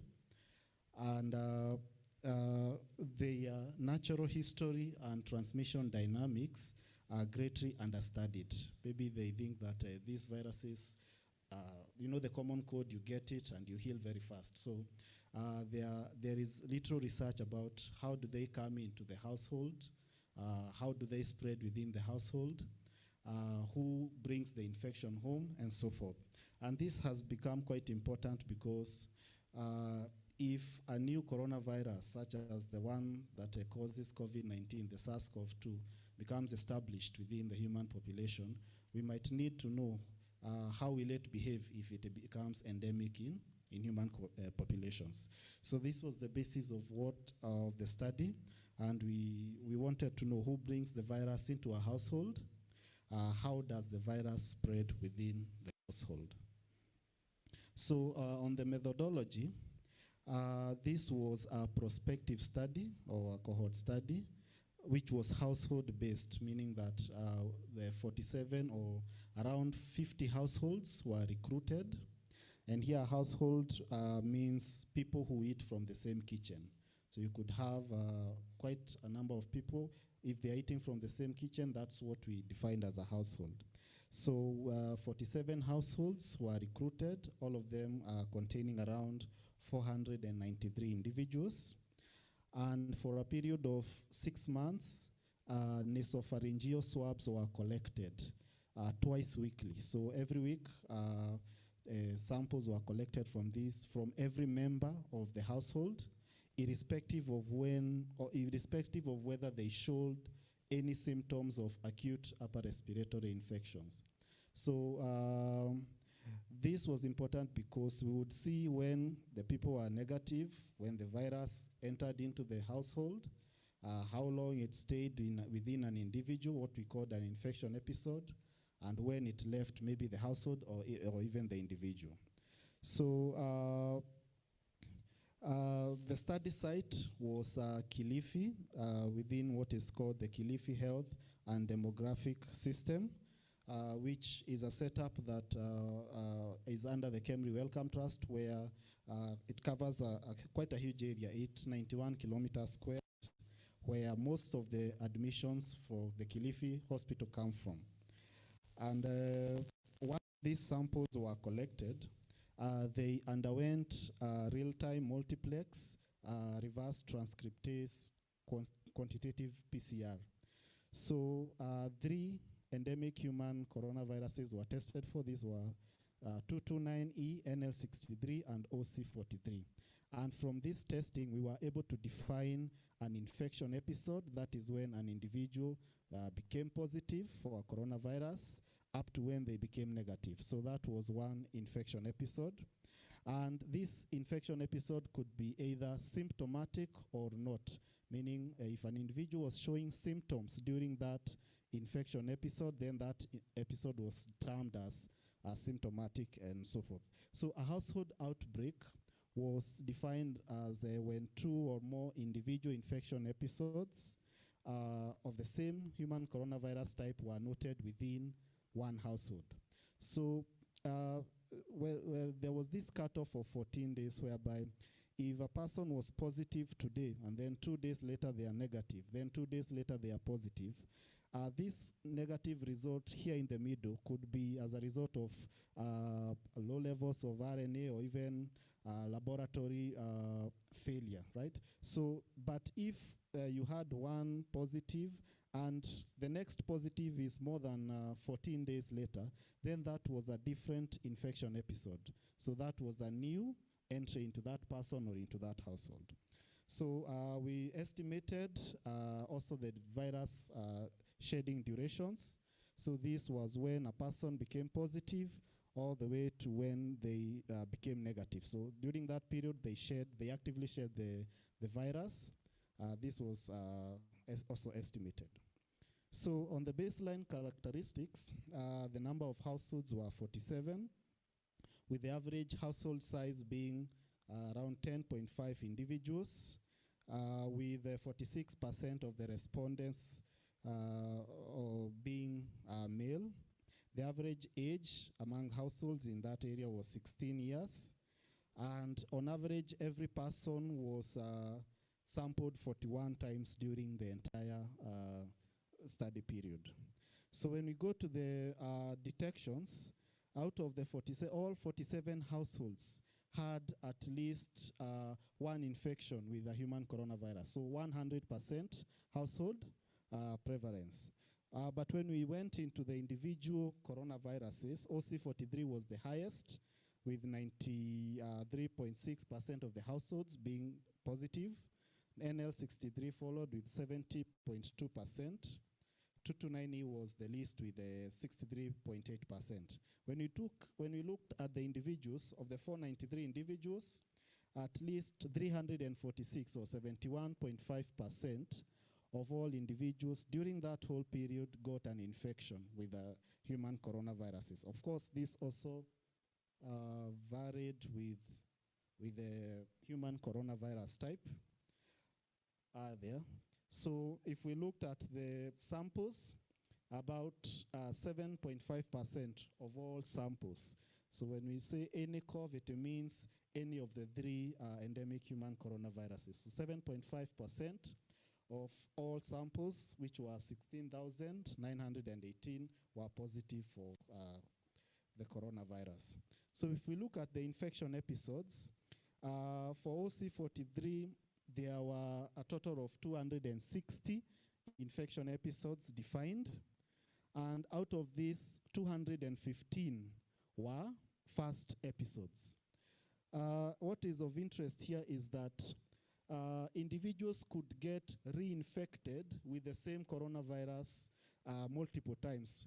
35 people got a second infection episode within the 6-month period, 9 and 1 up to the 4th infection episode for OC43. So the reinfection percentages, or the number of people who became reinfected was around 30%. So OC43 was 21, NL63 was 32.5, 229E was 17.6, and overall the reinfection percentage was 23.9%. If we looked at the age-specific attack rates, we saw that younger children or younger individuals within the household had higher attack rates than older individuals. So this is also seen in other studies where coronaviruses, or these endemic human coronaviruses, are more prevalent in younger individuals, and as people become older, the prevalence goes down, possibly due to immunity development. So this pattern was well seen with OC43, and it was not very clear for 229E and NL63, but when you considered all the coronaviruses or any human coronaviruses, you could see this pattern. If we looked at shedding durations, how long an individual shed the virus, we found that the lowest amount of time was for 229E. That was 3.5 days. So when a person got infected, when they stopped shedding the virus, was an average of 3.5 days. And the longest was 7.5 days for NL63. On average, for any coronavirus, we would see a person shedding the virus for around 6.5 days. It's taking some time to project there. So the shedding durations were, the shedding durations were calculated using what was called the Kaplan-Meier methodology. What you are seeing here are what are called Cox proportional hazards. So these are the adjacent or the adjusted hazard ratios. So the lower the figure, the less time a person shed the virus. So we were looking at what affects how long a person sheds the virus. So if we would look at age, the hazard ratios increased compared to the reference, which was those individuals aged below 1 year. So the older an individual, the less time they shed the virus. That's the simple message. If we looked at the presence of other respiratory viruses, whether a person was infected with another respiratory virus, we would see that people who are infected with other respiratory viruses shed longer. Symptomatic or not, people with symptoms shed for longer durations of time. And when we looked at the viral load, we saw that people with higher viral loads shed for longer. And this, I think, applies also, or is also seen in common sense.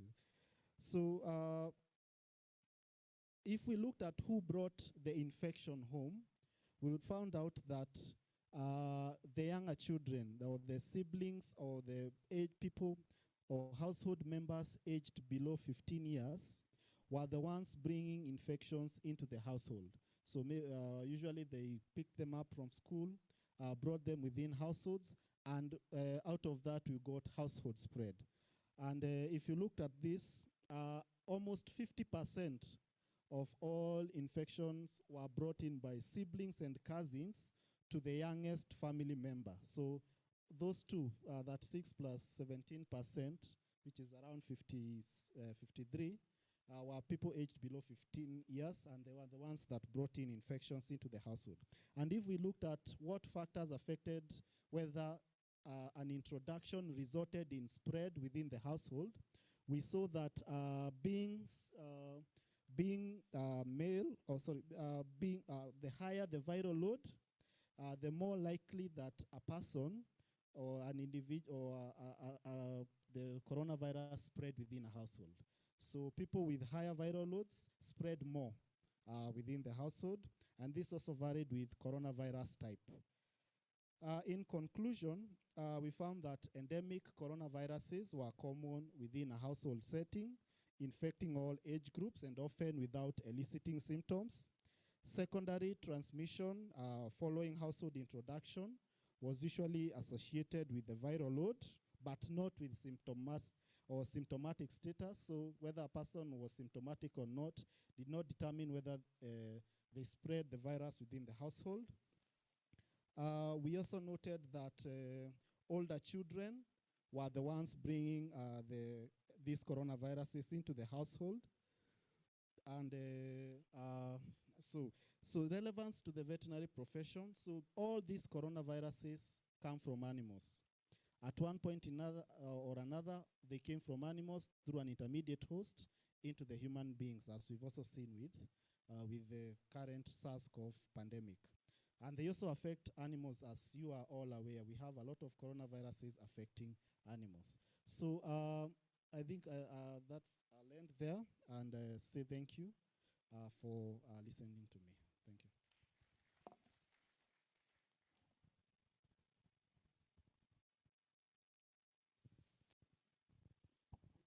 Thank you very much.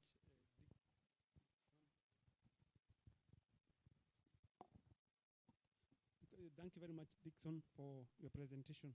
You know, coronaviruses have always been with us, but recently, the last 2-3 years, we have come to know them, that they can really cause chaos in our lives.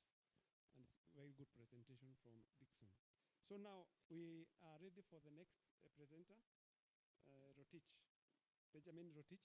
And please make sure that you are putting down your questions on a piece of paper so that they can start circulating them to the presenters so that they can start answering.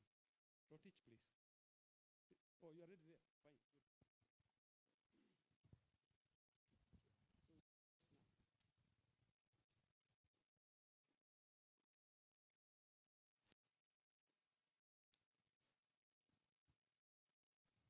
So, good afternoon. Yes, my name is Benjamin Rotich. I want to share a study about retrospective occurrence of clinical and laboratory leishmaniasis in humans from January 2016 to January 2021 in Baringo County, Kenya.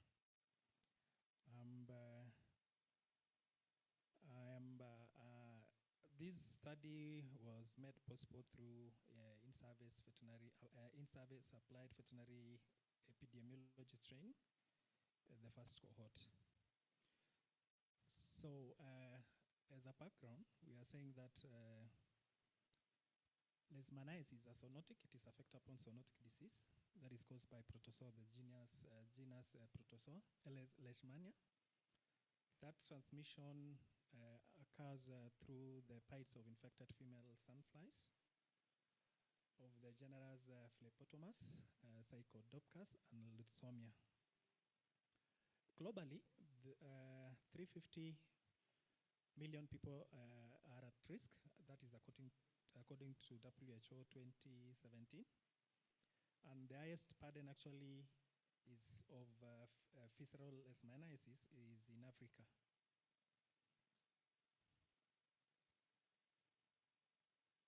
And in Kenya, this visceral leishmaniasis is endemic in most of arid and semi-arid regions of Kenya. This disease also is a climatic sensitive disease, meaning that with climate change, with increase in temperatures, the Leishmanian parasite will be fast, which means it leads to a risk factor. Also, with this climate change, it means that most of this disease, most of this parasite will be found in the northern hemisphere. The reason being the sandfly normally does well in minimal temperatures. In terms of problem statement, we are saying that the disease occurs basically in 98 countries. It's endemic in Africa, Asia, and South Europe.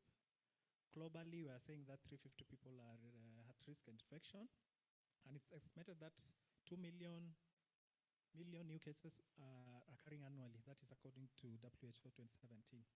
So in Baringo County, this disease is normally called Kalasar, and it is the major public problem in Marikat, that is in Baringo South sub-county. Therefore, with this being the major problem, this study focuses basically to provide evidence to support proactive measures to prevent and control the VL, that is visceral leishmaniasis. Also, it is about to create more awareness in the sense that of better control and eradication of the disease in that region.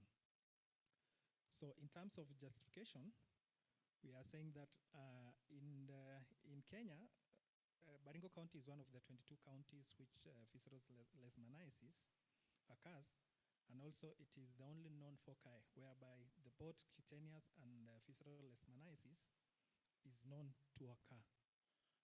And basically the study was to produce results which are expected to inform policy decisions in terms of control and eradication of the disease, and formulate strategies that will enhance public education involving the community, because the major stakeholder is the community of Baringo County, and also to elicit synergized surveillance. That is the issue of One Health approach in terms of control of the disease, knowing that it is a very climate sensitive, so we need to have stakeholders from both the health sector, the environment, and also the veterinary, since it is a zoonotic disease.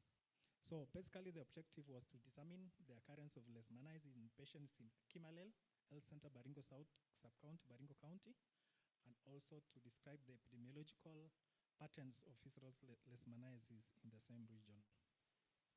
So the study site, study design was, the study area is Baringo County. Baringo County is situated in 280 kilometers from Nairobi. It is one of the counties in the Rift Valley. It is a county to a population of around, estimated to be around 700 million by now, 700,000 by now. And study site is Kimalel Health Center, which is located 10 kilometers from Marikat town. And the study design was retrospective data review. So the study population, the inclusion criteria was those patients reported to the facility with fever for more than 2 weeks, with splenomegaly or weight loss. That is between 2016 to 2021. So all those patients which reported to the facility between that time was included in this study. So the sampling method is the case definition for visceral leishmaniasis is that a suspected patient, knowing that most of these patients which goes to the hospital, sometimes the personnel will not differentiate with malaria. So we are saying that the suspected patient is a patient which comes from endemic area, has a fever for more than 2 weeks, and either have splenomegaly or weight loss. And also, it is imperative to know that most of these patients should be checked for malaria, and also the malaria case should, if the patient has not received treatment, that treatment should have that treatment responded or not responded. So probable case is a fever for 2 weeks or longer, splenomegaly, weight loss, anemia, cough, epistaxis, hepatomegaly, or body weakness. So also the inclusion was all patients which tested positive for that RK39, that is rapid diagnostic test, direct acclimatization test, and also those patients who are confirmed through parasitology tests. So the data collection basically was data collection as a standard data abstraction tool was used, and major variables of interest were included, that is the age, the sex, the origin of the patient, the date of commencement of the disease, the date the patient reported to the hospital, and all those aspects of interest for the study. So data entry was entered to MX Excel sheet and cleaned, and also analyzed using MX Excel. So the first result is showing the demographic characteristic of patients diagnosed for FEL. That was 167 patients. And we can see that the major affected age is between 5 and 15 years, that is 46.1%. And also, these are younger males. And if you calculate the median age, it was around the age of 13.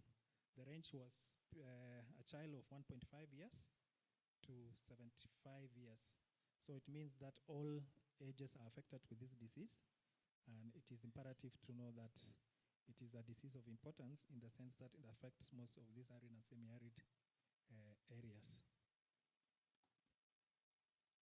So the next slide shows the trend of patients, that is the reviewed of 167, and it shows between 2016 to 2021, January, and we can see in 2017 we had the highest of 68, followed by the year 2018 we had 55, and then 2019. Mostly they were males, that is 119 out of 67, and in 2020 we had only 17 cases reported, patients who reported in that facility of Kimalel Health Center in Baringo South, Baringo County. So in terms of spatial distribution, we can see that most of the patients came from Baringo, and in Baringo, Tiati sub-county was the county which had highest prevalence in the sense that it had over 70%. That is, Baringo County accounted for around 92.2%, that is 154 out of 167, mostly from a place called Gemalingot. Maybe the reasons best is because of other risk factors associated with that area. And others originated from Elgeyo Marakwet, our neighbor sub-county, and 1% from 1.2% from Kitui. It is important to know that this facility also received patients from other counties and also other sub-counties within Kenya for the treatment of visceral leishmaniasis. So this graph here shows the trend that shows between 2016 to 2020, that is 2021. And we can see that between May and July 2017, it recorded the highest case of 13, and followed by 2018, that is May and June. And this graph shows the endemicity part of it, shows that this disease is endemic in Baringo County. In terms of conclusion, we are saying that visceral leishmaniasis remains endemic in Baringo County, as denoted by the graph. And also, visceral leishmaniasis is most in villages in Tiati sub-county. And also it affects young children, mainly males than females, less than 15 years. So the study limitation basically was because in the facility they were using basically the rapid test, of which sometimes it can give more or less. And also the records were incomplete. Some of the records we didn't use because they were incomplete. And another is that the incidence could not be ascertained since that this disease latency period is long. Incubation period is about 10 days to 34 months, meaning that the prevalence, the incidence could not be ascertained, and most of this is prevalence. For recommendation, I think the county government should need to strengthen diagnostic method to enhance the results, the two results, and also to use a standardized tool for recording the data to enhance quality of data of the patients. Also, intensify the training of community on appropriate leishmaniasis preventive practices and sandfly behavior, and also make use of the One Health approach in terms of containing this disease. In essence, the take-home here is that we need to input the One Health concept in most of our disease surveillance so that we can reduce the burden of some of these diseases. Thank you very much for that.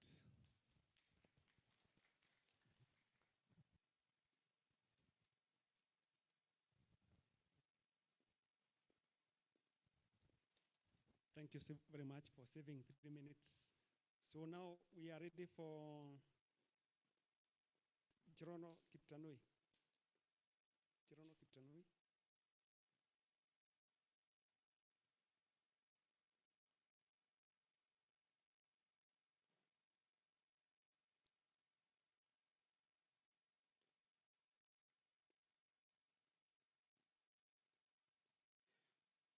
Welcome, and your time starts now.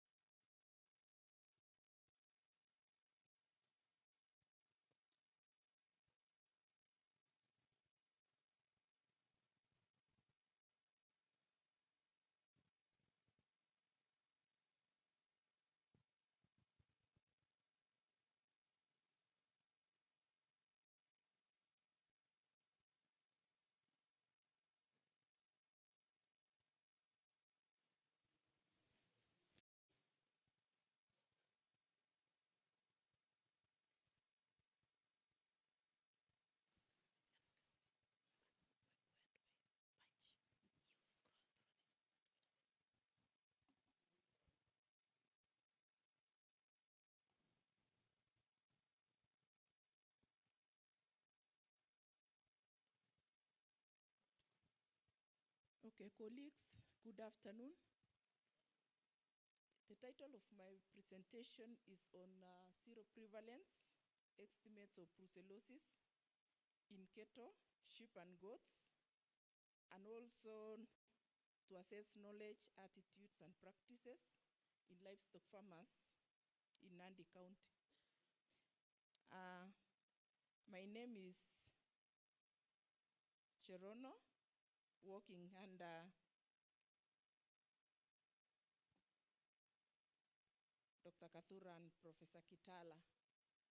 This work is part of my PhD work, so this is one of the objectives. And as an introduction, brucella is a contagious zoonotic disease. It affects domestic animals, wild animals, and also man. We are all familiar that it's a bacterial disease caused by brucella.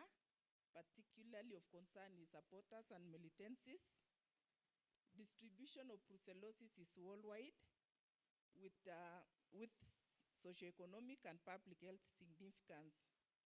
The disease is a burden to livestock industry, particularly due to reproductive losses in terms of abortions, infertility, weak calves, and also in terms of productive losses, in terms of reduced milk production, and also indirectly nutritive and other social aspect, particularly when it affects human beings. Exposure is normally through exposure of uterine materials from an infected animal, aborted fetuses, placenta, and the uterine fluids. In man, exposure is mainly through ingestion of infected animal materials, undercooked meat, or even coming in contact with uterine discharges.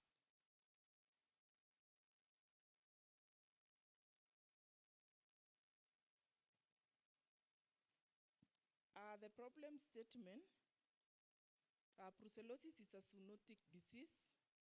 According to World Health Organization, it's regarded as the world leading neglected tropical disease. And in Kenya's situation, you'll find that the disease is not a priority, especially in terms of resource allocation, and especially by the policymakers. In Nandi County, maybe the cultural aspect, particularly in living in close proximity with their animals, and also consumption of raw livestock products such as whole blood, raw meat, or milk, is still rampant in various parts of the county. The other issue is on diagnostic challenges. There is no laboratory in the county, and the only one they rely on is in the neighboring county of Uasin Gishu, which is over 50 kilometers away. And you'll find that most of the animal service providers, probably due to cost, they do not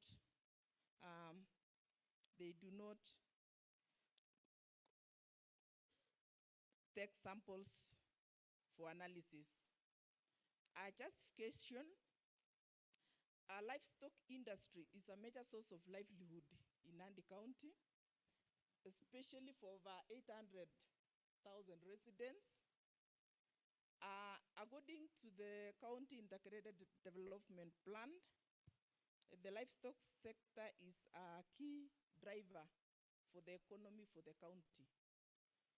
The livestock is also endowed with a large livestock population, particularly cattle, whereby we have over 300,000, sheep over 120,000, and over 40,000 goats. The county is also a source of livestock, particularly the neighboring county. Nyanza, Kenya, Uganda, Tanzania, Rwanda, and even the other day we were getting some Cameroon.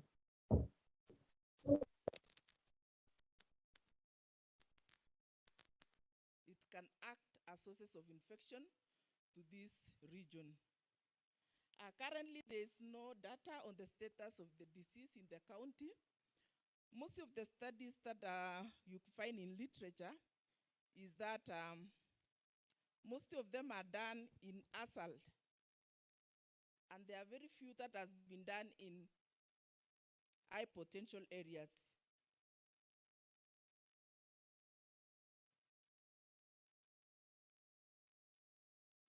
Okay. So these are the objectives.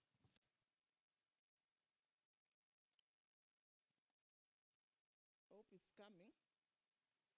So these are the objectives, the general objective.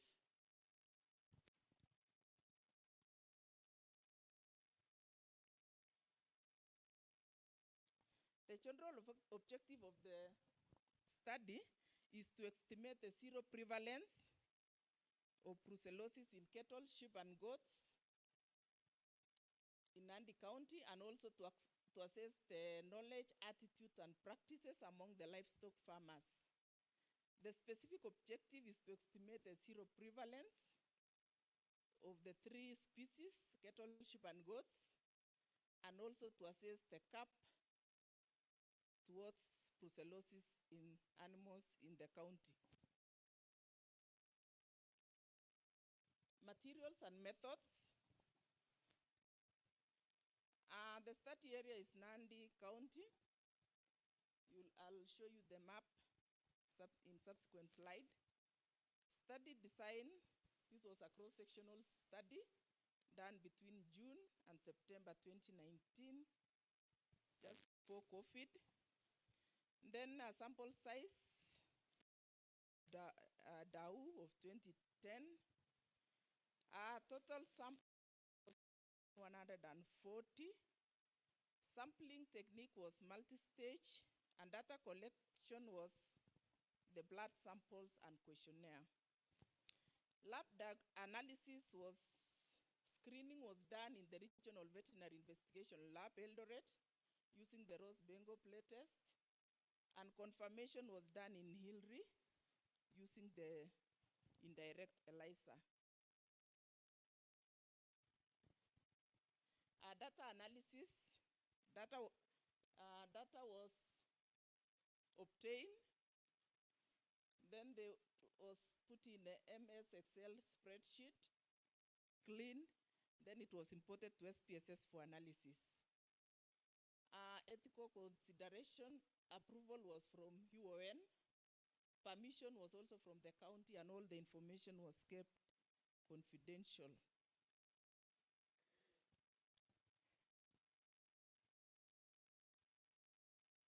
Yeah, so these are the results.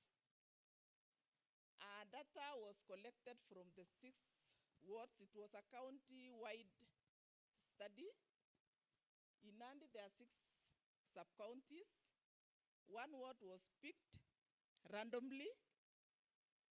And in the 6 sub-county, we picked 1 ward. Household, we picked from 366 household. And that is where we got our respondents to interview. Those are the figures for male and females. Those are the total sample collected in terms of species distribution.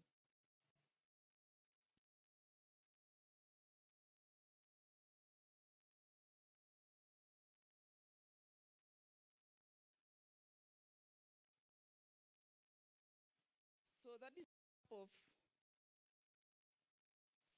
coming in slowly. That's the map of Nandi County.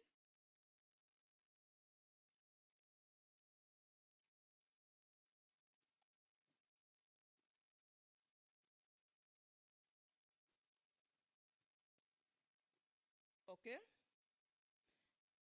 We are sorry, it's like the map is not, I can see the map here, but it's not showing on the other side. That map was showing where Nandi County is and also the sampling site, because I was taking the coordinates in all the sub-counties. So this is the overall, this is the summary of the results. So from these results, you can see cattle, the sample size was 725. On Ross Bengal, there were only 3 positives. And sheep, there were 9 positive on Ross Bengal. In goats, there were 2, total was 14. When all the samples were subjected to indirect ELISA, we were only able to get 1 positive case for brucellosis. On CAP, and the knowledge level was found to be 63.34%.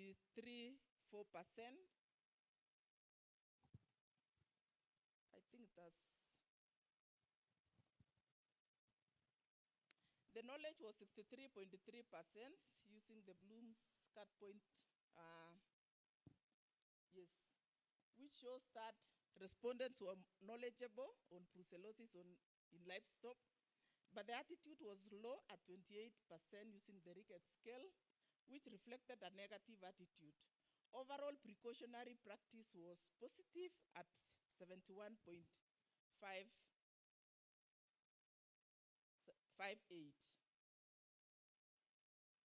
And in conclusion,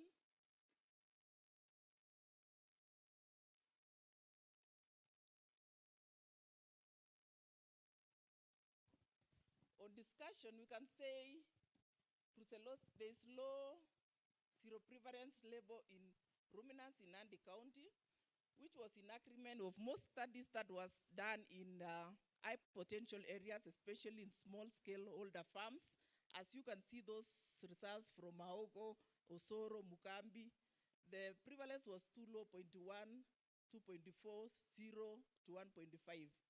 But of course, it's contrast, especially in the ASAL areas, like the one done by Nanyende, so I'm finishing, and also Kodaira, where the prevalence was slightly higher. Of course, the variation is due to agroecological zones, production systems.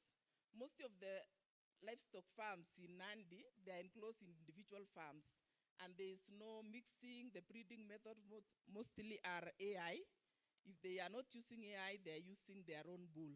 Sharing of resources probably is only on dips, but grazing and watering points, you'll find they're individual. Contacts with livestock, with wildlife is also very, very minimal. And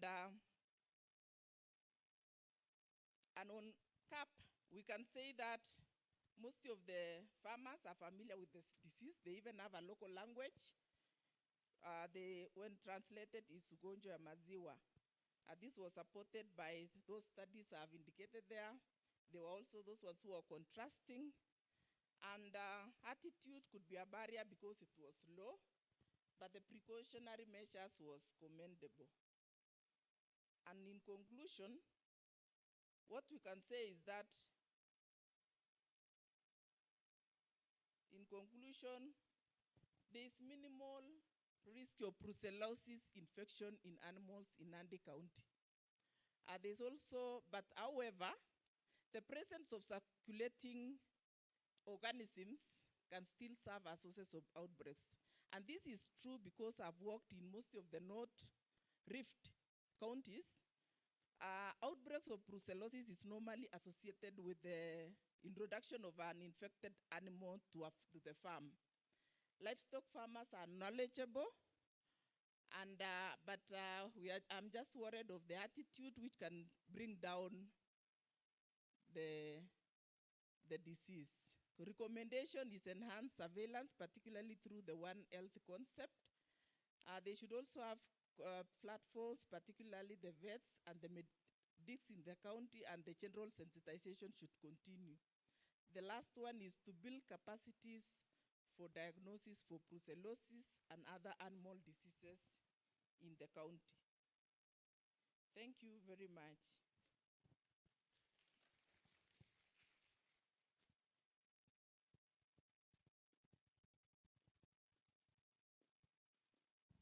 Thank you very much for that presentation on brucellosis, which is one of the most common problems in public health in terms of One Health issues.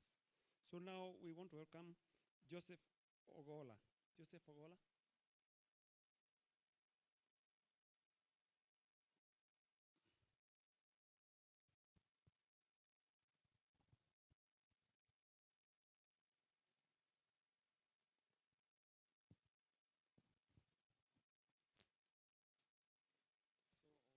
Your time starts now.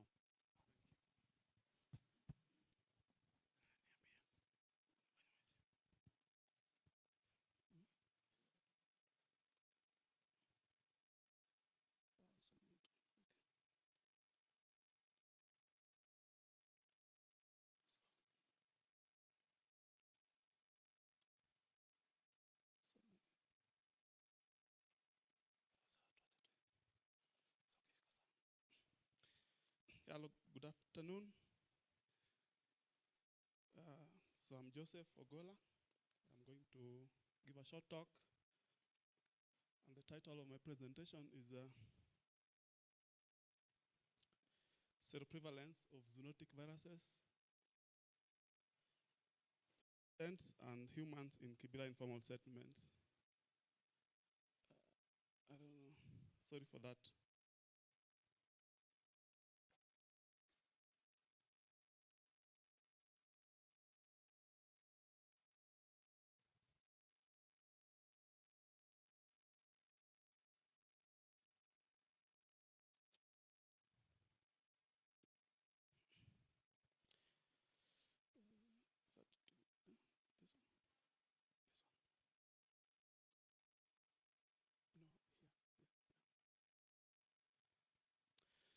Sorry, we have, I think, there's a slow connection between the machine and the PowerPoint. But just ignore that. My talk is on seroprevalence of zoonotic viruses in rodents and humans in Kibera informal settlements. So this study, we did it in Kibera in 2019. And as introduction, we know that rodents are known as reservoirs for quite a number of zoonotic diseases, and they harbor a number of pathogens that can cause a number of infections to human beings. Some of them include arenaviruses, hantaviruses, and pox viruses. These diseases have actually caused a number of infections to human lives. And we also know that rodents, they live in close association to human beings. Unlike other wild animals which really live far away, we often live with rodents in our houses, in our apartments.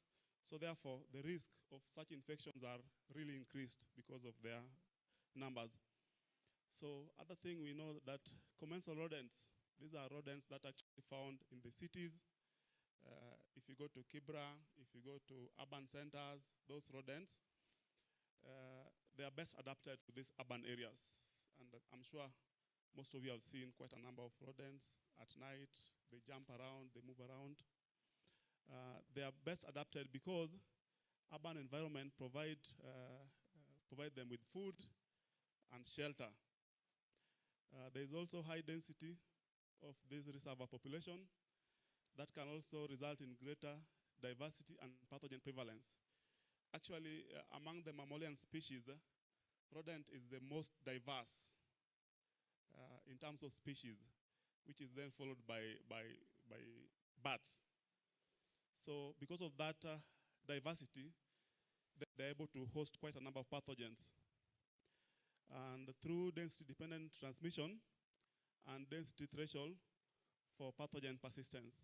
So they're able to maintain pathogens at a very high prevalence. Yeah, so what is the problem with this study?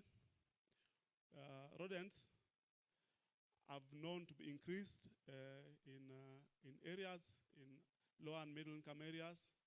And we also know that urban informal settlements have also been increasing because of demand for shelter. So slums are actually thriving in most of our suburbs, in our areas. And we also know that quite a number of studies have actually investigated urban rodents and their pathogens in major cities. For example, in New York, quite a number of rodents population. So quite a number of studies have been done there.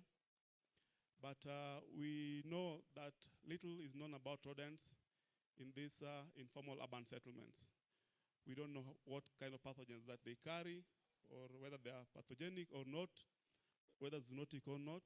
There's less information.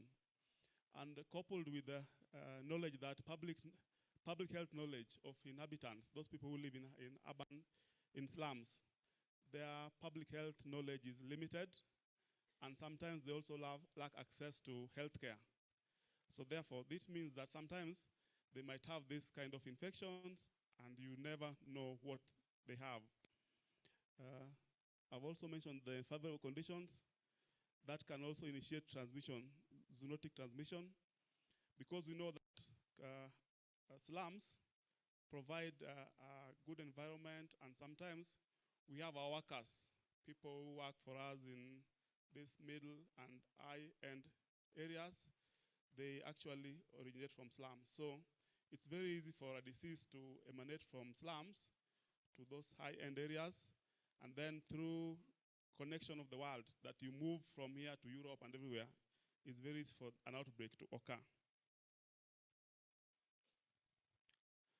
So this study, we did it in Kibra, informal settlement. And Kibra is known to have a large number of rodent population.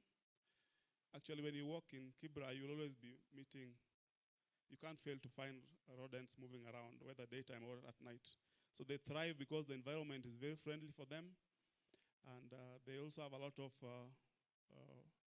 food reserves that can take care of them. And then we also know that information on the viruses that they carry and whether they spill over to humans is lacking in this settlement. We don't know whether these rodents have these viruses and whether there's a possibility that they can always spill over to humans. We also know that there's quite a number of undifferentiated febrile illnesses in Kibra slums, and no one knows whether these undifferentiated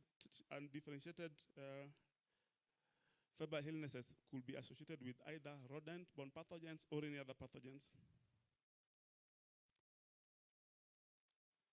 So for this study, we trapped rodents for 10 days. We used Shepherd traps, and we did it in February 2019. And the way we did it is that we actually divided the slum into 5 segments. And each segment we were able to trap 60. We were able to trap for every segment, we have a number of trapping nights for 2 days for each site. And we were able to trap for every site, we were placing 60 traps for 2 days. And in total, we had around 300 trap nights in those 5 areas. And then we transported these rodents to the University of Nairobi, Upper Kabete campus, where we were able to euthanize them and collect terminal samples for analysis.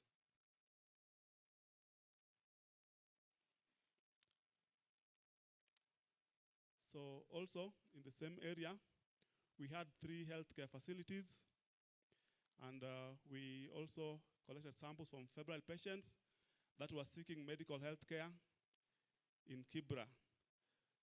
That was done way back in 2017.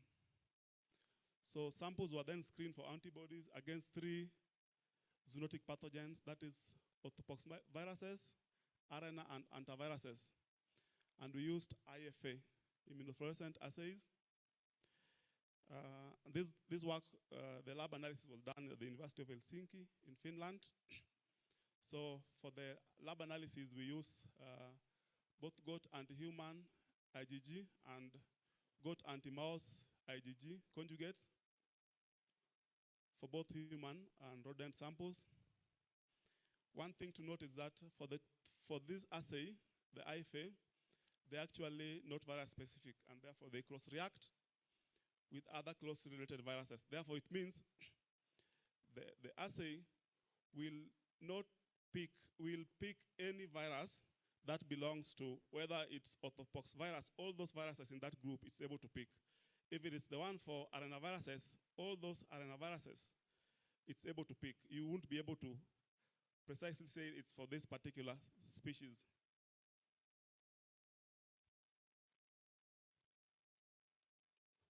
So for the results, for the rodents, we were able to trap 2 species, that is Mus musculus and Ratus ratus, and we were only able to detect orthopox viruses among rodents, and the prevalence are shown in the tables. The overall prevalence was actually 4.1%.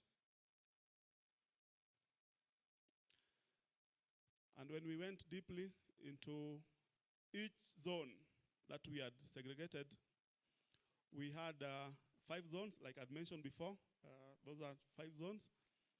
And the prevalence varied among different zones for orthopox viruses.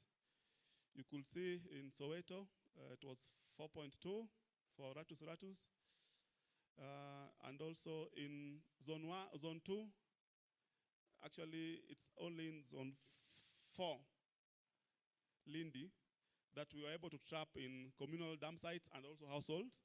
And you could see the prevalence was actually varying among those 2 sites.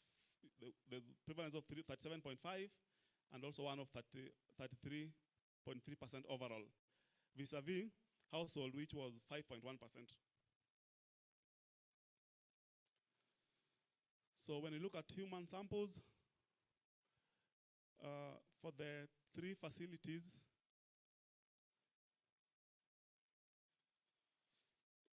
it's hanging. Yeah.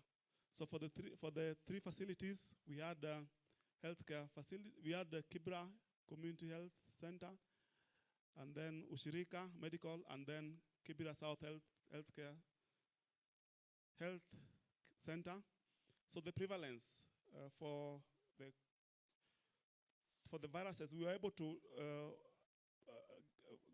actually get like 3 different species of. We had orthopox viruses. We also had arenaviruses, and also hantaviruses. So hantaviruses were actually divided into Dobrova, Pumula hantavirus, and also Pumula virus. So for those, we could see that there was actually high prevalence for orthopox in Kibra community. We also had Ushirika Medical, which had high prevalence for Dobrova. And then we also had, for Kibra South Health Center, we had arenaviruses.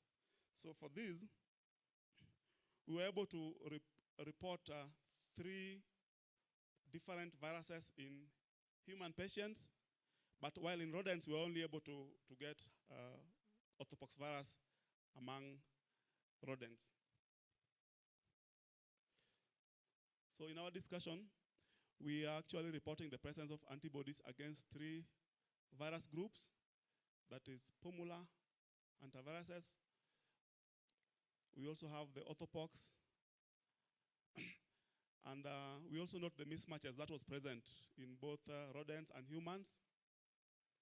So the overall prevalence for orthopox in captured rodents and human patients was similar. So we were able to present similar prevalence, seroprevalence for both orthopox viruses and also in humans and also in rodents. But we also note that there was clear difference in prevalence among sites. For example, in site 4, there was high prevalence of orthopox viruses in rodents. And we were also able to report that also in the healthcare facilities that reported high prevalence for orthopox viruses, they were also able to report high prevalence for human samples. That therefore tells us that there could be circulation of the same viruses in the same area.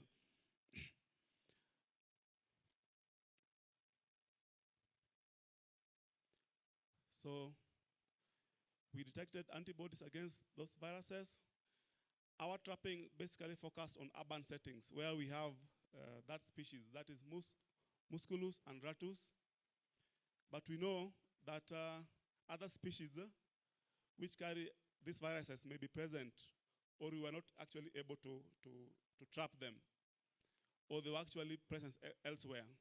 We know that arenaviruses, that is in this species of Grammomeles macmillan, has been reported in West Kenya. And we also know that a number of people from Kibra have their origin in Western Kenya.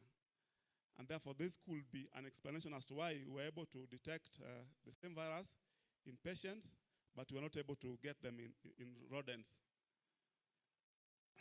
So presence of Pumula hantavirus and Dover Belgrade hantavirus is an indication of exposure to different African hantaviruses. So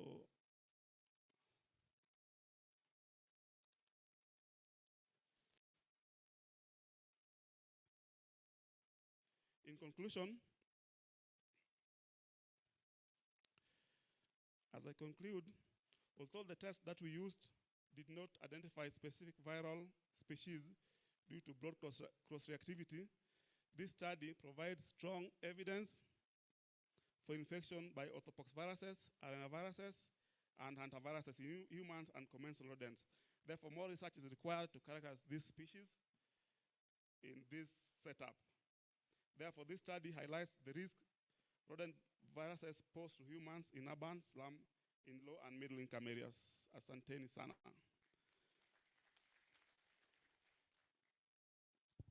Thank you very much, Joseph, for your contribution. So now we are ready to welcome Kelvin Momanyi. And remember to put down your questions so that later on after this session we can have the Q&A session. Kelvin Momanyi, please.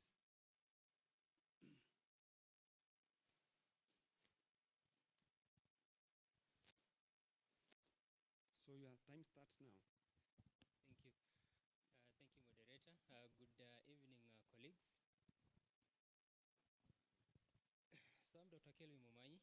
I work for World Animal Protection, but the presentation I'm going to make to you is work that we did through a consultancy called Transdisciplinary Consultants.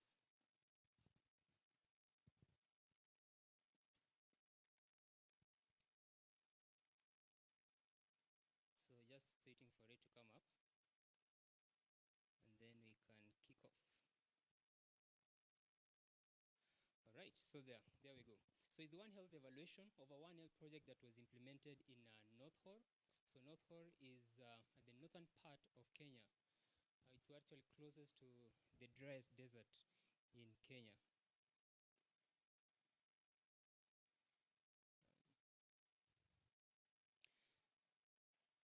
Sorry, I think I'm having a problem with, so this was a tender that was applied through AMREF Kenya and through a consortium of 3 implementers, that is CCM, VSF Germany, and TRIM, which is a university. These were the colleagues who participated in doing this particular work. So the tools that were used to do this evaluation, it's called the One Health evaluation, so the NEO tool, Network for Evaluation of One Health, which was a tool that was implemented or funded by the COST, European Union project. And a book was developed called the Integrated Approaches to Health. I think there's a delay because the slides I'm seeing is not what is on the, but I'll still continue.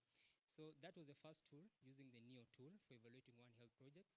And then the second tool we use is to do a CAP survey on One Health within the communities.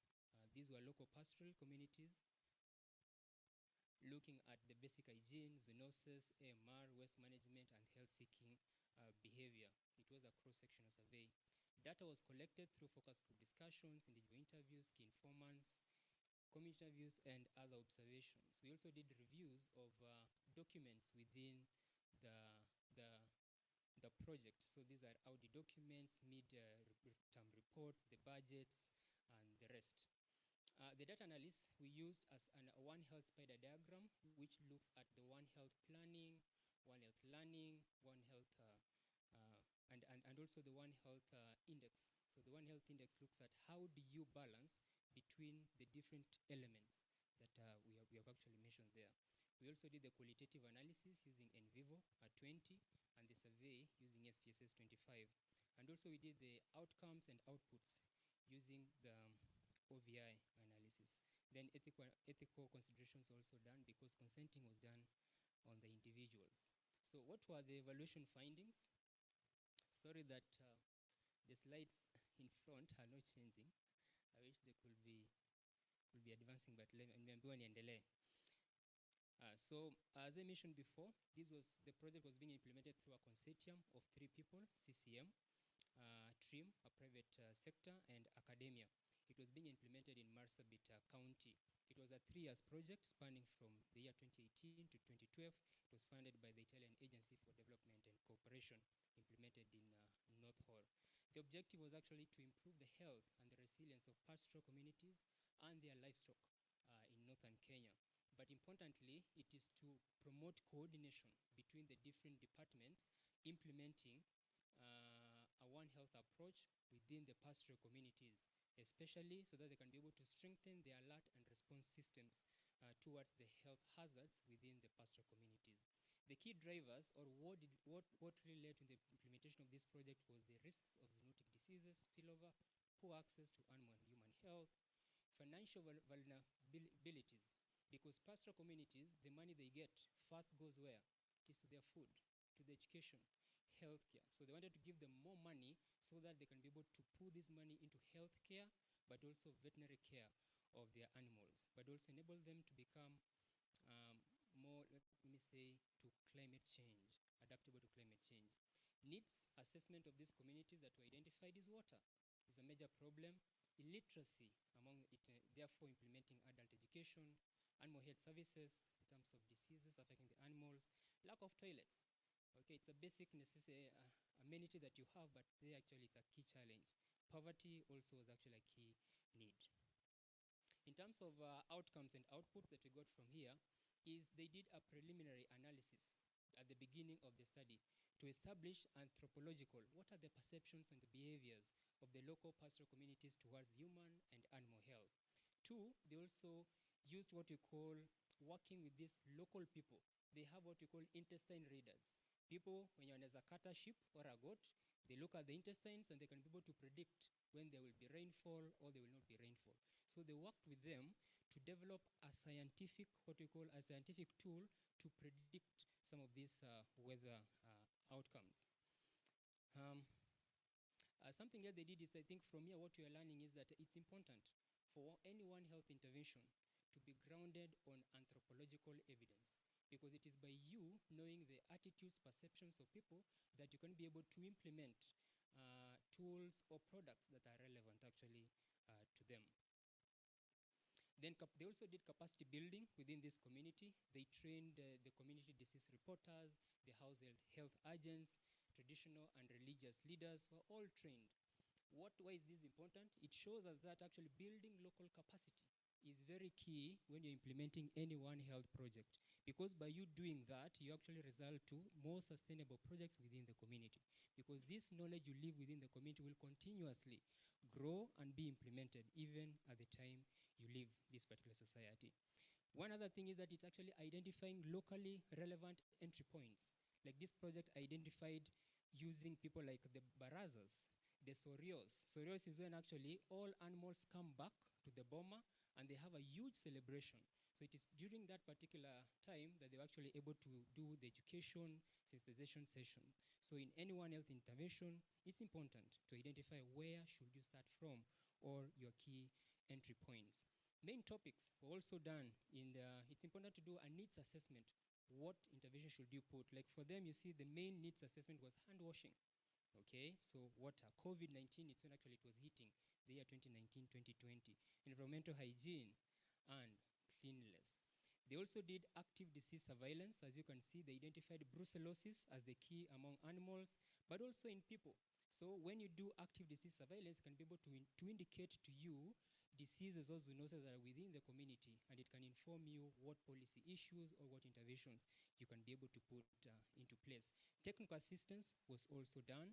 This resulted to actually uptake of immunization among children by actually taking this, what they call a collaborative approach, a collaborative intervention, both animal and human health services to the pastoral communities. They noted actually uptake of immunization was actually increasing among these pastoral communities. Also doing a mobile One Health unit, whereby you have both environmentalists who monitor the grasses, how they're growing, humans, and also the animals. So they do also interventions within the animals. They can treat the animals, they can provide advice, they can also give some micronutrients to malnourished children. And you can see one of the comments is that the whole community actually, there are outreaches they do with the human health and animal health personnel that go far where people cannot access such services. So One Health outreaches are very key. Common diseases were also identified among the camels. Community-based weather monitoring was very key. Remember, they build capacity among the community disease reporters, and they were able to go and monitor the amount of rainfall, amount of temperature, and this helped them actually to even predict when an hazard is going to happen. They also build capacity in terms of infrastructure. They also developed a database and a digital platform for data analysis. As you can see, they also developed maps. I'm seeing a different slide, but it's okay. But they also developed a map which can be able to inform them using moon phases. Like in the first quarter, these are the most occurring hazards. And it actually informs the community how they can be able to prevent those hazards. Hazards like drought or famine coming up, or a huge amount of rainfall is coming there for floods. So the community, therefore, it's able to avert that particular hazard. School One Health clubs also, they use that to build, they created the One Health school clubs, they mobilized them, and they build capacity among these students. A key input from me is that these students took the information back home, and the parents actually go to understand, I really need to boil my milk. It is my son, my daughter who is telling me. So they found that very, very important. Therefore, high-level enthusiasm and self-drive among the teachers in integrating One Health knowledge among students. IEC materials are also developed, like a community health, One Health education handbook. ACOHU, County One Health unit, was also in the initial stages of development. We did a workshop with the Marsabit County, Ministry of Health, Ministry of Livestock and Environment, and they were themselves, they came up with a vision for One Health. They say their vision is actually a zoonosis-free and prosperous Marsabit population. What does it tell us? It tells us actually the local people have solutions within and among themselves. You don't have to impose anything to them. They also did a series of dissemination sessions to this particular community. They also built VCOBAs. VCOBAs are the village community bank models, where they gave some loans to women within this particular community. Then they actually noted that there was an average group net was actually 1 million, 1.2 million, after being given a particular loan of about 200,000. The percentage of investment equal to 20%. Profit on investment was ranging between 127,000 to 289. So building capacity within women groups can actually provide some very good outcomes at the end. They also did several interventions in terms of it. So yeah, key take-home message is when you're doing a project in an area like this, it's important to put an emergency fund to be able to address some of these things that you are unexpecting. Like for them, they had a polio outbreak, camels dying suddenly.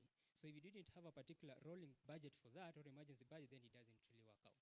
This is the analysis we did in terms of the outcomes. They were able to achieve 63% and also 52% of the outputs. I'm told my time is up, but this is just the survey. I'll just run you through. High literacy levels, we confirmed there. Something else is the zoonosis diseases. The livestock as the main source of income. So livestock are very key to them in terms of giving them money to feed as a source of food, but also as a source of income to do other things like buying food.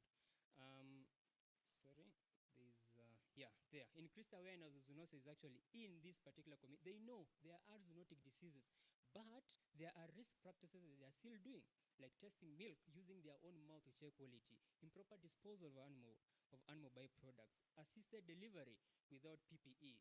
So yes, they are fully aware about zoonotic disease, but there are other risk factors which they are still practicing amongst themselves. Another one is there is also an improved health-seeking behavior among this community. They know they need to go to hospital, but the distance to hospital, it is what is the limiting factor. So doing a collaborative One Health intervention delivery of both human and animal health to them at their doorstep is very key in improving both their health and the health of their animals. But it's important to customize this health delivery to that particular society. We have nomads in Kenya. We have other nomadic tourism in Ethiopia. But how you do those both models will be very different based on where you're working. Increased awareness of hygiene and sanitation. They do know they need to improve their hygiene and sanitation. But the barrier is that they don't even have that water to wash their hands. They don't have even that soap to wash their hands. Therefore, giving these simple tools of wash really goes a long way to improve their hygiene and sanitation. When my time, you just tell me, I'll just stop there. Then also animal health practices, use of veterinary drugs and vaccination. They don't seek veterinary services, in short. Why? Because veterinarians are non-accessible. Like in this project, we only had an animal health assistant who was doing the work. There was not even a veterinarian on the ground to be able to do that particular work. So it does give us some of the interventions we need to do. Immunization. They know the importance, but they can't access the health facilities. So they do know this particular knowledge, but it's only that they cannot be able to access. Breastfeeding, this is one of the society where breastfeeding is actually done for almost 3 years, continuous, surpassing the national recommendation of 6 months. That's very kudos to them, isn't it? So meaning that using cultural obligations, you can be able to promote positive health-seeking behaviors. You have to understand, remember the concept of anthropology? Understand anthropology? I have just 1 minute to be able to implement positive seeking health behavior. What else? Low awareness of AMR, very key. But they are saying future intervention should identify innovative ways of actually educating these pastoralists about AMR. One of the innovative ways is actually using nudging technologies, which is something that we can maybe go to the panel and discuss more about that. Self-initiated infrastructure development was done. Like, for instance, they built a borehole, they built a water pan in Konongos, which really resulted in that improvement of sanitation and hygiene among this. Organized cleanups within the environment, they were able to do this. 195 new businesses were started, profit on investment was increased, and almost 162 reported jobs created from this project. Data collectors were done. You can see this, they're using actually Telegram to share the information, real-time information. And within that particular Telegram group, we have some of the county people who are working there, the people who are working, the actors within the project, and therefore they're able to do even an intervention as soon as it is done. So I have been told to stop here, so I'll just stop there. Asante sana.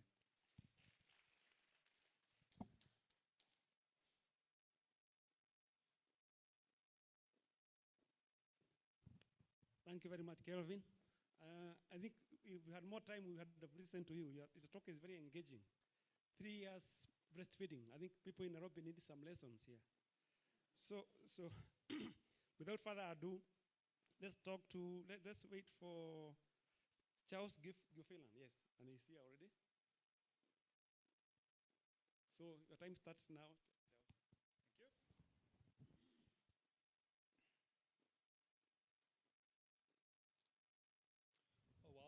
Presentation is coming up on the computer over here. Thank you very much for the opportunity to speak with you guys.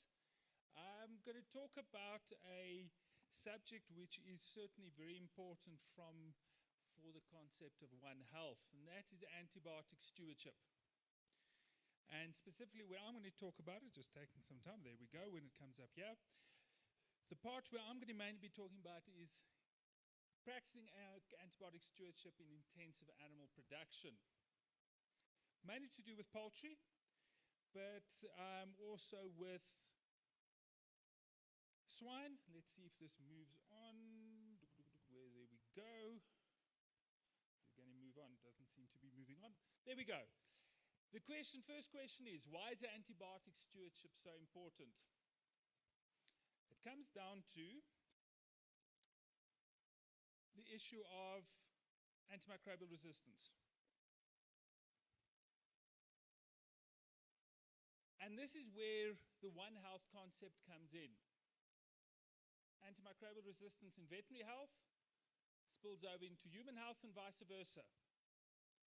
The issue we sit with is that if we don't do something about it, and us as veterinarians in the intensive animal production industry, we play a vital part in maintaining the efficacy of antibiotics. Because if we lose them, we lose one of the most important advances in modern medicine, and we're going to potentially push ourselves back into the dark ages of medicine, where a simple cut, anyone in your body could get septic and you could get septicemia. Complicated surgeries, forget it, that won't happen because of the risk of microbial infections. If we look at the World Health Organization, as far as their studies that they've done, they reckon that currently around 700,000 people a year die as a direct result of picking up a bacterial infection that's resistant to antibiotics. If nothing is done by 2050, we're looking at in the region of 10 million people dying annually from diseases directly associated with antimicrobial antibiotic resistance. Making antibiotic resistance one of the 21st century's greatest threats to health. That's both in veterinary and human medicine. We cannot divide the two apart. When we look at intensive animal production, there's 3 areas where antibiotics are used. The top one, treatment, is what antibiotics were originally designed for.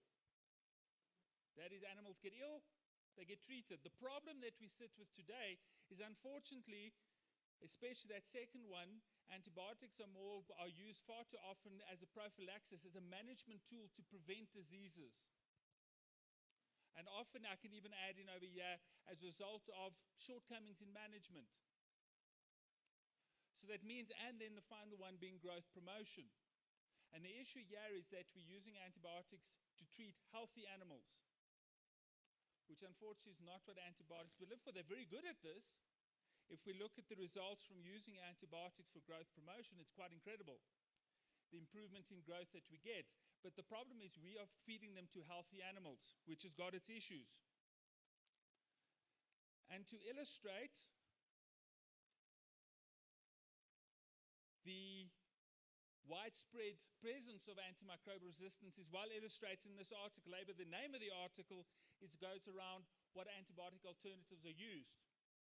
But the part in the article that I'd like to highlight is a table, 2 tables that appear, well, one table that appears over 2 pages, which highlights in various African countries, including South Africa, my home country is also there, where they isolated salmonella from poultry meat and looked for antimicrobial resistance. Why salmonella? Well, as we all know, poultry carry salmonella. Poultry don't tend to get ill from salmonella. Yeah, I'm talking about Salmonella typhimurium and Salmonella enteritidis. But the issue is that us as humans are very sensitive to it. That if we come into contact, handle contaminated meat, transfer it to vegetables, eat them, or eating food that contains eggs that were contaminated with salmonella, we can pick up salmonellosis, making it the #1 cause of food poisoning in humans. And the scary bit is if you start reading down what antibiotic resistance they find in various African countries, we're including some very important antimicrobials that have been listed by the WHO as highly important antimicrobials from a human health perspective, including penicillins, tylosin, macrolide, ampicillin. South Africa, there was 10 different antimicrobial groups used. That's, remember correctly, amoxicillin, some sulfurs, macrolides, etc. And the issue comes in that if one of these resistant salmonella infects a person and they end up in hospital, we land up where antibiotics that are usually used don't work anymore. And it's all directly related, unfortunately, to the widespread use of antimicrobials in intensive animal production. And my story, what I'm standing here today, is not saying stop using antibiotics. What I'm wanting to do is to be able to preserve the efficacy of the antibiotics until the day that the people who now qualifying as doctors or now qualifying as veterinarians can still use them the day they retire and for future generations. But now the question is, where did this come from? The popular thought is because we use antibiotics, we've induced mutations in bacteria that become resistant. What's interesting, that's not the case. Very well illustrated in this article, following article that I'm going to highlight when it comes up, that was published in Nature in 2011. What they did, what the scientists here did, is that they drilled into permafrost. So this is frozen ground that had been frozen for 30,000 years, and looked for genes encoding for antimicrobial resistance within the soil. And interestingly enough, they discovered penicillin resistance, tetracycline resistance, and glycopeptide resistance. The question is, where does that come from? Where it comes from is well illustrated here. This is from an article on microbiology discussing the discovery of antimicrobials. And all those lists of antimicrobials that were discovered from 1900 up to 2010, all of them have either from fungi producing to kill bacteria, or bacteria producing antibiotics to kill other bacteria, Or, as the last one shows, these are synthetic antibiotics, but they're derived from naturally produced chemicals. So the world is already full of antibiotics because the world is full of bacteria that are competing against other bacteria to survive. So they've all used in fungi to compete against bacteria. So they all produce antibiotics to kill other bacteria, which means the bacteria that produce those antibiotics have got to be naturally resistant to that antibiotic for obvious reasons.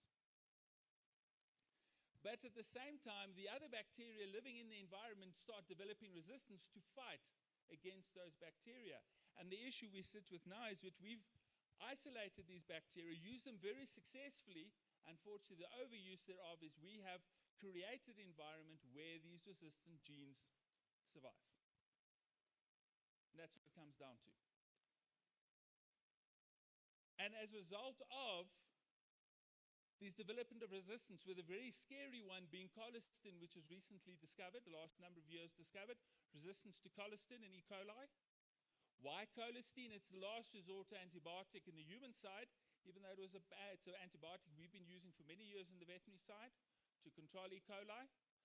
The development of resistance meant that the human medicine has taken it back, but we've already got resistance developing. So even to our last resort antibiotics, we've got this resistance developing. And this is why antimicrobial stewardship, the whole concept of antimicrobial stewardship was developed. And what it comes down to, as I mentioned this earlier, is we need to work out a system where we can extend the efficacy of antimicrobials. Stewardship implies a process of caring and responsible management. We've got to manage our antimicrobials to ensure that they continue working. So how do we do that? And even though the thought is, well, it's very simple. We just take antibiotics in and we put in an alternative. You'll see now that's the very last stage. Because when it comes to applying antimicrobial stewardship, it requires a holistic approach to enhance the natural defenses of our production animals, of our pigs, of our chickens, of our cattle, so that they can cope with the stresses we throw at them, with broilers that have been selected to grow very fast, layers to produce a lot of eggs, pigs to grow fast, have a high production and a high milk production. All puts a stress on these animals. So we need to work at ways on how we can enhance that. So it starts very simple. Biosecurity, first and foremost. Keep pathogens out. Very basic, very easy, but often the one that gets forgotten. Next one, important, is cleaning of our houses. Decreasing the pathogen load in the houses, leaving the houses vacant for long enough to decrease the pathogen load. Problem always is there's pressure to produce, so that gets forgotten. Then creating an environment that is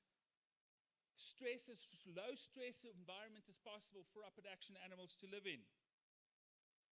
Then we get to a very important one that we always forget, that's water. Just as much as we require potable water, our production animals need the same. And seeing that they consume 2 to 3 times more water than feed, extremely important. Never to be forgotten, often is. Then we get to another important aspect, feed safety. Feeding these animals safe food that is easy to digest and as low in pathogen load as possible, especially things Salmonella, Clostridium, E. coli. We need to feed them safe feed. Decrease the pressure therefrom. Then only do we get to the animal itself. Improving their immunity through the use of immunomodulators to improve innate immunity, make them better able to fight. Then it comes to putting together effective vaccine programs, very, very important. Only when we've done all of that can we come to the part that we always think of, and that is antimicrobial alternatives, with the most important part of animal health where antimicrobial alternatives are used and antibiotics are used, and that's for maintaining intestinal health. So this is where the antibiotics come in that we need to replace. Long after we've done all the rest, now only do we look at products that we can give them. And there's 3 aspects we're looking at. Most important one, lower pathogen load. Controlling pathogens like Clostridium, Salmonella, E. coli. But then we've got to enhance the ability of that intestine to work, to absorb nutrients, to control inflammation in the intestine, maintain that intestinal barrier. And thirdly, immunomodulation. So what do we have available? We've got a lot of products. There's probiotics, organic acids, essential oils, which are all have got a direct antimicrobial effect. Probiotics also create a natural intestinal microbiome in the gut. Especially for gram-positive, probiotics come in. Gram-negatives, organic acids, essential oils, quite effective against controlling gram-negative bacteria. Then we look at the intestinal barrier, maintaining inflammation, keeping that intestinal barrier intact, using encapsulated calcium butyrate supplements. There's numerous of them. Then we look at immunomodulators. These are products that prime the immunity so that that animal is better able to cope with the diseases, stresses. And then we've got the prebiotics, which help to feed the bacteria. But that, as I said, is only the one part to it. Because what we must never forget is that implementing antimicrobial stewardship, and you can just move on to the next slide over there, which is the second last one. There we go. What's very important is if each part of the system controlling that farm, the management of the farm, need to communicate. So we need to have a communication between people who work with biosecurity, disease management, farm management, feed management, water management. All of those aspects need to work together. Even though as vets, we're mainly involved with disease management, but actually we've got to get involved with all those parts. Talk to the nutritionists, talk to the managers, make them understand why this is so important. And in that way, we can keep antibiotics working for what they were designed for, and that's treating disease. Thank you very much.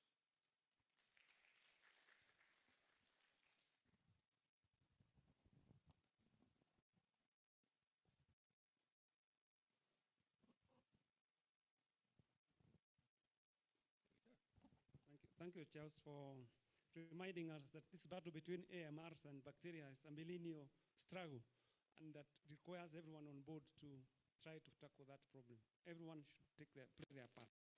So now we get to the next one, who is Jack Omolo. Hope he's around. Jack Omolo, please welcome to the platform.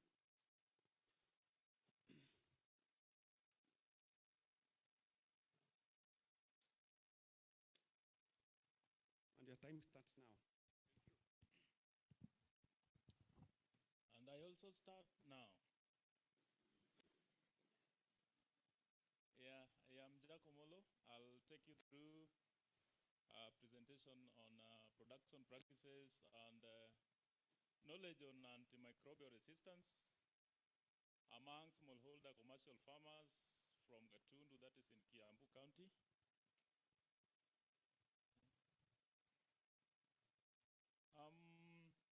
This was a small piece of work which I did on behalf of FAO.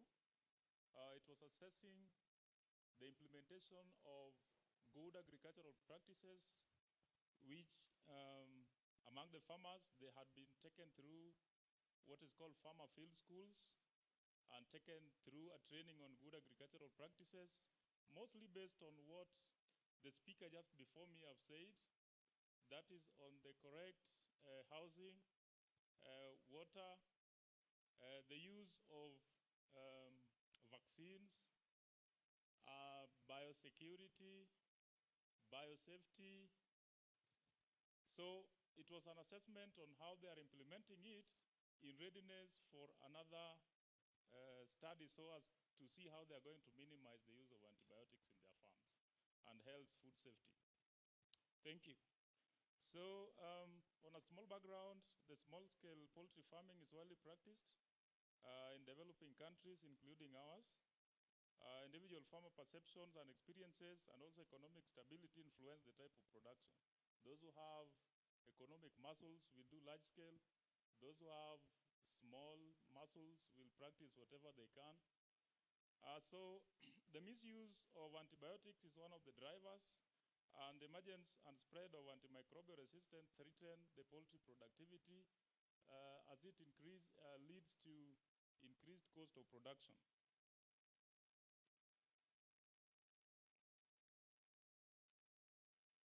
The demand for proteins will lead to increased production, pressure, and this risks human health due to increased use of antibiotics.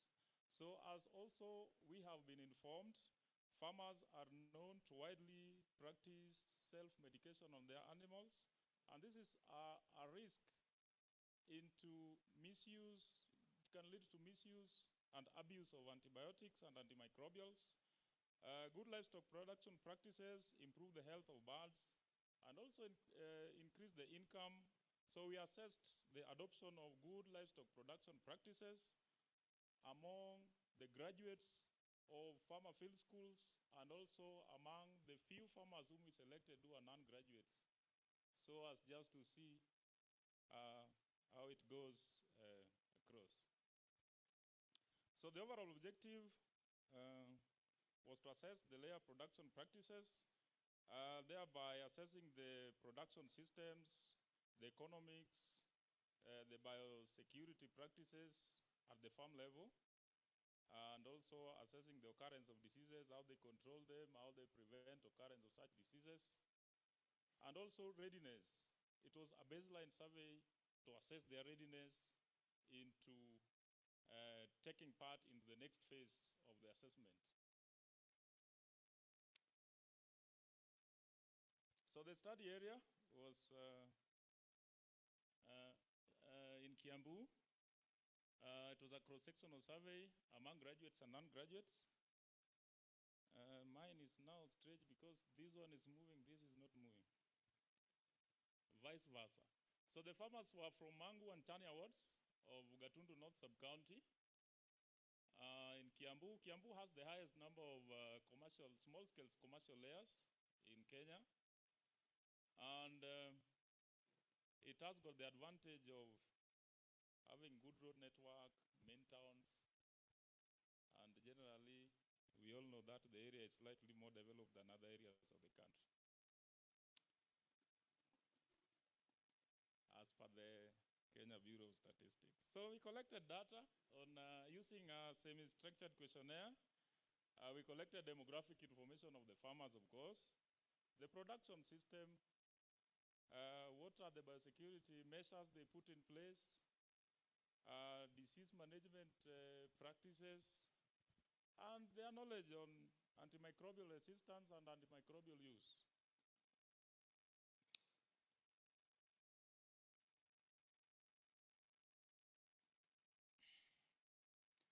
So we analyzed data using MS Excel and conducted simple descriptive analysis.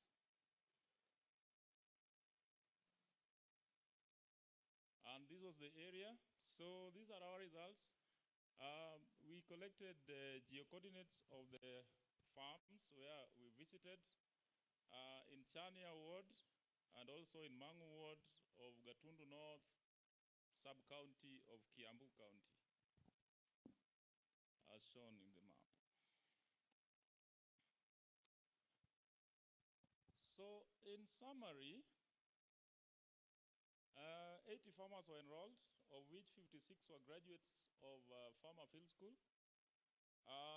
We realized that the farmers were young adults, majority were female. Deep litter system was largely practiced. The farmers were well with over 10 years. Majority of them had over 10 years of experience. We realized that up to 72% used disinfectants. Foot baths were also in farms, and washing stations were in 44, that's 55% of the farms. The farms, up to 81%, report that they have recorded diseases in the recent past with a crude mortality of 5%.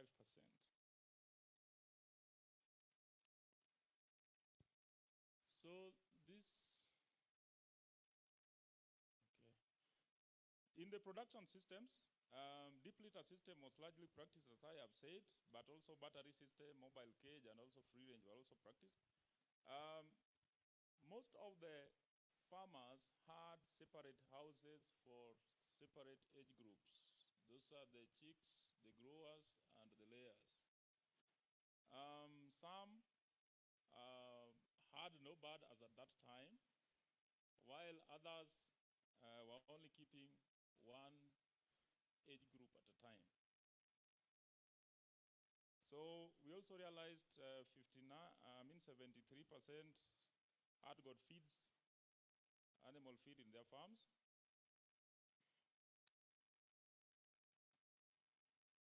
So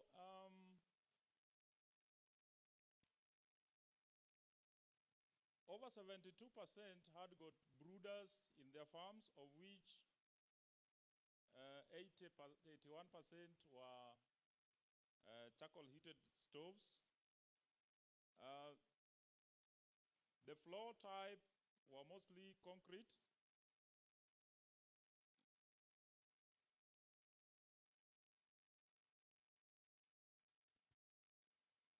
So the source of heat for the layer brooders were mostly charcoal heated, though we had those who are using electric lamps, and 6.9% who had infrared lamps in their farms. On biosafety and biosecurity measures, up to 72% we observed disinfectants in their farms. The disinfectant was in either a temporary movable or a fixed foot bath. For the ones who are using temporary movable, it was a simple plastic container placed in front of the poultry house, so they step in it as they walk in.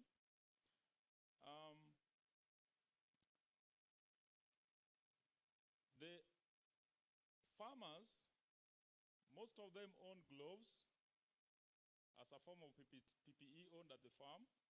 Gloves, then aprons, masks, boots, and overalls. It was also good to note that a good number of up to 6% had Crocs.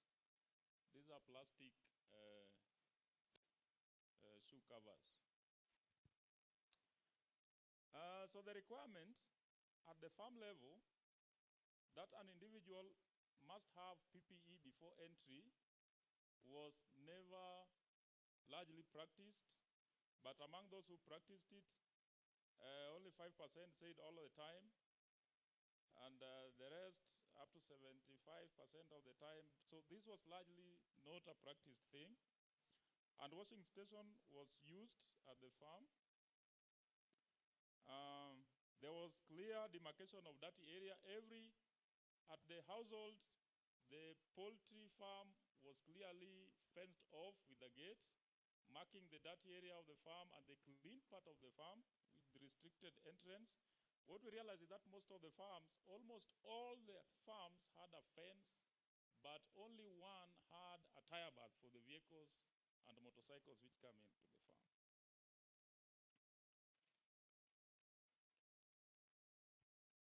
So on disease control measures,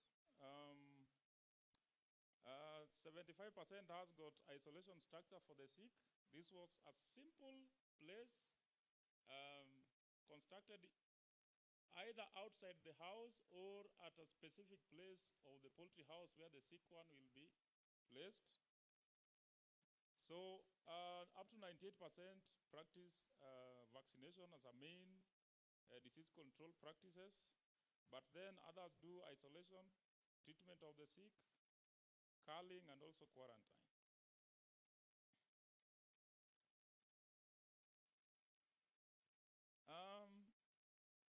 It was also interesting to note that the farmers up to 66% seek advice from agrovets. They rely on the advice whenever their poultry is sick from the agrovets. And also private vets. The least was the reliance on the government veterinary services.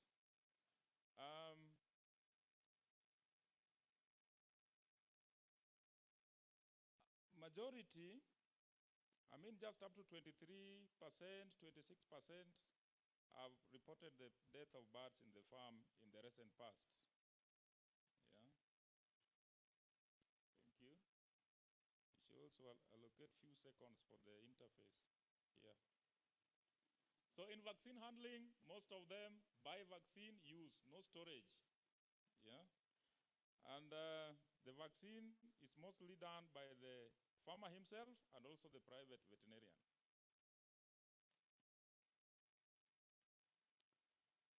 On the knowledge, there was good knowledge of an AMR. We associate this with most of the farmers having been graduates of FFS. Yeah.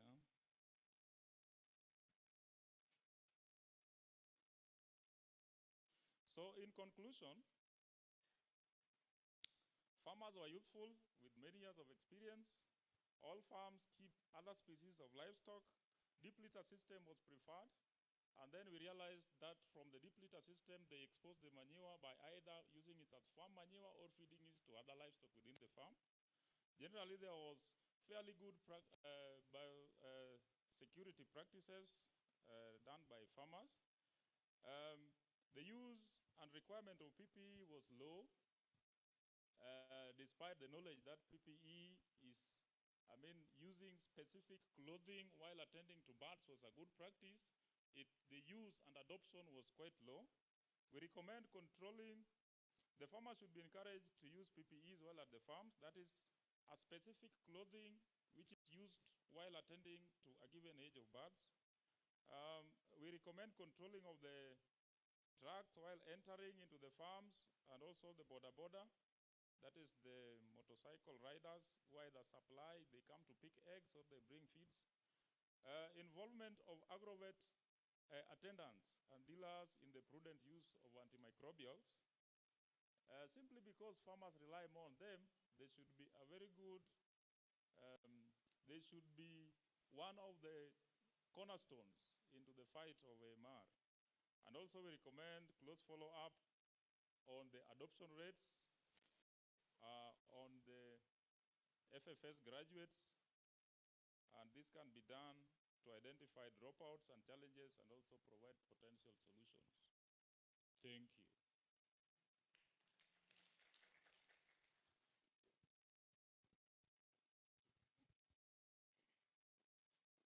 Thank you, Jack. You actually needed the seconds for interface, because if we had given you that second, you'd have scored the winning goal.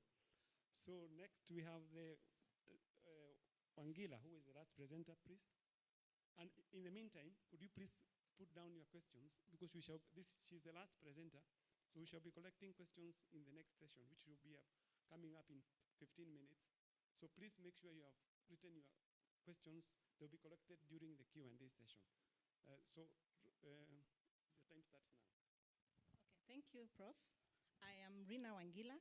I work for FOA ECTAD, which is the Emergency Center for Transboundary Animal Diseases, with a special focus on early detection and early response to priority zoonotic diseases and emerging infectious diseases such as the Middle East respiratory coronavirus.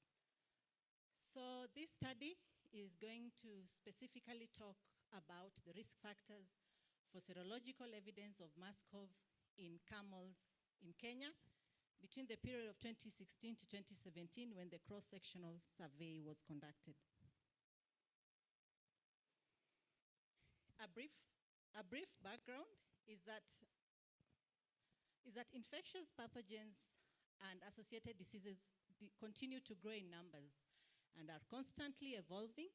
Currently, the world is facing the COVID-19 pandemic, and just today, China has also reported a new, not an emerging, but a re-emergence of H3N8 avian influenza. And so as the world, we really need to be constantly on our toes to fight and to detect early and respond to these zoonotic diseases that have a pandemic potential. So on coronaviruses, Dr. Mashira, who was here before, has clearly talked about coronaviruses. But I want to just focus on the severe acute respiratory syndrome, which is a SARS-CoV that preceded MERS-CoV. MERS-CoV was identified in 2012 in the Kingdom of Saudi Arabia, and it has silently spread, not getting the attention that COVID-19 came and got, but it's something that the tripartite organization of FAO, WHO, OIE is keenly interested in, because it had a different behavior when it spread over to the Republic of Korea. It was not having a very effective human-to-human transmission behavior, but when it went to Republic of Korea, we saw that there was a very efficient human-to-human transmission, and this was caused by an index case that affected 24 patients due to the hospital shopping behavior of the Koreans.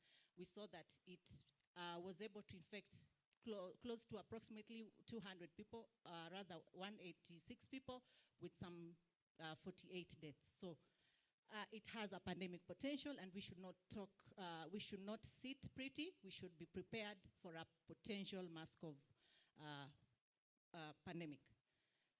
So next is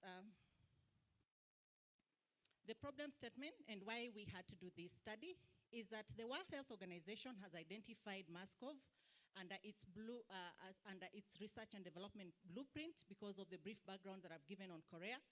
And Kenya as a country is the fourth largest camel has the fourth largest camel population in Africa, behind Somalia, Sudan, and I think Chad. And MERS-CoV has been hosted, or rather the Camelus dromedary, which is our camel population in the country, has been identified as a putative reservoir of MERS-CoV transmission. And so we need to have studies to be able to determine the seroprevalence, the geographical distribution, and also the risk factors. That is a brief update on the MERS-CoV situation globally, and this was a report that was out in January 2020. And remember, when COVID-19 then came into the scene in 2020, we had reduced efforts towards MERS-CoV surveillance. But as at that date, we had 17 new laboratory confirmed cases that had been globally reported. And this is the average. The average that we are seeing monthly on MERS-CoV, new cases of human MERS-CoV, is between 5 to 10. And these cases are mainly reported in the United Arab Emirates, basically the MENA region, the Middle East, and the Middle East region. And the deaths that we see is that the people who are quite advanced in age and have other comorbidities like diabetes and high blood pressure are the ones who are at most risk. It has a similar behavior as we see in COVID-19. So what was the objective of the study? Was one, to conduct a cross-sectional epidemiological survey in camel-dense counties in Kenya. The camel-dense counties in Kenya are particularly the ASAL counties of Wajir, Marsabit, Isiolo, Garissa, and we also have some camel ranching counties that don't really have the high camel population, but we have ranchers who are also interested in camel production. And some of these ranchers who are practicing mixed camel production system, whereby we have wildlife, we have beef production, some little dairy production, and also some camel production. This we mainly saw in Nakuru County, specifically in Sosambu Ranch, and also the Laikipia County. The specific objectives was to estimate the MERS-CoV antibody seropositivity in the select counties that are mentioned, and also to determine the risk factors associated with the seropositivity.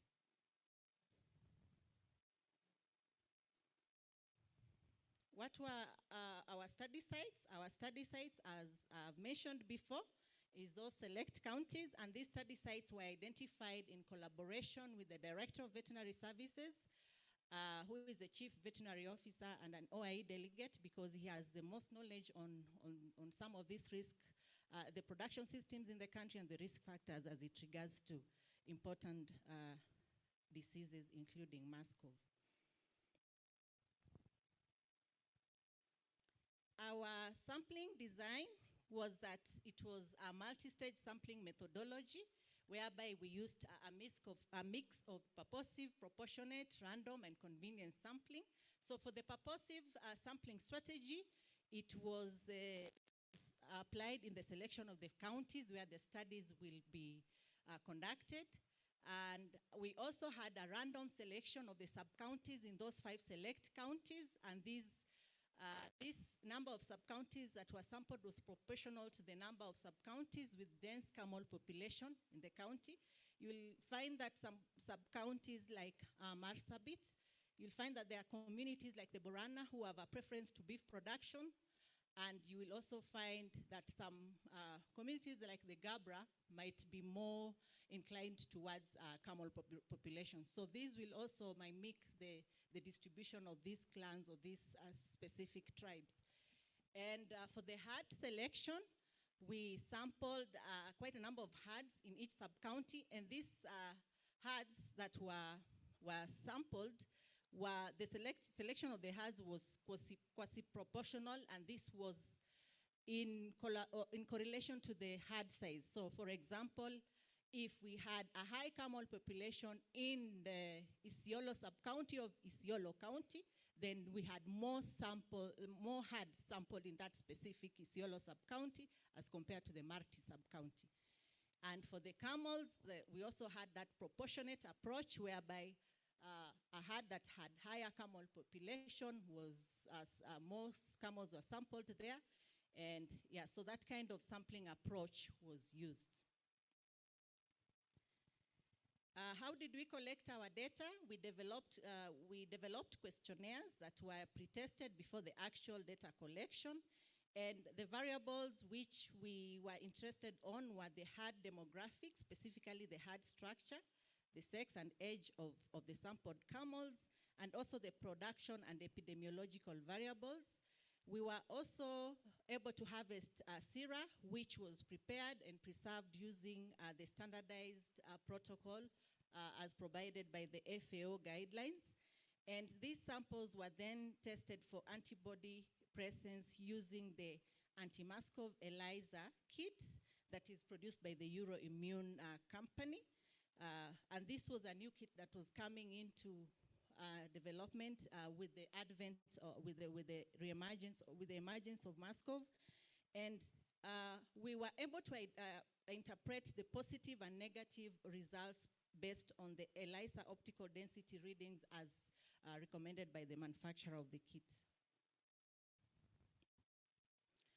So our data management involved the preliminary data management, which was exporting into the Microsoft Excel and also cleaning, filter, and we also went ahead and used the SPSS package for statistical analysis. We conducted a univariable analysis whereby we used the exploratory data techniques to just look at how this data was looking like and describe the data patterns within the patterns within our data. And under the multivariable analysis, we wanted to look at the association between the seropositivity of each specific variable, like the county of production, the system of camel production, if it was pastoral or it was ranching, and using the Pearson's chi-square test for categorical variables. And we also used the logistic regression for continuous variables to identify potential risk factors associated with the seropositivity. The same Pearson's chi-square test was used to estimate the strength of association using the odds ratio between camel positivity and a range of potential factors, risk factors. So for the multivariable conditional logistic regression model, we use this model to assess all significant risk factors, and this was done subsequent to the Pearson's chi-square test under the bivariate analysis. And the logistic regression that we used followed a backward elimination strategy to determine the significant risk factors for camel seropositivity. So any variables that had a P factor of less than 0.05 was interpreted as significant, and it was recorded as having a high strength of association. Both significant levels under the bivariate and the multivariable analysis were interpreted at the p-value of less than 0.05. Our results is that we see that Isiolo County had the highest positivity rate at 77.7, and Nakuru County had the lowest seropositivity rate of 7%. And Isiolo County mainly practices a pastoral production system, and it has a peri-urban and rural production system. But for Nakuru County, we only sampled one herd, and it was mainly the ranching production system. Under the factors associated with MASCOV seropositivity, we found a high association between camel production system and confinement within a perimeter wall. So most camels under the ranching production system were confined, either within a barbed wire, or rather there was no interaction with other herds. The confinement was either between a perimeter wall or the normal fences that we use in our ranching production system. And there was also that association between the production system and wildlife interaction, in that in most ranching production system we had a very high wildlife interaction, because most of the producers in the ranching production system were not only interested in camel production, but they were also interested in wildlife tourism. And for us to also reduce the multicollinearity, we also used, we had to look at not only the camel production system, the sex of the camel, but we also had to include the multivariable regression model.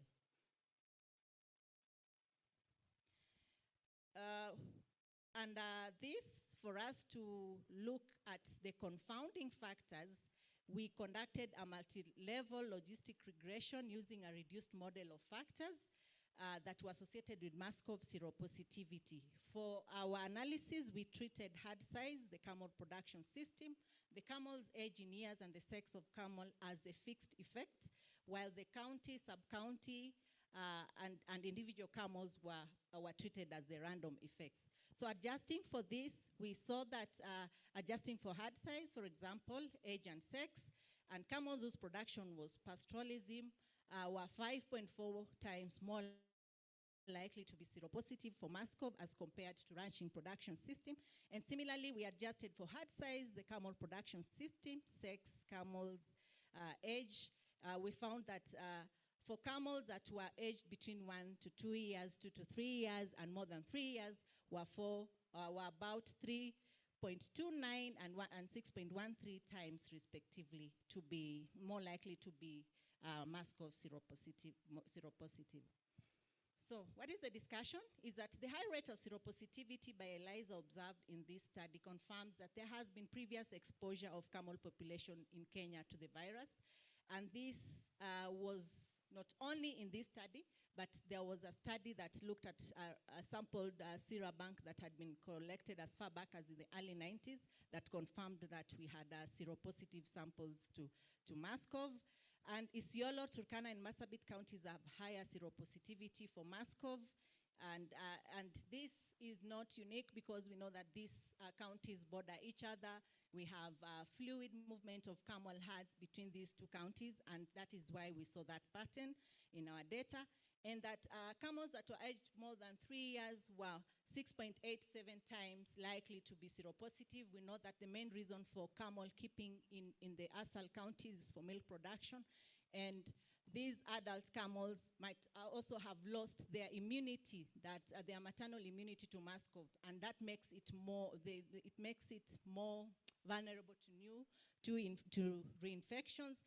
And we also saw that female camels, which are kept for milk production, were also more, were 2.76 times more likely to be positive for MASCOV. Prof, I'm almost done. So what are the conclusion and recommendation?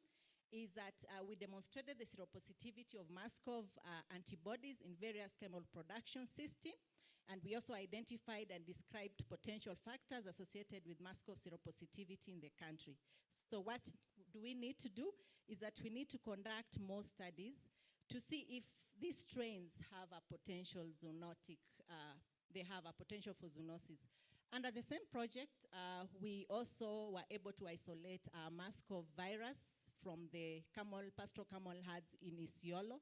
Unfortunately, these camel herds that were falling under the MASCOV clade C type of virus are not, they are not zoonotic Further, we also isolated some viruses from Garissa pastoral production system, and we wanted to assess the virulence of this in human tissue, ex vivo human tissue, and we also found that the camels in Ethiopia, Kenya, and other production in the region are also having very low virulence capacity. So we are not worried for the zoonotic potential, but we also have to be on our toes to just see that we are able to look at the potential mutation and recombination for a potential zoonotic strain.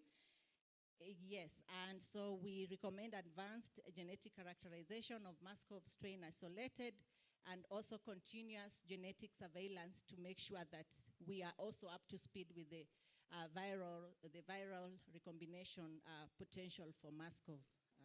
Thank you, Prof. And sorry for taking your time. Thank you, Rina. And please don't leave join that table, because immediately we are getting into the Q&A session. And can we have the presenters, all the presenters coming up front so that we can start handling the Q&A? Please, all the presenters, so that we can do this quickly. And please give the questions to the people asking for them.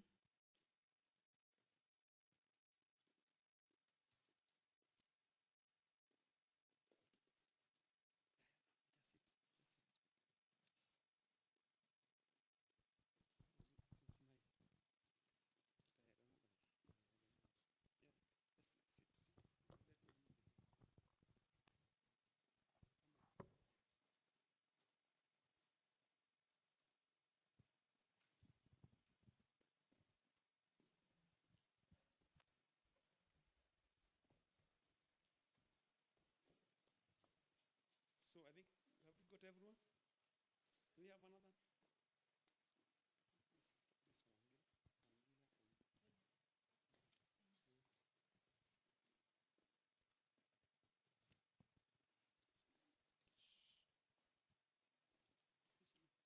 Benjamin? Benjamin Rotich?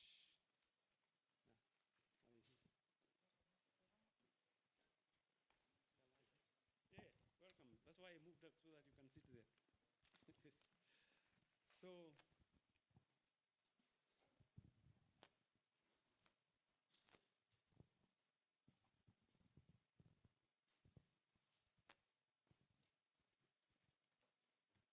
if we are all set, we can start.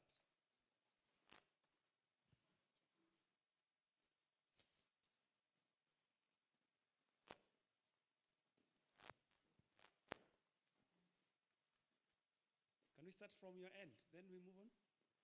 Are you okay? Good. Try that. Thank you. There's a question from Chege.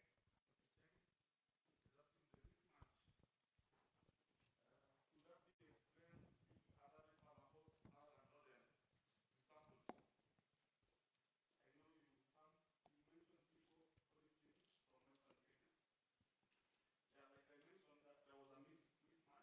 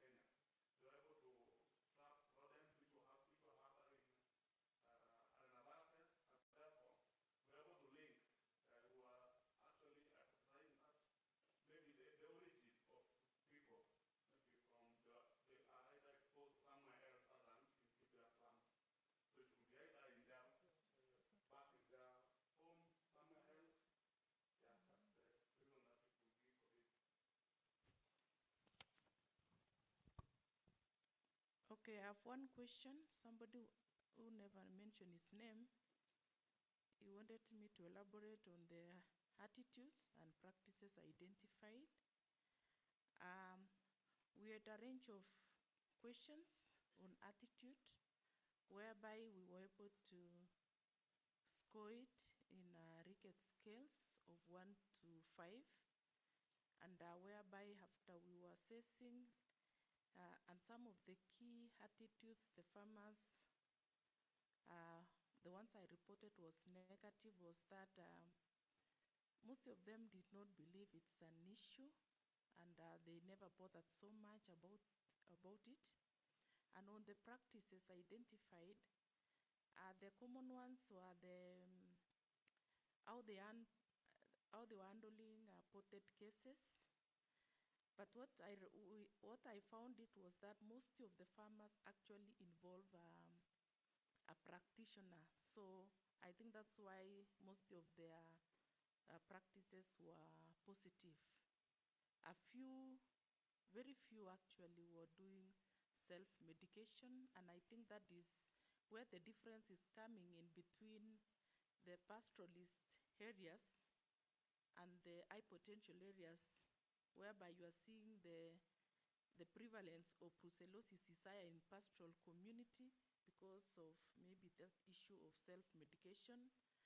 And in the highlands, we are talking about dairy cows, very valuable, and most farmers, they really value them. And whenever if they have issues, they normally call a vet. And it was not a major problem, particularly the practitioners there. There are many in the GOK and also the private practitioners. Thank you. Yes, so I have 3 questions. There is one concern that Wajir was left out of the study, yet it's also one of the mask of high-risk counties due to its high camel population, and this was purposely done because of the insecurity situation in Wajir. And there's also the concern that despite the high mask of seropositivity in camels, there has been no human cases reported in Kenya. Yes, the official position, the or the Ministry of Health in Kenya is that we have not been able to identify any human case, and this could be attributed to several factors. One, that in Kenya, the mask of clade that we have isolated has no zoonotic potential, so we do not expect to have a correlation of infection in the animal interface to the human interface. And 2, our surveillance system is not to the desired level, both in the livestock or animal interface and the human interface, so there could have been missed human cases. Though we also have some studies by ILRI that looked at serum samples that had been banked, and we had camels that had close contact with livestock, not specifically camels, but also sheep and goat. They got some, I think, antibody positives.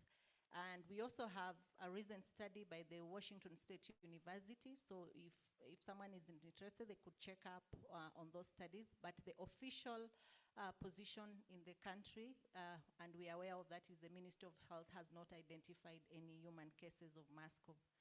Then there's also a question on why would we have females who are having high seropositivity rates. This is because the ASAL community keeps camels mainly for food and nutritional security, specifically for milk production. And these camels are the ones that were, first, they form the majority of the sampled animals, and 2, they have a higher, longer lifetime period in the herd. And so any sampling from them will indicate seropositivity. And we also found high seropositivity in adult camels because the maternal antibodies against MASCOV wane as the camels become older, and so they become vulnerable to infection and reinfection. FAO, in collaboration with the DVS, has a huge database, and we are currently looking at that data to be able to explain some of these data patterns that we are seeing. And so we are having an exploratory kind of research to be able to have so many of these unanswered questions in MASCOV answered. Thank you. Yeah, see, I've got two questions here. Well, first one is pre and probiotics are very expensive, so are essential oils. How can resource poor people practice stewardship? As far as the expense is concerned, you'll be surprised sometimes if you compare some of the costs of some of the antibiotics compared to this, but when you leave that aside, what we more need to look at is not so much the expense actually of the product, but what we need to also look at is the improvement in production we can get by keeping the animals healthy. But as far as what resource poor practice to practice stewardship comes down to management. To be able to adapt your management practices forward with the constraints that there are on the farms. And the easiest and the cheapest way of practicing to a certain extent stewardship is good biosecurity. And I'm not talking about expensive fences or anything like that. Basic things like only allowing people onto the farm who are meant to be there. Classic example was a farmer in rural Russia who's a swine farmer. The entire area, the pigs were dying from African swine fever. His didn't. Main reason is that when he walked to the farm, only him and his wife were allowed in near to his animals. He also ensured that the shoes he wore when he walked to the farm, he changed into shoes which were only present on the farm. Small things that can be changed to improve biosecurity can go a long way to keeping the animals healthy. As far as the alternatives, that's, as I explained, was the very end part. There's lots of other things, biosecurity, keeping the animals as healthy as possible to decrease the stress on the farm, changing the management to decrease the stress as much as possible under the constraints that you've got on that specific farm. But then when it comes to the actual cost, it comes to relative. Depending on how we look at it, there are some of the products that actually come out cheaper, some not. So it depends, but we're also going to need to look at the improvement in production. The other one was more a comment about AMR killing 700,000 people per year according to World Health Organization. Person challenged in saying that I'm more saying that antimicrobial resistance is a disease. That's not what I said. What I was more trying to emphasize is that as a direct result of a disease, picked up bacterial disease that cannot be treated by antimicrobials, World Health Organization is saying that around about 700,000 people die as a result of picking up a bacterial disease which when they go to hospital, treat with antibiotics, not successful because of antimicrobial resistance. I hope I've cleared up the confusion there. Thank you.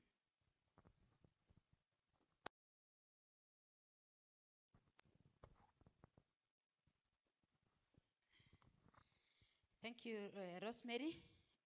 You asked about why the high prevalence in livestock, and I said it's associated with the fact that these people are not aware that Q fever causes abortions, and then the fact that they keep large numbers of animals, and these animals are herded together and housed together, even with the human beings. They're housed together within the same boma. I had a sample size of 382, but I was not able to analyze all of them. I only analyzed 318.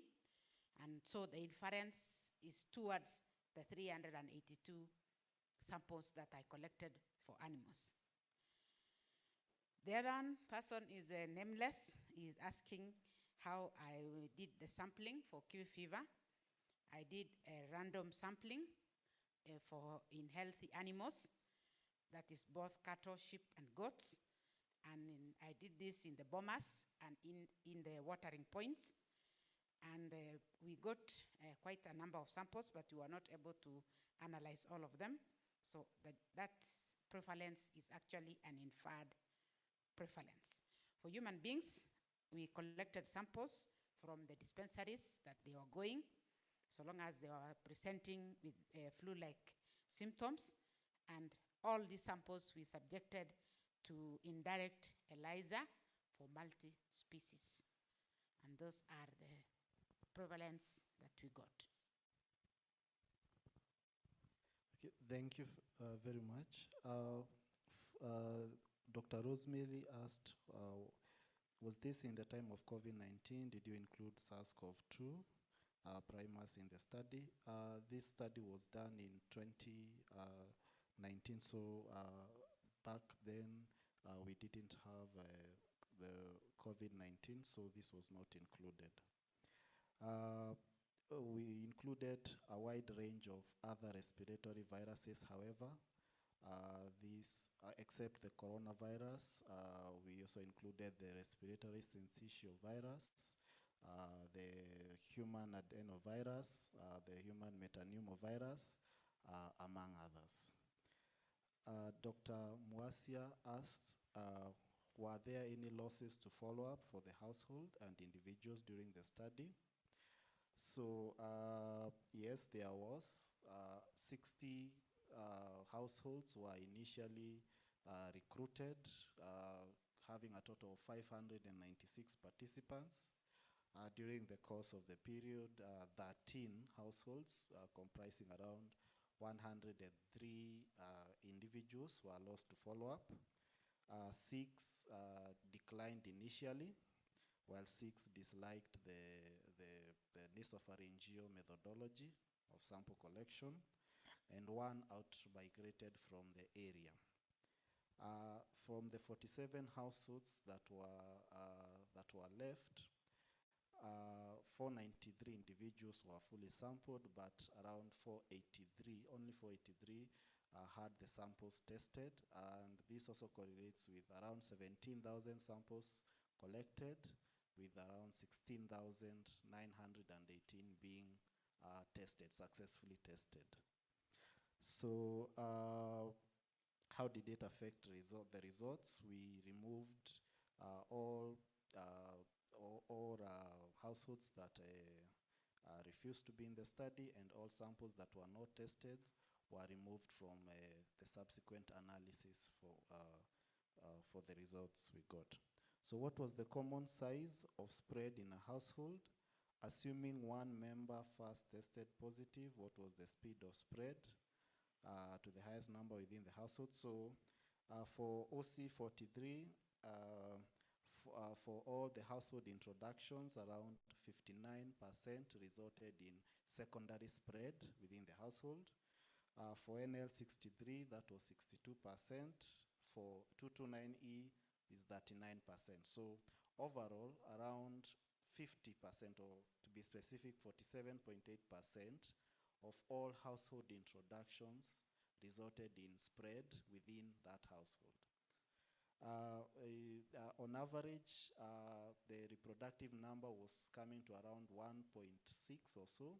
So for every one person, one index case, spread the infection to around 1.6 other individuals.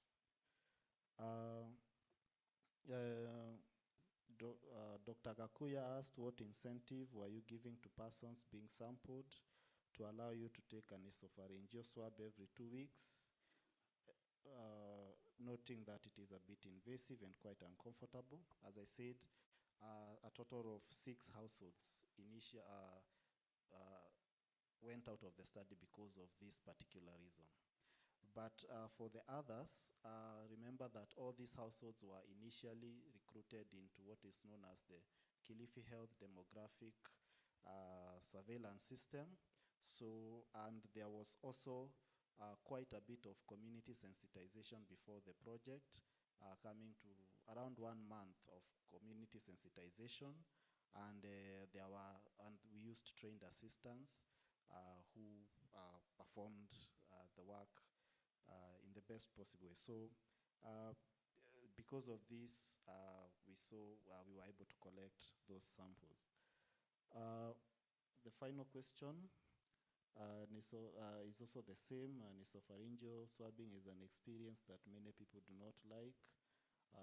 How did you manage to swab? So I think that's already answered. Thank you.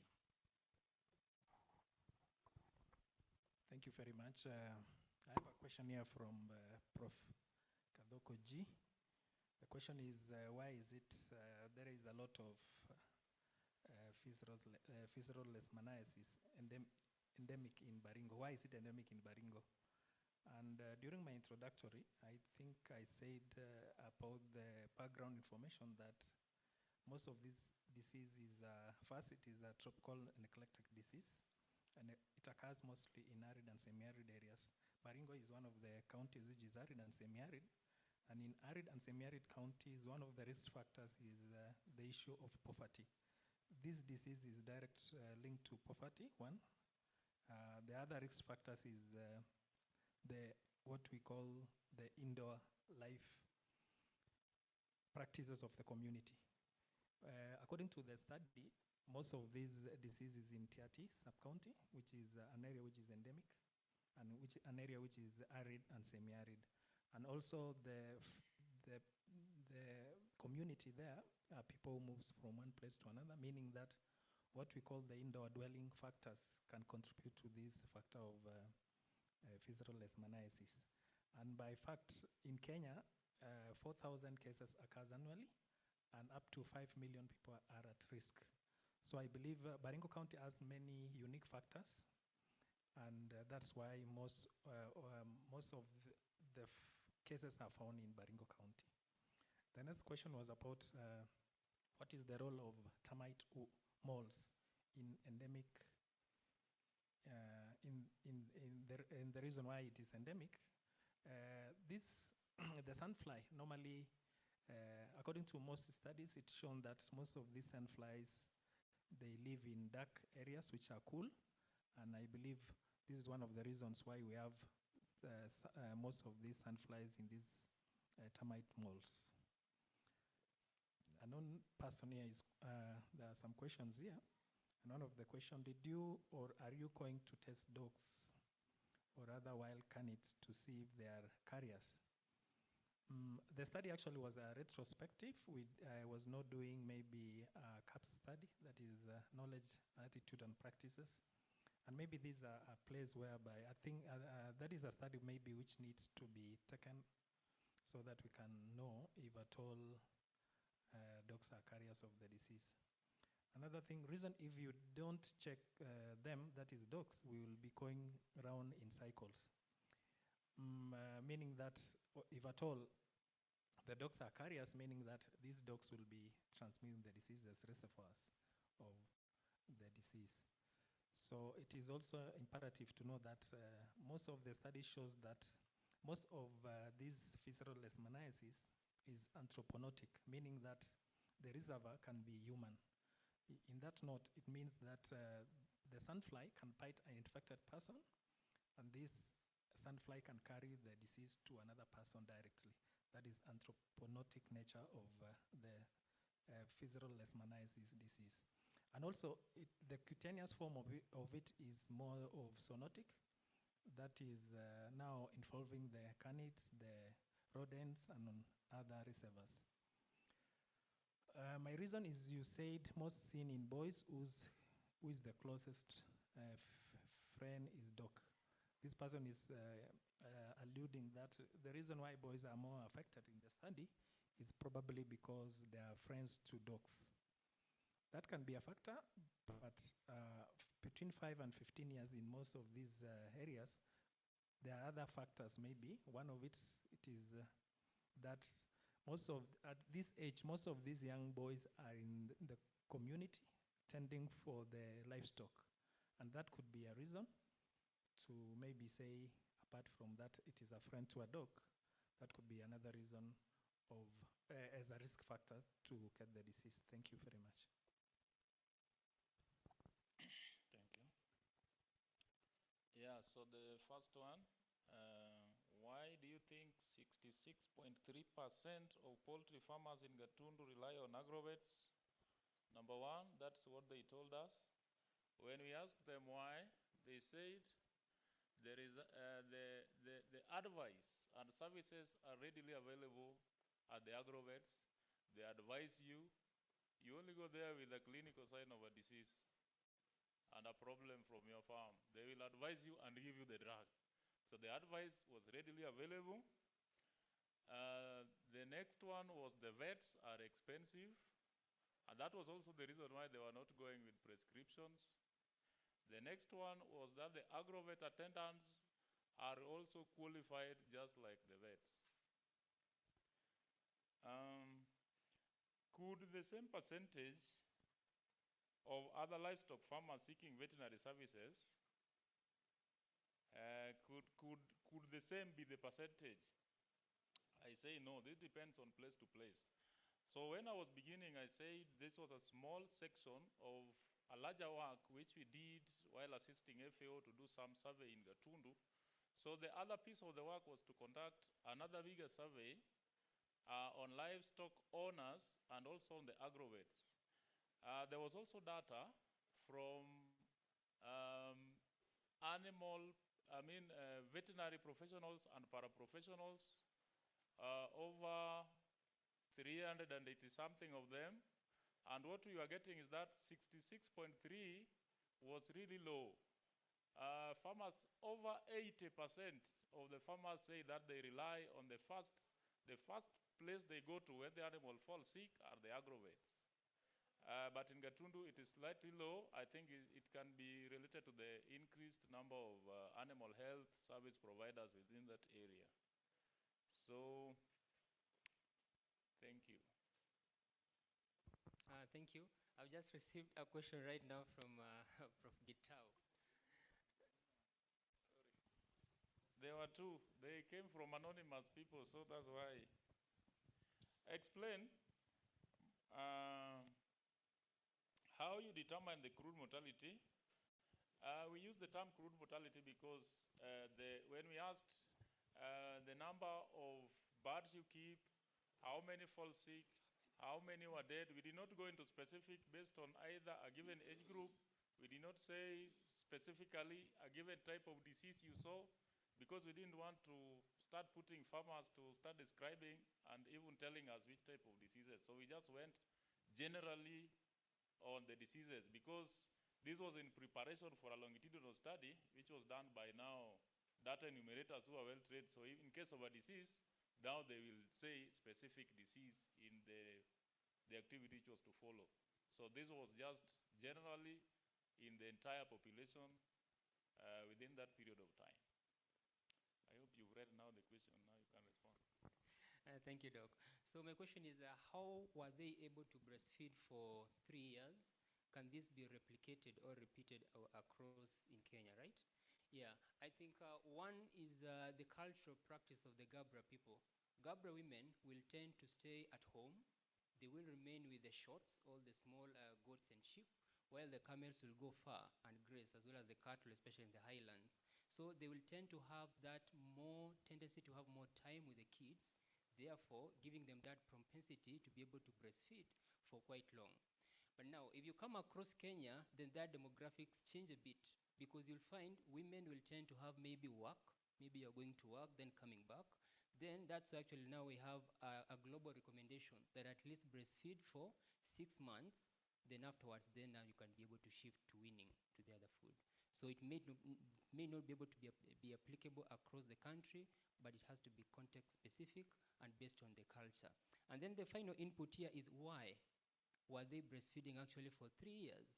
When we actually interviewed them, they said they noted that when children are actually breastfed for longer, they tend to become more vibrant, more clever, more healthier, as compared to the children actually who were breastfed for a lesser time.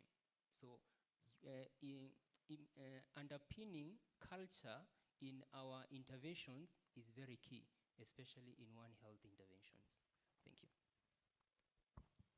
Beautiful. That's a very good engaged session. We had a very nice session where the audience was very well engaged. We had very good presentations from the presenters. The audience has given us very nice questions. So that was a very engaging afternoon, even though it was after lunch, and yet people were able to engage. That is how it is required as a participatory session. So I would like to submit the organizers so that we can do some housekeeping. Presenters can just sit, it's okay. Good afternoon, everyone. Thank you very much for your patience at this late hour. I just want to request us, can we just give all presenters for today a big hand clap? Thank you very much. Can we give ourselves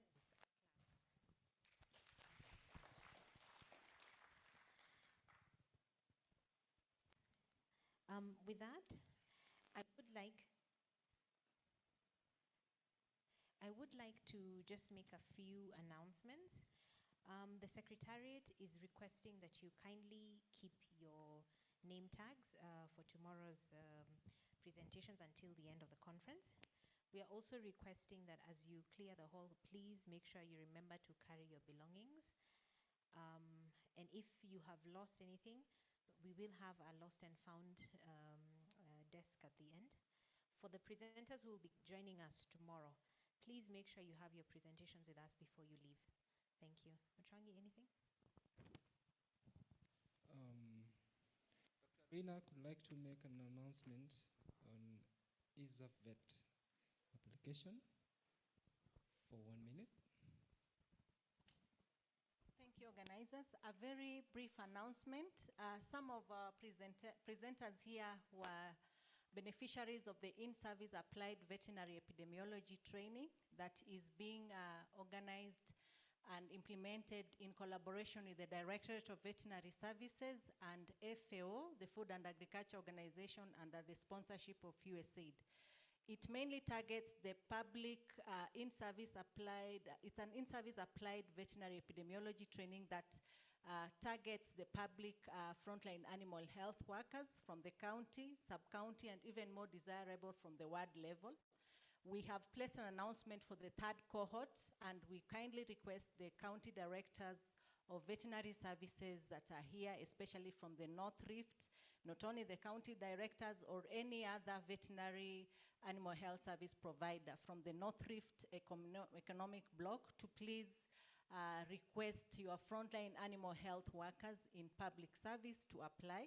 The deadline was initially on 22nd of April, but this has been extended to, I think, 15th of May. Thank you. Thank you, Rina. Rina was also my classmate. Nice to see her speak. Tomorrow we start at exactly 8 o'clock. Hopefully whatever happened today in terms of technology will have been solved tonight. So we don't want to promise, but we will try and make sure that it works better tomorrow. Therefore, we invite all of us to be here. If you can come early by 7:30, so that we start at exactly 8. And we'll be able to cover animal welfare and wildlife. And then in the afternoon, we'll have the AGM. So therefore, we are inviting you for tea, all right? And I think coffee and not just tea at our normal place. So kindly know our friend, someone you don't know, even as we take our tea, all right? Thank you very much. On behalf of the executive and the organizing committee, tunashukuru sana for your patience, and have a good evening. See you tomorrow. Good night.